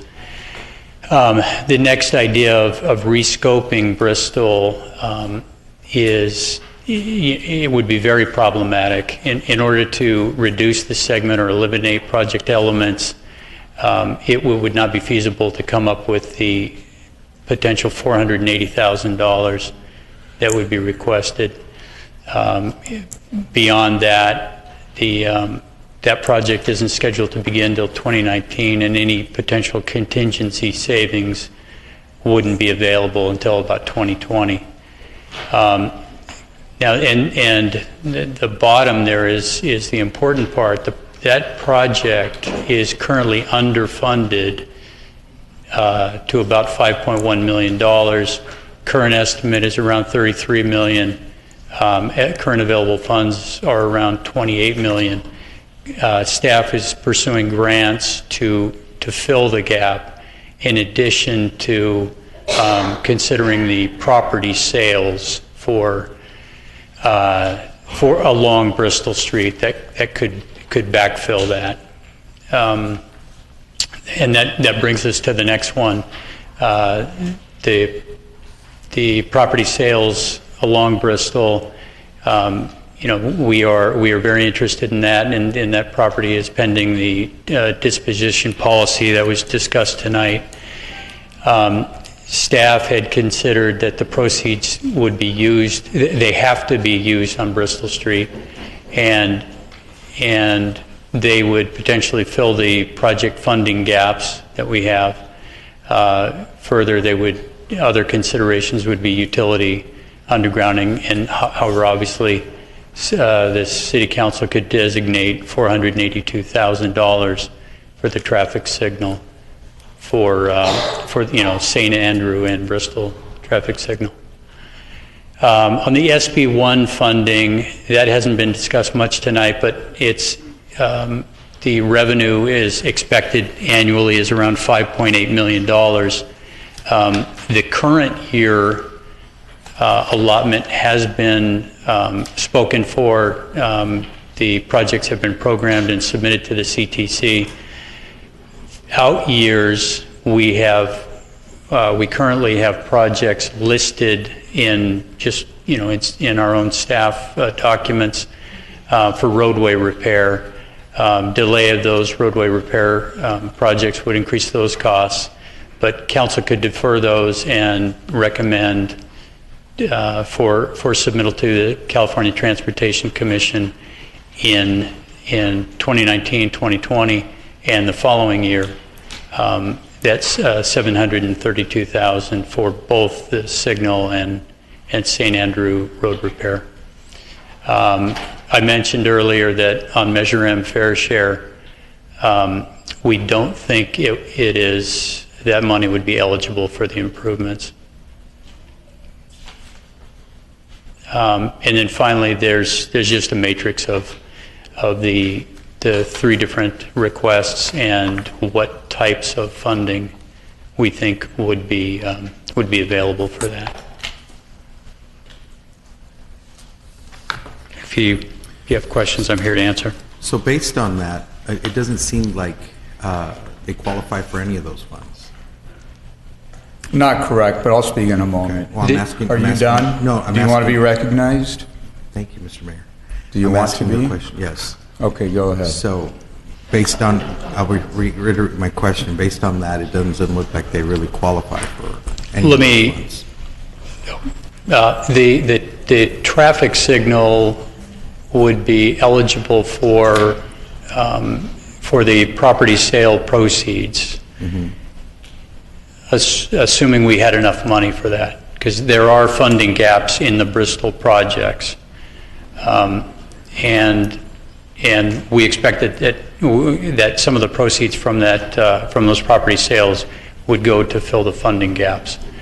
The other one that does seem to be eligible is under Senate Bill 1 in 1920 and 2021. Okay. In 2020, 2021, correct? In 1920 and then 2021. Okay. If I may, other question, I've got some comments. Money from Bristol, I don't need any more tech things. Thanks. Money from Bristol basically is about $125 million that we're able to secure from OCTA to do all the Bristol widening, the property, acquisitions, the medians, the landscaping, all of that. At the end of the day, what occurs is it goes back into OCTA, and if it isn't used, it just goes away. OCTA will use it for something else. It doesn't remain with the city of Santa Ana. So part of what we should do is seek to maximize the utilization of that money so that it stays in the city and we don't have to touch our general fund at all. So, to me, this is not, do you support the school district or a charter school or a private school? I think we support all education within the city. You pointed out, Valerie, and you were correct, we were out there, when was it, Saturday night, till after midnight, graduating 195 scholars under the Nicholas Academic Center scholarships that are going to go to all sorts of wonderful institutions. And hooray, wonderful. I wish the number continues to grow. And the scholarships that have come underneath that program are now about $60 million in a period of 10 years. It is phenomenal, benefiting exclusively Santa Ana Unified School District students. Should we somehow, find, areas to criticize about, how could that program be better? No, I think we need to support it and continue to encourage those scholarships and the kids and the benefit it's bringing to this community. And in that sense, when Mater Dei embarks on a major capital campaign, I know it's in the tens of millions of dollars. It's a huge campaign. And at the end of the day, they say, we're going to pay for all of the offsites, things that often we pay for. Sidewalks, curb cuts, alleys. Often we build something and we end up paying for that out of our capital fund. In this case, they're paying for all that except for the portion that's on Bristol Street. And if this can qualify for monies from Bristol Street, I say, what's wrong with that? It's money that if we don't utilize, we're not going to receive. Same thing as what's happening right now with a streetcar project. I hope we can start that project soon. That's going to bring about $300 million to the city. And I'll tell you, if we don't use it all, it'll go back to OCTA. It won't stay in the city of Santa Ana. So whenever we get monies from any of these projects, we should optimize it within the rules.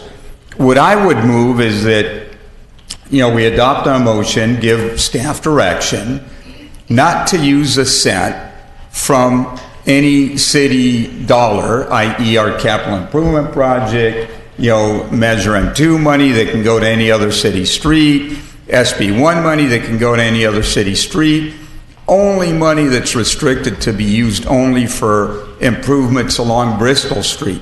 And if that money isn't there, then that money isn't there and we don't have it. But if it does exist, let's optimize money that's already come to the city. So that that would be my motion. And then again, the offsite stuff, I know our principal from Mater Dei today, Pat Murphy, said, we will pay for it. We being Mater Dei will pay for things that are not right along that portion of Bristol, such as the alleyways and the curve cuts and things that are going to protect that neighborhood, I believe, from Mater Dei. Because Mater Dei is a busy school with lots of people. They come, they watch basketball games, they have tournaments, wonderful, wonderful activities, but there's a neighborhood right next to them. Now that neighborhood is going to be a happier neighborhood because it's going to be protected. So if there's a second to the motion, yes, Councilmember Ben Sarmiento. Thank you, Mr. Mayor. And I just would like to speak to the agenda item before we continue on with the voting. So I appreciate everything that everybody said, both in favor and against. I think it gives us all a moment to pause. For me, I'm a product of Santa Unified and public schools, not only K through 12 but beyond, college and undergrad as well, and law school.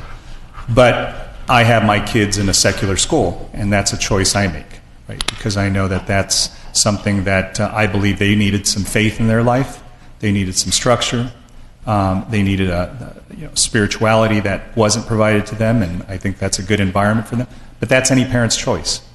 So one thing I don't expect, though, is the city that school is in to augment any of the cost of operating.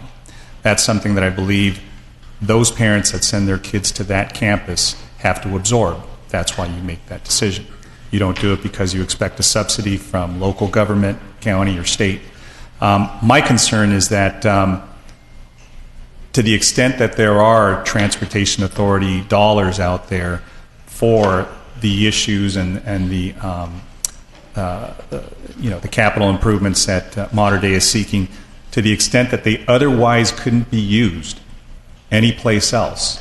In other words, if we have some issue that we have, let's say, Warner and Bristol, somewhere within that phase that money is eligible for, that's where I guess I would have some concern. But if it was something that is going to be cost neutral to us, is not going to affect us, then that's something I would consider. But that I'm not sure if our staff or anybody can, fully, explain and be crystal clear on. So I don't know, Mr. City Manager, if you feel comfortable making that statement that this is a cost neutral funding source that we couldn't use someplace else, and then if it's only available and the campus sought this independent of any other monies that we could access.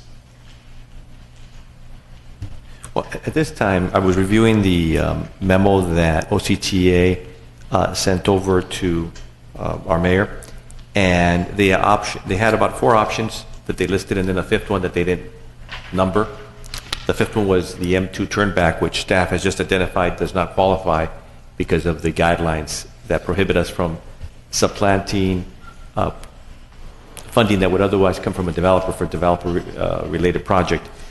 The presentation that staff just gave shows that we have a gap in the actual project that fronts this school. Right now, we're short by $5.1 million currently, and so any funding that we would get, any funding from the sale of remnant parcels, for example, which yes, you could direct us to, say, the first $482,000 that we get from the sale of parcels could be used for this.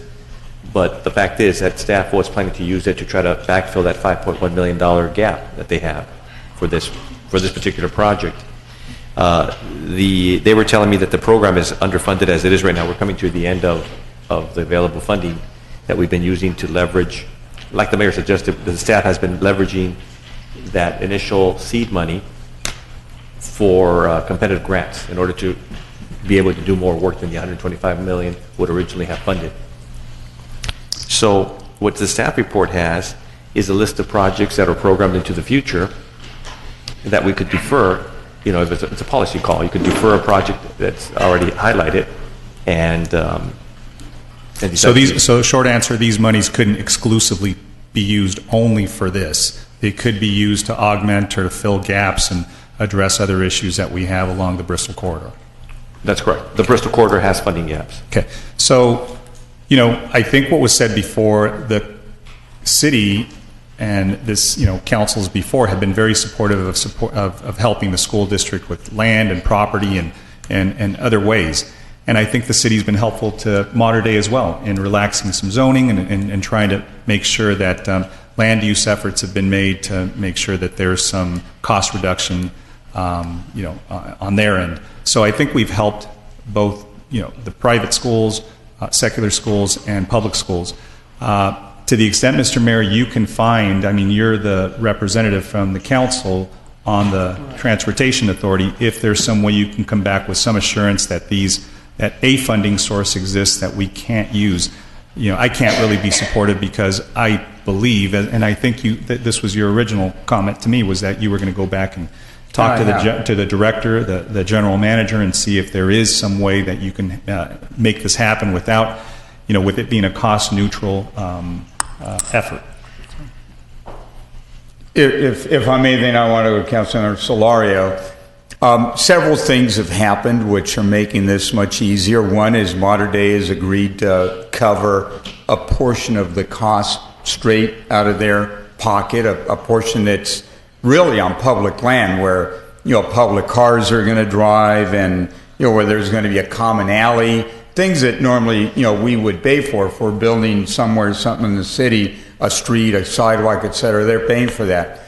The other thing is that originally the scope basically said they're going to tear up the entire street and do like an 8-inch reconstruct, which is very expensive. Guess what? That part of the street's in pretty good shape. We can do an overlay for a portion of the cost. So now the dollars that we're talking about are not in the millions of dollars. It's now in the hundreds of thousands of dollars. So just good engineering and moral analysis, it resulted in very significant savings, which I think is a win-win. And what I believe is that, Bristol has a lot of different phases to it. It's got, different portions of the street. And as we fund it, we come in, we bring in money, we do the scope, we implement it, we do the contracts and all that. And then there's constant adjusting, because sometimes you may have bought a piece of property that you then sell to the private sector, for example, within a sector. And so that brings money back in. So, what I would recommend and say is let's work with OCTA. I believe we can do this in this portion. I know the city manager is talking about a gap. I'm told that there's gaps, but there's also surpluses. Some surpluses I've heard of are as high as $9 million. Does that mean that at the end of the day we're going to have a ton of money left over? No, because we're trying to maximize these dollars. We're trying to spend the money, make the street as beautiful as possible, bring in the best possible landscaping, where we can have a linear park. We're really pushing the envelope here, and what I mean by that is no other city is getting this kind of money. We got a ton of money to widen Bristol. No other city in Orange County has anything like that. At the end of the day, we're buying property, and a lot of it's just open space at the end of the day. It's just landscaping. It's just palm trees. It's sycamore trees. It's really making a more beautiful street, a more beautiful city. So if I could have a motion or a second to my original motion, I'd be happy to restate it. Councilor Solario? I'll second it, and then I have a few Thank you. Go comments ahead. myself. I think we're here in some ways similar to the Godina situation too, where in this case, as in that case, there's an older agreement where commitments were made, and it's time to, relook at it. I think because of city staff's work, Mater Dei's work, we've reduced the amount required. I think, as most folks know, I'm a public school parent, and I'm very, very proud of that. Both my boys have been going through Santa Ana Unified Schools, and it's fantastic. And as Councilmember Villegas said, we can't differentiate our kids based on what type of school they go to. We ought to support all our children, and if we have strong, good schools, we ought to help them grow and keep them here. I know too, at Mater Dei, there's been talks about, are they kids from Santa Ana or not? Approximately 450 of their students are from Santa Ana every year. And a lot of them receive full tuition or big parts tuition, and they're on a substantial campus, and they're successful. And I think that's important. We obviously have a lot of needs in our city. We have private schools, we have public schools, many of them. We have Santa Unified, which is our strongest and best partner, but because in my ward we represent a lot of folks on the west end of town, northeast of town. As an example, between Orange Unified, Garden Grove Unified, and Tustin Unified, we have 6,000 kids in Santa Ana that go to these other public schools, mainly in Garden Grove, and we ought to partner more with them as well. And where I'm heading with this is, I think the direction we're going to is, these are improvements that are public goods on public streets with public dollars from OCTA. And I would like to, as we move forward, look at proposals that Santa Ana Unified may have for our public streets, that other school districts as well. I know back to Godinez, there's been talk too about another lane on Fairview to help with the traffic in and out of the school. And again, that's a successful school. We ought to help it grow and keep it there. So we ought to be open to partnering, and we always can't give everybody everything they want. But when and where we can, we ought to be able to help. I used to work at OCTA myself, and I think what I see that this discussion being is, we're not going to use city dollars. We're going to make and direct our staff to find the best pitch and the best match to try to fund the improvements that we're talking about, as well as ultimately a separate agreement is going to come in the future on the actual source of the money, and that's also going to give us more time to continue to fine-tune the proposal.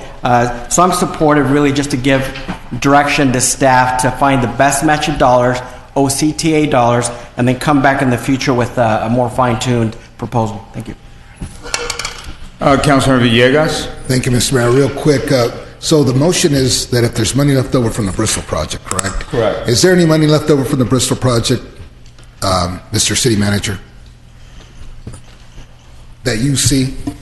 Not at the moment, Councilman. Okay, so if we have a vote, we're voting for nothing then. If we vote on this, we're voting for no funds. We're voting for nothing because there's no funds. Right now we've got a deficit in that That's project. what we got to find out exactly. And another thing, as we talk about this, and they bring up Fifth and Rate, which is the area I frequent, I could still, if I close my eyes, I could still feel my car bumping from the road that we should be repairing over there. And 1100 Garnsey, when I was out there on the parade out there in that area, and I said, hey, if we can get a flyer out to those folks out there, because they said, hey, what about the street right here? Right. And I remember going in the procession and the car still bumping like this because and I wanted the flyer to go out so that people would understand that the repairs on the street repairs in the city go in phases. And I wanted to at least let them know that, at this time or at this future date, your street's going to be repaired. So I have a bit of a problem with this because our city's streets need to be repaired. And I also want to help here because I understand we have a parking issue over there. But then again, we have parking issues everywhere. So if we can look into if there's funds or not. And how do we do that? That's going to take some time. And on that point, too, I think, too, part of what happened is we did get that memo from the OCTA CEO, and he knows about, the use of the dollars, and we got it late. So I think, we're still analyzing it. So staff has some thoughts about what's usable or not. OCTA has some thoughts, and we just need more time to have them, figure it out and sync it. Right now, Councilman, the staff did get a chance to analyze it. That's what we sent it out today. There wasn't any new information, but what I wanted to point out though is that on the list of streets that we offered up, that are programmed right now, that are, you could defer one of them. I just wanted to point out to Councilmember Villegas and others who have mentioned rate, I just looked at the list for fiscal year 18-19 and 19-20 and 2021. Rate is the first list on there. So right now it's programmed from McFadden to Civic Center to But those be are not the rehabbed. OCTA dollars, though, so that's not really the motion. That's unrelated. It's not Bristol Street money. Right. Right. Right, For but Bristol still, right now, it's just, for Bristol we have a gap, according to this presentation. Let's try to wrap up. Councilor Tinajero, please. So, first and foremost, I think Councilmember Villegas brings up a solid point. I do want to express the fact that we have 3 Santa Ana Unified School Board members here, and it's almost 11 o'clock at night. We have Dr. Alfonso Jimenez, we have President Valerie Alvarez. Did I say Jimenez? Jeez, it's getting late. Sorry about that, Dr. And John Palacio. Alfonso. And then we've got John Palacio, who wants to be called doctor, but hasn't finished. But the reason why I point that out is I don't think any of us have ever been at a school board meeting this late, and partly because I don't think anything has meant this much. So as Mater Dei comes before us asking for this type of money, understand that there are a lot of people watching that there's an ask, okay?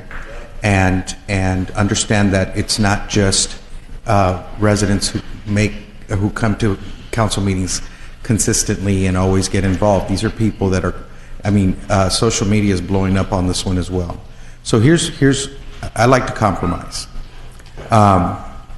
And it's been hard for me to compromise on this, but Councilman Villegas brought something up that made me kind of think about it.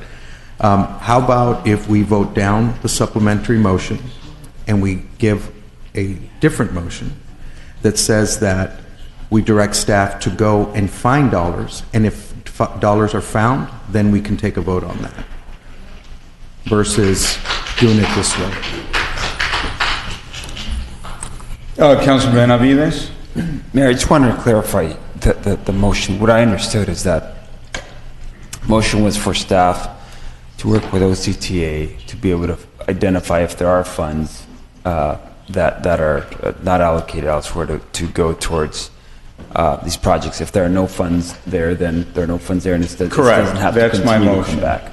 So with that, it's pretty clear to me. If the funds are there, they'll be identified. They're there, you do it. If they're not there, you don't. So that's with that clarification. I think we have a motion. I can see that. So we have a motion and a second. Those in favor, please say aye. Aye. Those opposed? No.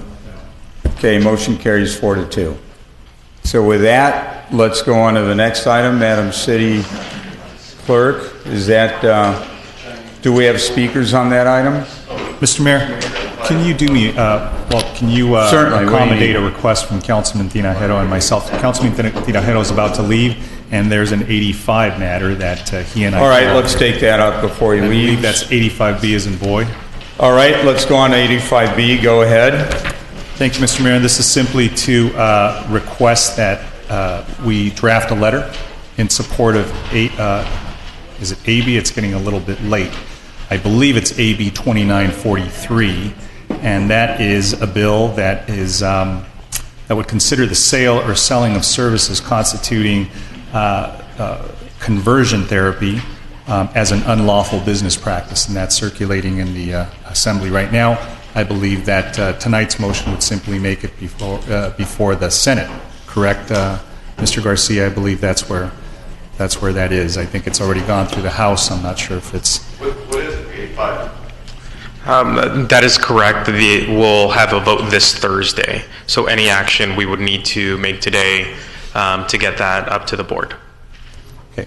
And basically what the bill is doing is that there's services out there that are trying to sell, efforts to try to convert young people who are LGBTQ and convert them and sell these services, and so there's this bill that's out there saying that this is an unlawful practice. Correct. So this would be a prohibition of those types of services. Go ahead. I'll make a motion to approve. Comment. So I was trying to look up information on the bill, and it's just a little unclear to me, and I don't see, I was watching some of the comment, and I didn't hear anything about teens being addressed. I did hear about people choosing to go get therapy, and if there's a financial transaction, so if you go see a therapist, you got these feelings that you're concerned about your sexuality, whether you embrace it or not. And I'm totally respectful of people's choice, but I don't understand the law very clear on, it's pretty creative how they wrote it, saying that, it's an unlawful practice. That's like trying us to outlaw palm reading or fortune telling or something. So, because, I don't know, I'm just not comfortable with it. Is there a legal analysis, or can we request one? For Mike, or else I'll abstain, And I think Councilman Solorio would probably speak to this a little bit more, him being in the Assembly, but there is a legislative analysis that goes with any bill that's circulating through the House or the Senate, so the Assembly or the Senate. So those are available, but basically what it is that these conversion therapies have been out there as consulting services trying to convince folks that people, whether they're young, and young people have been targeted for some of these, targeting parents who have children who are LGBTQ, and basically saying that is a choice. And so these conversion therapies are made to try to change a person's sexual interest, right, or a sexual orientation.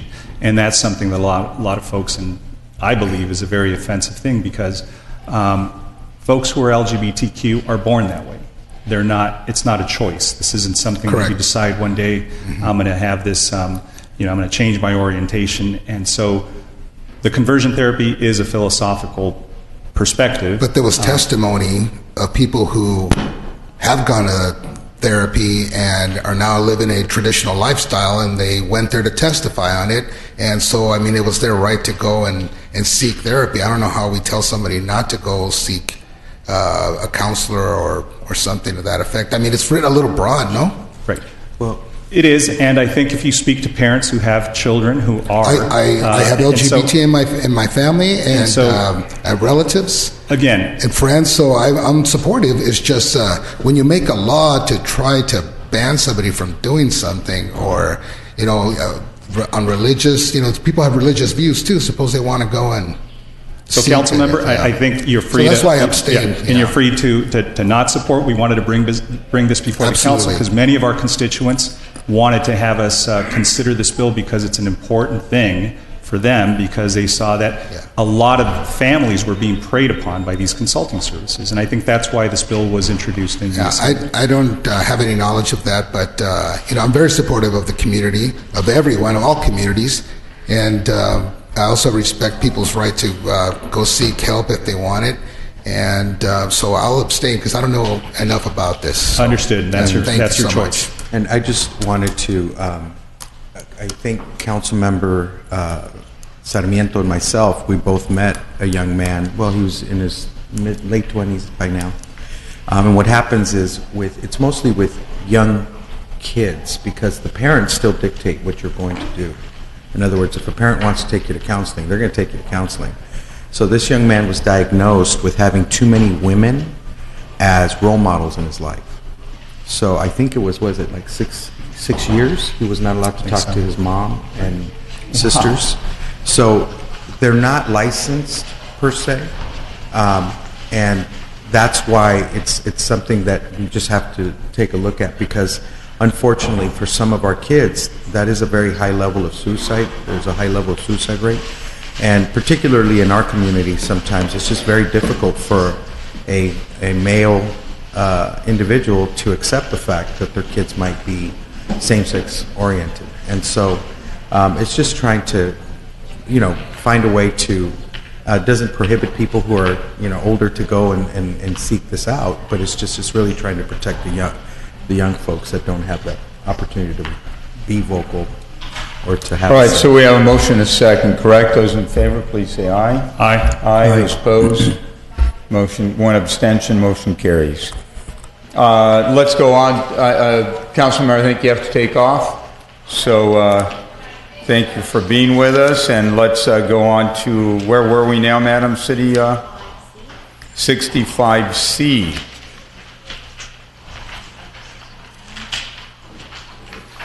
Okay, this, it's what the city manager requested we put on the agenda. I suggest we continue it, and I'll give this more thought. It's a big issue, and do council members feel otherwise, or would you like to? It's the 1 cent sales tax, I believe. There isn't any time sensitivity to this, is there? 2 weeks? I'll Let's second. continue 2 weeks. We have a motion and a second. I believe Sarmiento and Benavides. Those in favor, please say aye. Aye. Aye. Those opposed, motion carries. And really, as a council, we need to give this a lot of thought very quickly, because if we're going to do it, we need to give it thought, and if we're not, we need to give it thought. So now we need an airport representative to the transportation, appoint a representative to the Transportation Corridor Agency. I'll move the item. It indicates Mayor Pro Tem Martinez being recommended. Okay, is there a second? Who were you recommending? Mayor Pro Tem Martinez. Okay, I'll second that. Unless you sure you don't want I thought I heard to Sarmiento, so I was going to oppose. Yeah, You're going to oppose? Oh. I'm supportive as well, but has she accepted? I know. Okay. She told me earlier she had. Excellent. Thank you. And she'll attend. And she's not here to say she won't. No, but earlier she said yes. So anyways, those in favor, please say aye. Aye. Those opposed, motion carries. 65E, I would entertain, here we have to appoint particular folks. Why would we have to appoint if there's already 2 members on that committee? It's at the discretion of the council. You can have 2 to 3 members, and you currently have 2 members on the Public Safety Committee. Let's think about that one. Let's move the second part of that. Let's see if there's some interest, and we can always bring that back. Councilor Benavides, do you want to speak to this? Just ask for the appointment. I motion I'll move it. Move 65E2. All right, those in favor, please say aye. Aye. Aye. Those opposed? Congratulations, you're now on the Economic Development Infrastructure Technology Committee. Hey, you wanted it, right? You wanted it. All right, 65F. I would entertain a motion. So moved. Second. Those in favor, please say aye. Aye. Those opposed, motion carries. Haven't we been trying to do this for some time? We have. Yeah. How come there's no opposition? We're getting closer. We waited them out. It's quite late. No, this is annexing a portion of unincorporated land. It's actually on 17th Street, right there next to Tustin Avenue and right by the 55 freeway. I don't know if you know what I'm talking about. If you drive around that part of town, all of a sudden it looks like it's not as well kept up as the rest of the city there. And there's actually 2 prospective tenants that are ready to move in, which is In-N-Out Burger and Chick-fil-A. So they're ready to go. I won't have to drive as far at night when I'm taking my daughter to In-N-Out. So anyways, although now she drives, so it's a new day. 65G. I would entertain a motion. It's just a receive and file. So moved. I'll just a quick question. Sure. For staff. Do we have? I know we have an update here with regard to the general plan. It's been several years that we've been trying to get the general plan updated, and it's been sort of a start-stop. I'm just curious in the next fiscal year, what our plan is and when we anticipate that we would have been able to complete the general plan update itself. Do we have? Are we allocating funds within the next year? I know we put money in, but anyway, it's been a back and forth, and it's a very important document that's grossly outdated, and I believe hinders potential advancement, economic development in town. To respond to your question, yes, we work with the City Manager's Office to put funding in this budget year so that we can proceed with completing the general plan. Our estimated completion date will be early 2020. to complete the general plan update. We have substantial work completed already. We're moving towards the next step, which is formulating the policies and the vision. We'll come back to the City Council periodically to check in and work with the Council on moving and adopting the general plan, as well as certifying the EIR. Okay. Great. Well, that's good that that we're getting closer. It's been a number of years. And clearly it's on here as a regular update because this has been deemed important by the council and has requested that. Anything that you need from us to be able to help expedite support, prioritize, let us know, because I think we'd be interested in being supportive and helpful with that.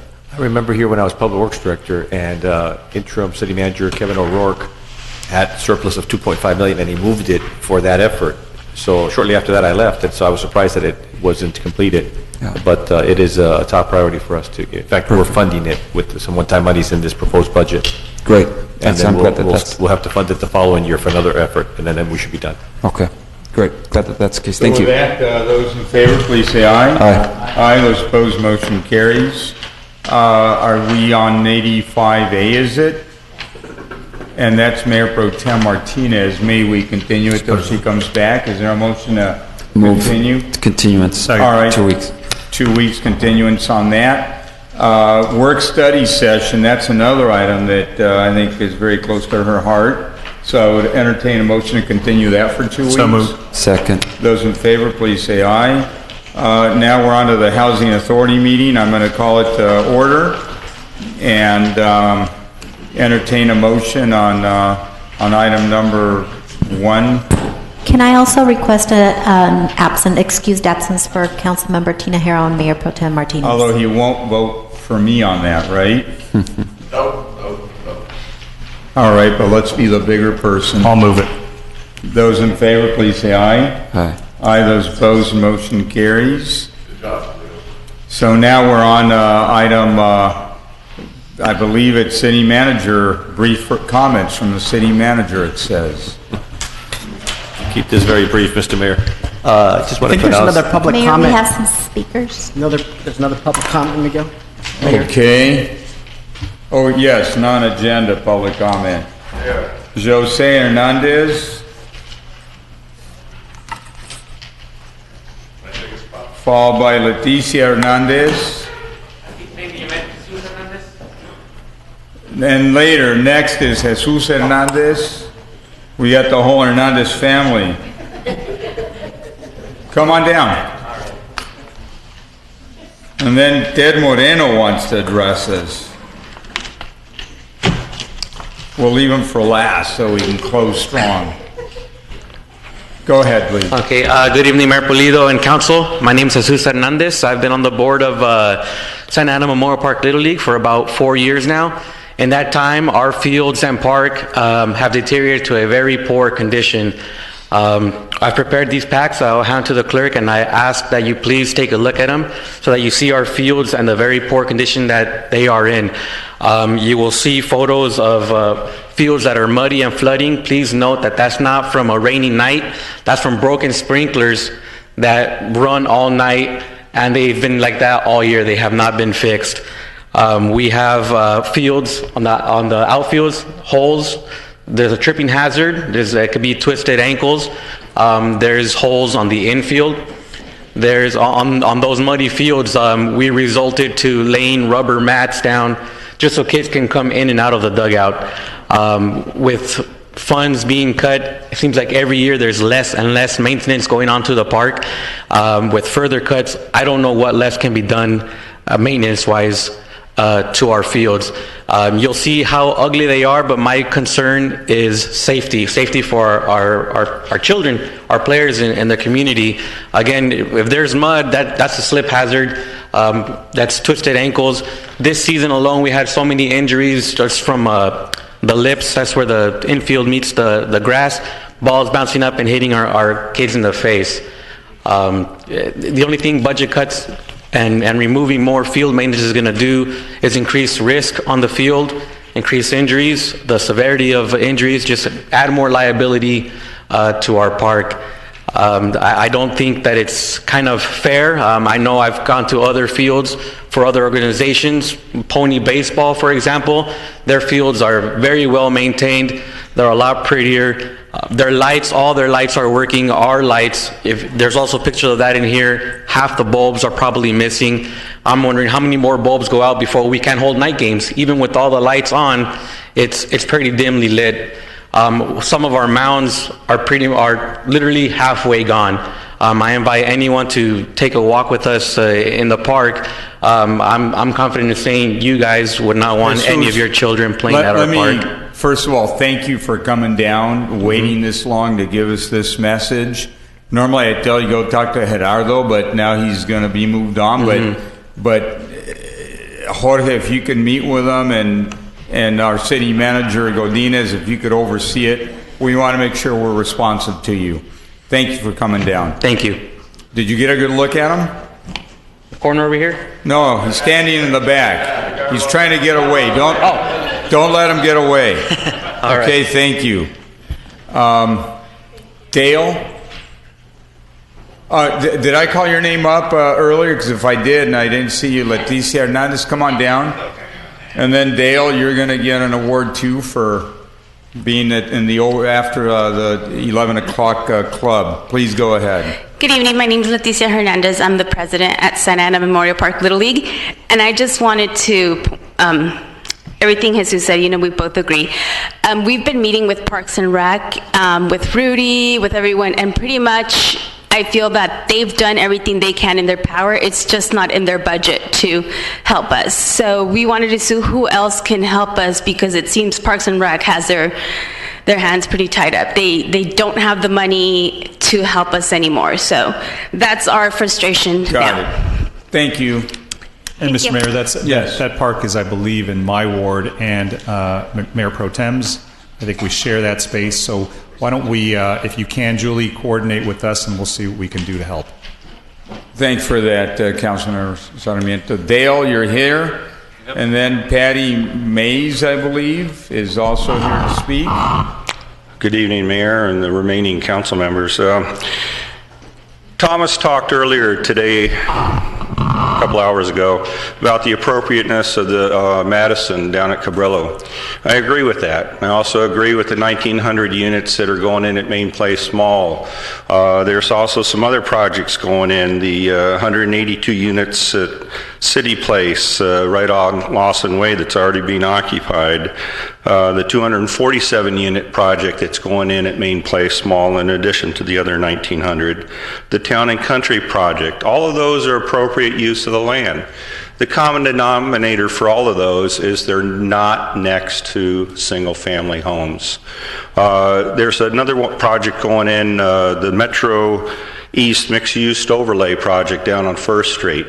That project in itself is kind of amazing because it's 552 units and it's going to have 80 dwelling units per acre on it. The one that we're concerned about, 2525 Main Street, 84 dwelling units per acre. It's even higher than any other project going in Santa Ana. It's amazing, and it's right next to single-family homes. That's why we're opposed to it.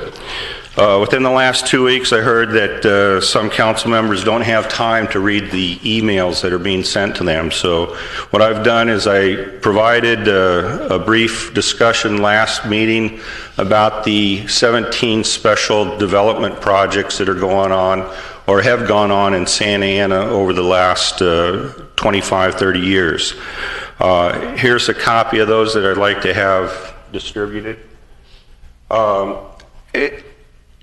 In all of those projects, none of them have even a dwelling unit per acre occupancy rate, even half of what is being proposed at 2525. So again, take a look at it. You've got a copy of it now. If you want a color copy, look at your email. Thank you. Thank you very much. Patty? Okay, so my name is Patty Sigmund Mays. I've lived in Park Santiago for 30 years. I've been here before. I've sent you guys emails. I totally support everything that Dale just says. 2525 is the wrong project for that parcel of land. My kids grew up in that neighborhood. My grandkids, we love that park. You know, I want other young families that are moving into that neighborhood to stay in the neighborhood. But I see for sale signs going up in our neighborhood, and I'd like to see that stopped. And I think that this is just not the right plan. We have a historic neighborhood. It's right there in the corner. I invite you to go look at it if you haven't been by there. It's already so backed up on Main Street with people coming to get on that 5 freeway. Everybody from Orange, now we have all those new developments going in, coming down Main Street. If you get on there at a certain time of the day, in the morning, you'll be 3 traffic signals before you can even turn on Edgewood to get into Park Santiago. So what will it be like when 2525 is occupied? So please, please, please do not support this project. Do not change the zoning. That developer feels like it's a done deal, and I don't know why he feels like it's a done deal. Thank you, Patty. We hear you. And thanks for coming down and speaking. And not like at Disneyland when they have the grand finale, we have Ted Moreno. You're the last speaker, Ted. Yeah, this is like the night fireworks at Disneyland, right? Yeah, That's how you close out the night. You save the best for the last, but he comes accompanied. I come accompanied. I never thought I'd be out here speaking again before the council. My name's Ted Moreno. I'm the vice president for the PTSO at Godinez High School and the government liaisons. This is Lisa Tran, which is the president for the PTSO, which is pretty much what would be like the PTA, and also Lynn. I don't know if you want to be referred to as Lorio or... We're coming up here to give a little bit of clarity. This issue on 85C, the joint use, was not brought before you by the school district. It was actually brought to you because of us as the parents. We're the one that initiated for this to come before to try to amend the joint use. Because as was brought up earlier by the speaker, our kids have a problem when it comes to athletics. There's no pool, there's not a decent football or soccer field out there for our kids to use, and also tennis courts. And everything that kept coming back was, we can't do anything because of the joint use project. We lobbied the school district, and the school district's attitude is, we're not going to put any money out there if we can't control the property. And in order for us to be able to improve that park for the 2,000 students that we represent as the PTSO, we need your assistance. We need your help to try to amend that agreement in order to improve the park. And that's the whole reason why this even came before you. We would hope that you guys would diligently actually look at the issue. Specifically, I know that right now it's dealing with the buildings, but ultimately I'm hoping you guys would at least deal with the issue of also the land use portion, where it's either going back to the federal government and amending the way that the deed is written in order to allow the school district to be able to have those enhancements where they're not asking the city to put any money. They're willing, it seems like, to put the money to make those improvements, but they need your help to address the issue for the future use for those kids. So that's why I just wanted to come up here and give a little bit of that clarity. That way you don't think that it's something that the school district was trying to do. Well, let me thank you for that, number one, but number two, any thoughts as to the public side of it? In other words, when we gave that land to the school district, we said no walls, let's do it so that during the day the district can use it, the kids, but in the evenings or on weekends, make it available to the general public. Do you envision something, let's assume we were able to do a pool, where maybe that pool in the summer, school's out, community doesn't have a pool in that area, that it could be used for we would general hope in the summer purposes? something like that would happen. I mean, ultimately it's the school district that would have to make that decision, but I could see that during summertime, that the community could use that pool, and also the tennis courts. The football field, that's a little bit more touchy because it's a lot of money that Mayor goes likes into tennis, so Oh, I know. Tennis weekend. Tennis courts, they could be available to the public. I mean, they are in some of the other high schools, they're available Correct. for But tournaments. if you take an aerial look at the Godinez, compared to all the other high schools in Santa Ana, they have a beautiful football turf field, and Godinez is the only one that doesn't. If you've ever gone out there, it's dangerous because it's like running on a trail. Like if you're doing a trail run, that's how uneven that. I don't want to debate it with you. Go to the committee. I'm just letting but you I'm know. just saying, think of the city side and how do we benefit the general public after hours. I think it's been a beautiful partnership, and maybe we can find another middle ground to where you get control of the land, but we get access for the community after hours. And ultimately, but they still want to be, at least from a parent's point of view, we would like to see the school, fenced off, because it's not the same way when you get that joint use was initially put in.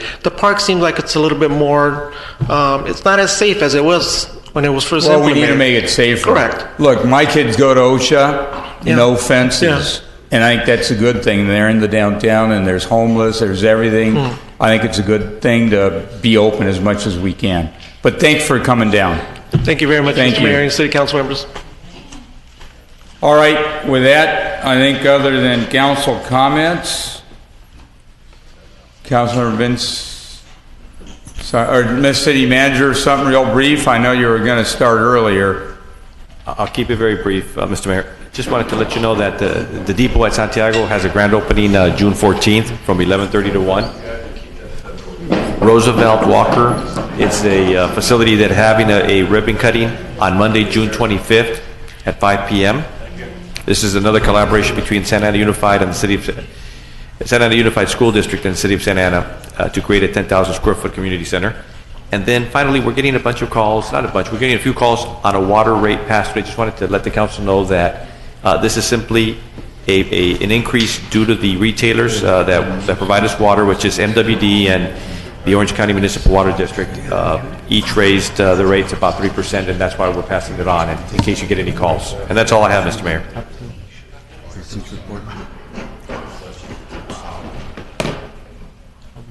All right, any council comments?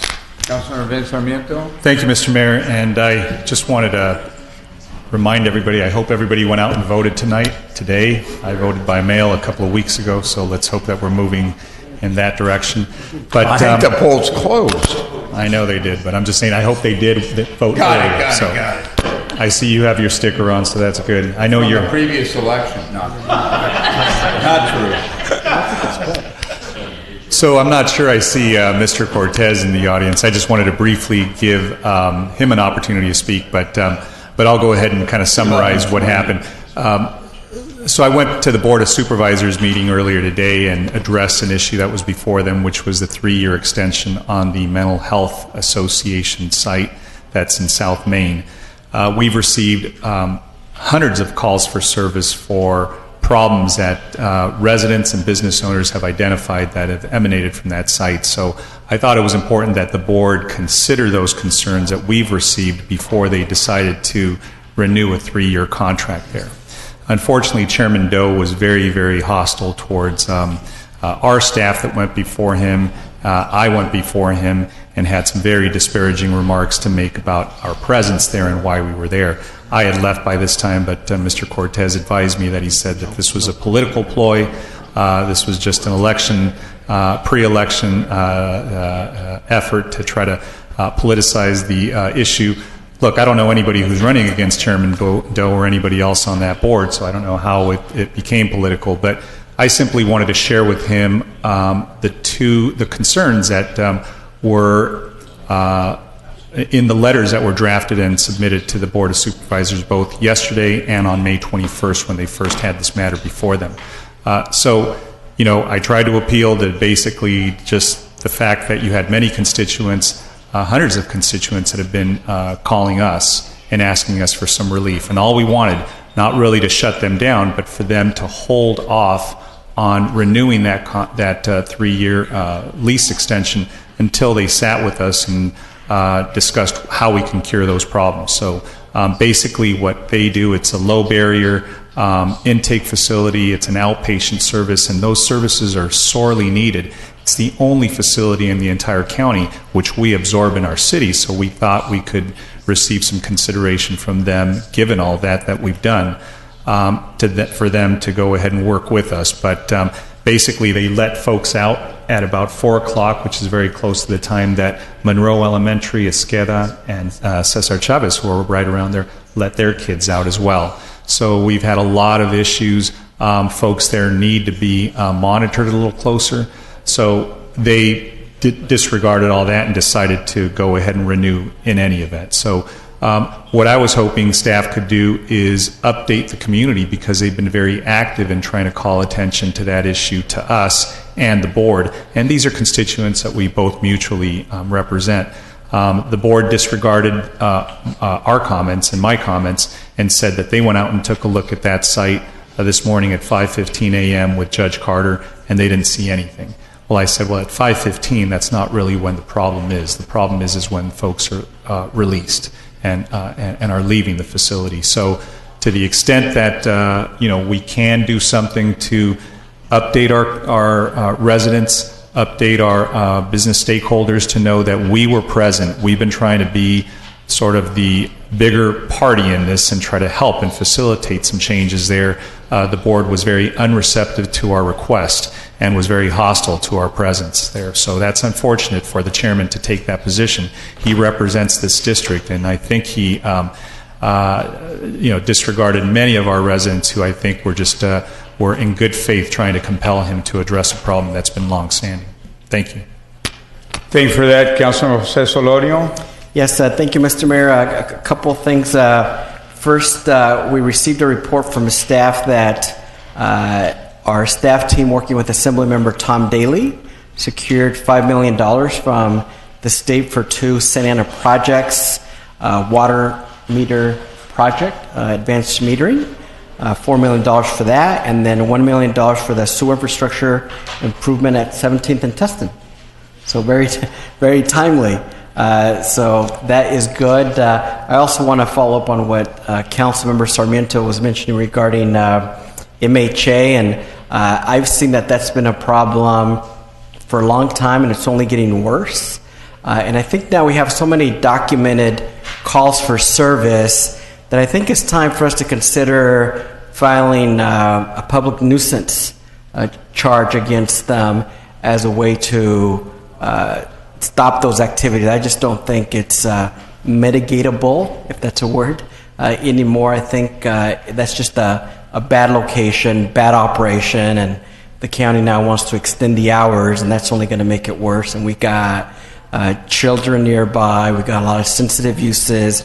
They claim on paper they have a good neighbor policy, but if you look up and down the street, not a lot of love coming out of that policy, and the number and the type of complaints from the businesses and others, it's substantial. And so we really got to keep going, and I appreciate Councilmember Sarmiento going before the Board of Supervisors to let them know that we have a real concern with it. Thank you.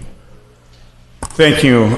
Councilor Villegas, please. Thank you, Mr. Mayor. Briefly, I just want to thank Chief Valentin and the officers that attended the Orange County Peace Officer Memorial event at the Orange County Sheriff's Academy. It was great.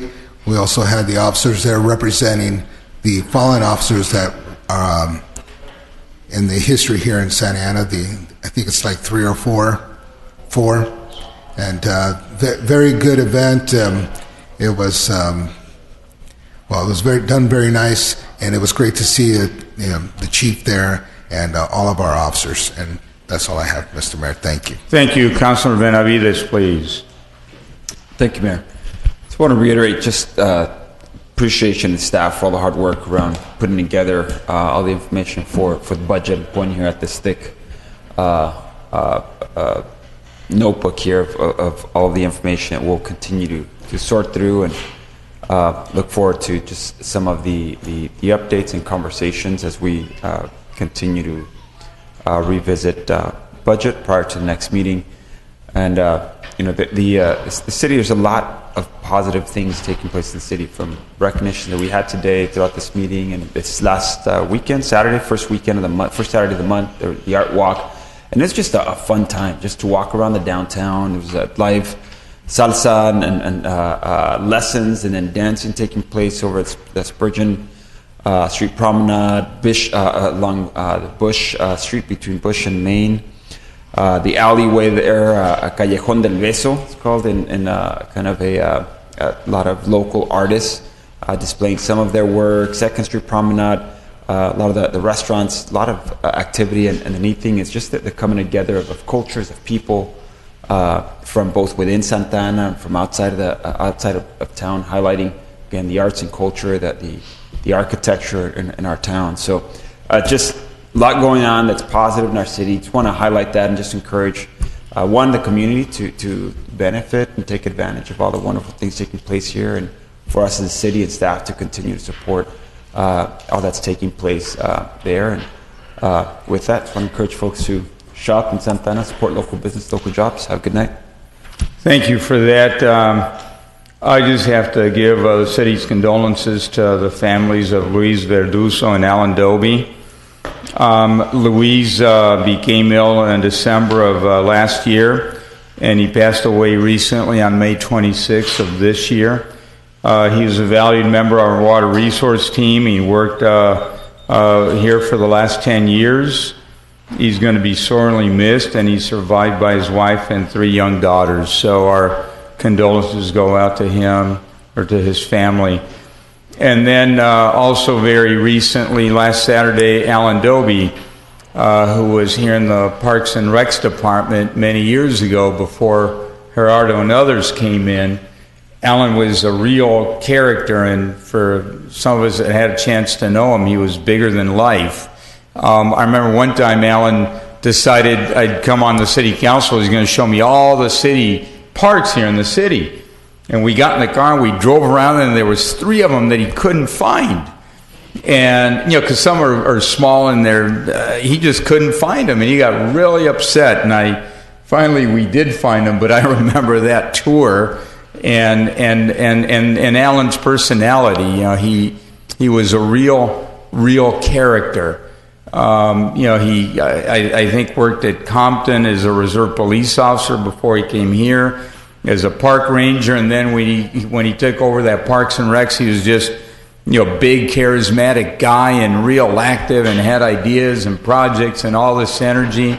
He was African American. He was had a lot of lively humor and all that. And then more recently, I saw him a lot because he was part of church I go to often, which is the Church of the Messiah. And just to give you a little other insight on Alan, you can see just by his funeral services, where they've scheduled prayers and visitation in Los Angeles at the Angeles Funeral Home on Crenshaw, where I know he had a lot of connections. Then they're coming here for his life and legacy on Saturday, June 9th at noon at the Church of the Messiah. But then in Grand Alan Doby style, he's going to be interred in Goochland, Virginia, at the County Line Bassett Cemetery on County Line Road. And only Alan would be this, so much variety in his life. He again, I know, Ron, you're sitting back there in the last row. You got to work with him a long time. Very nice man. Very nice man. So our condolences to his family, and he leaves a big legacy, and he was just a pleasure to be around. So with that, this meeting is adjourned.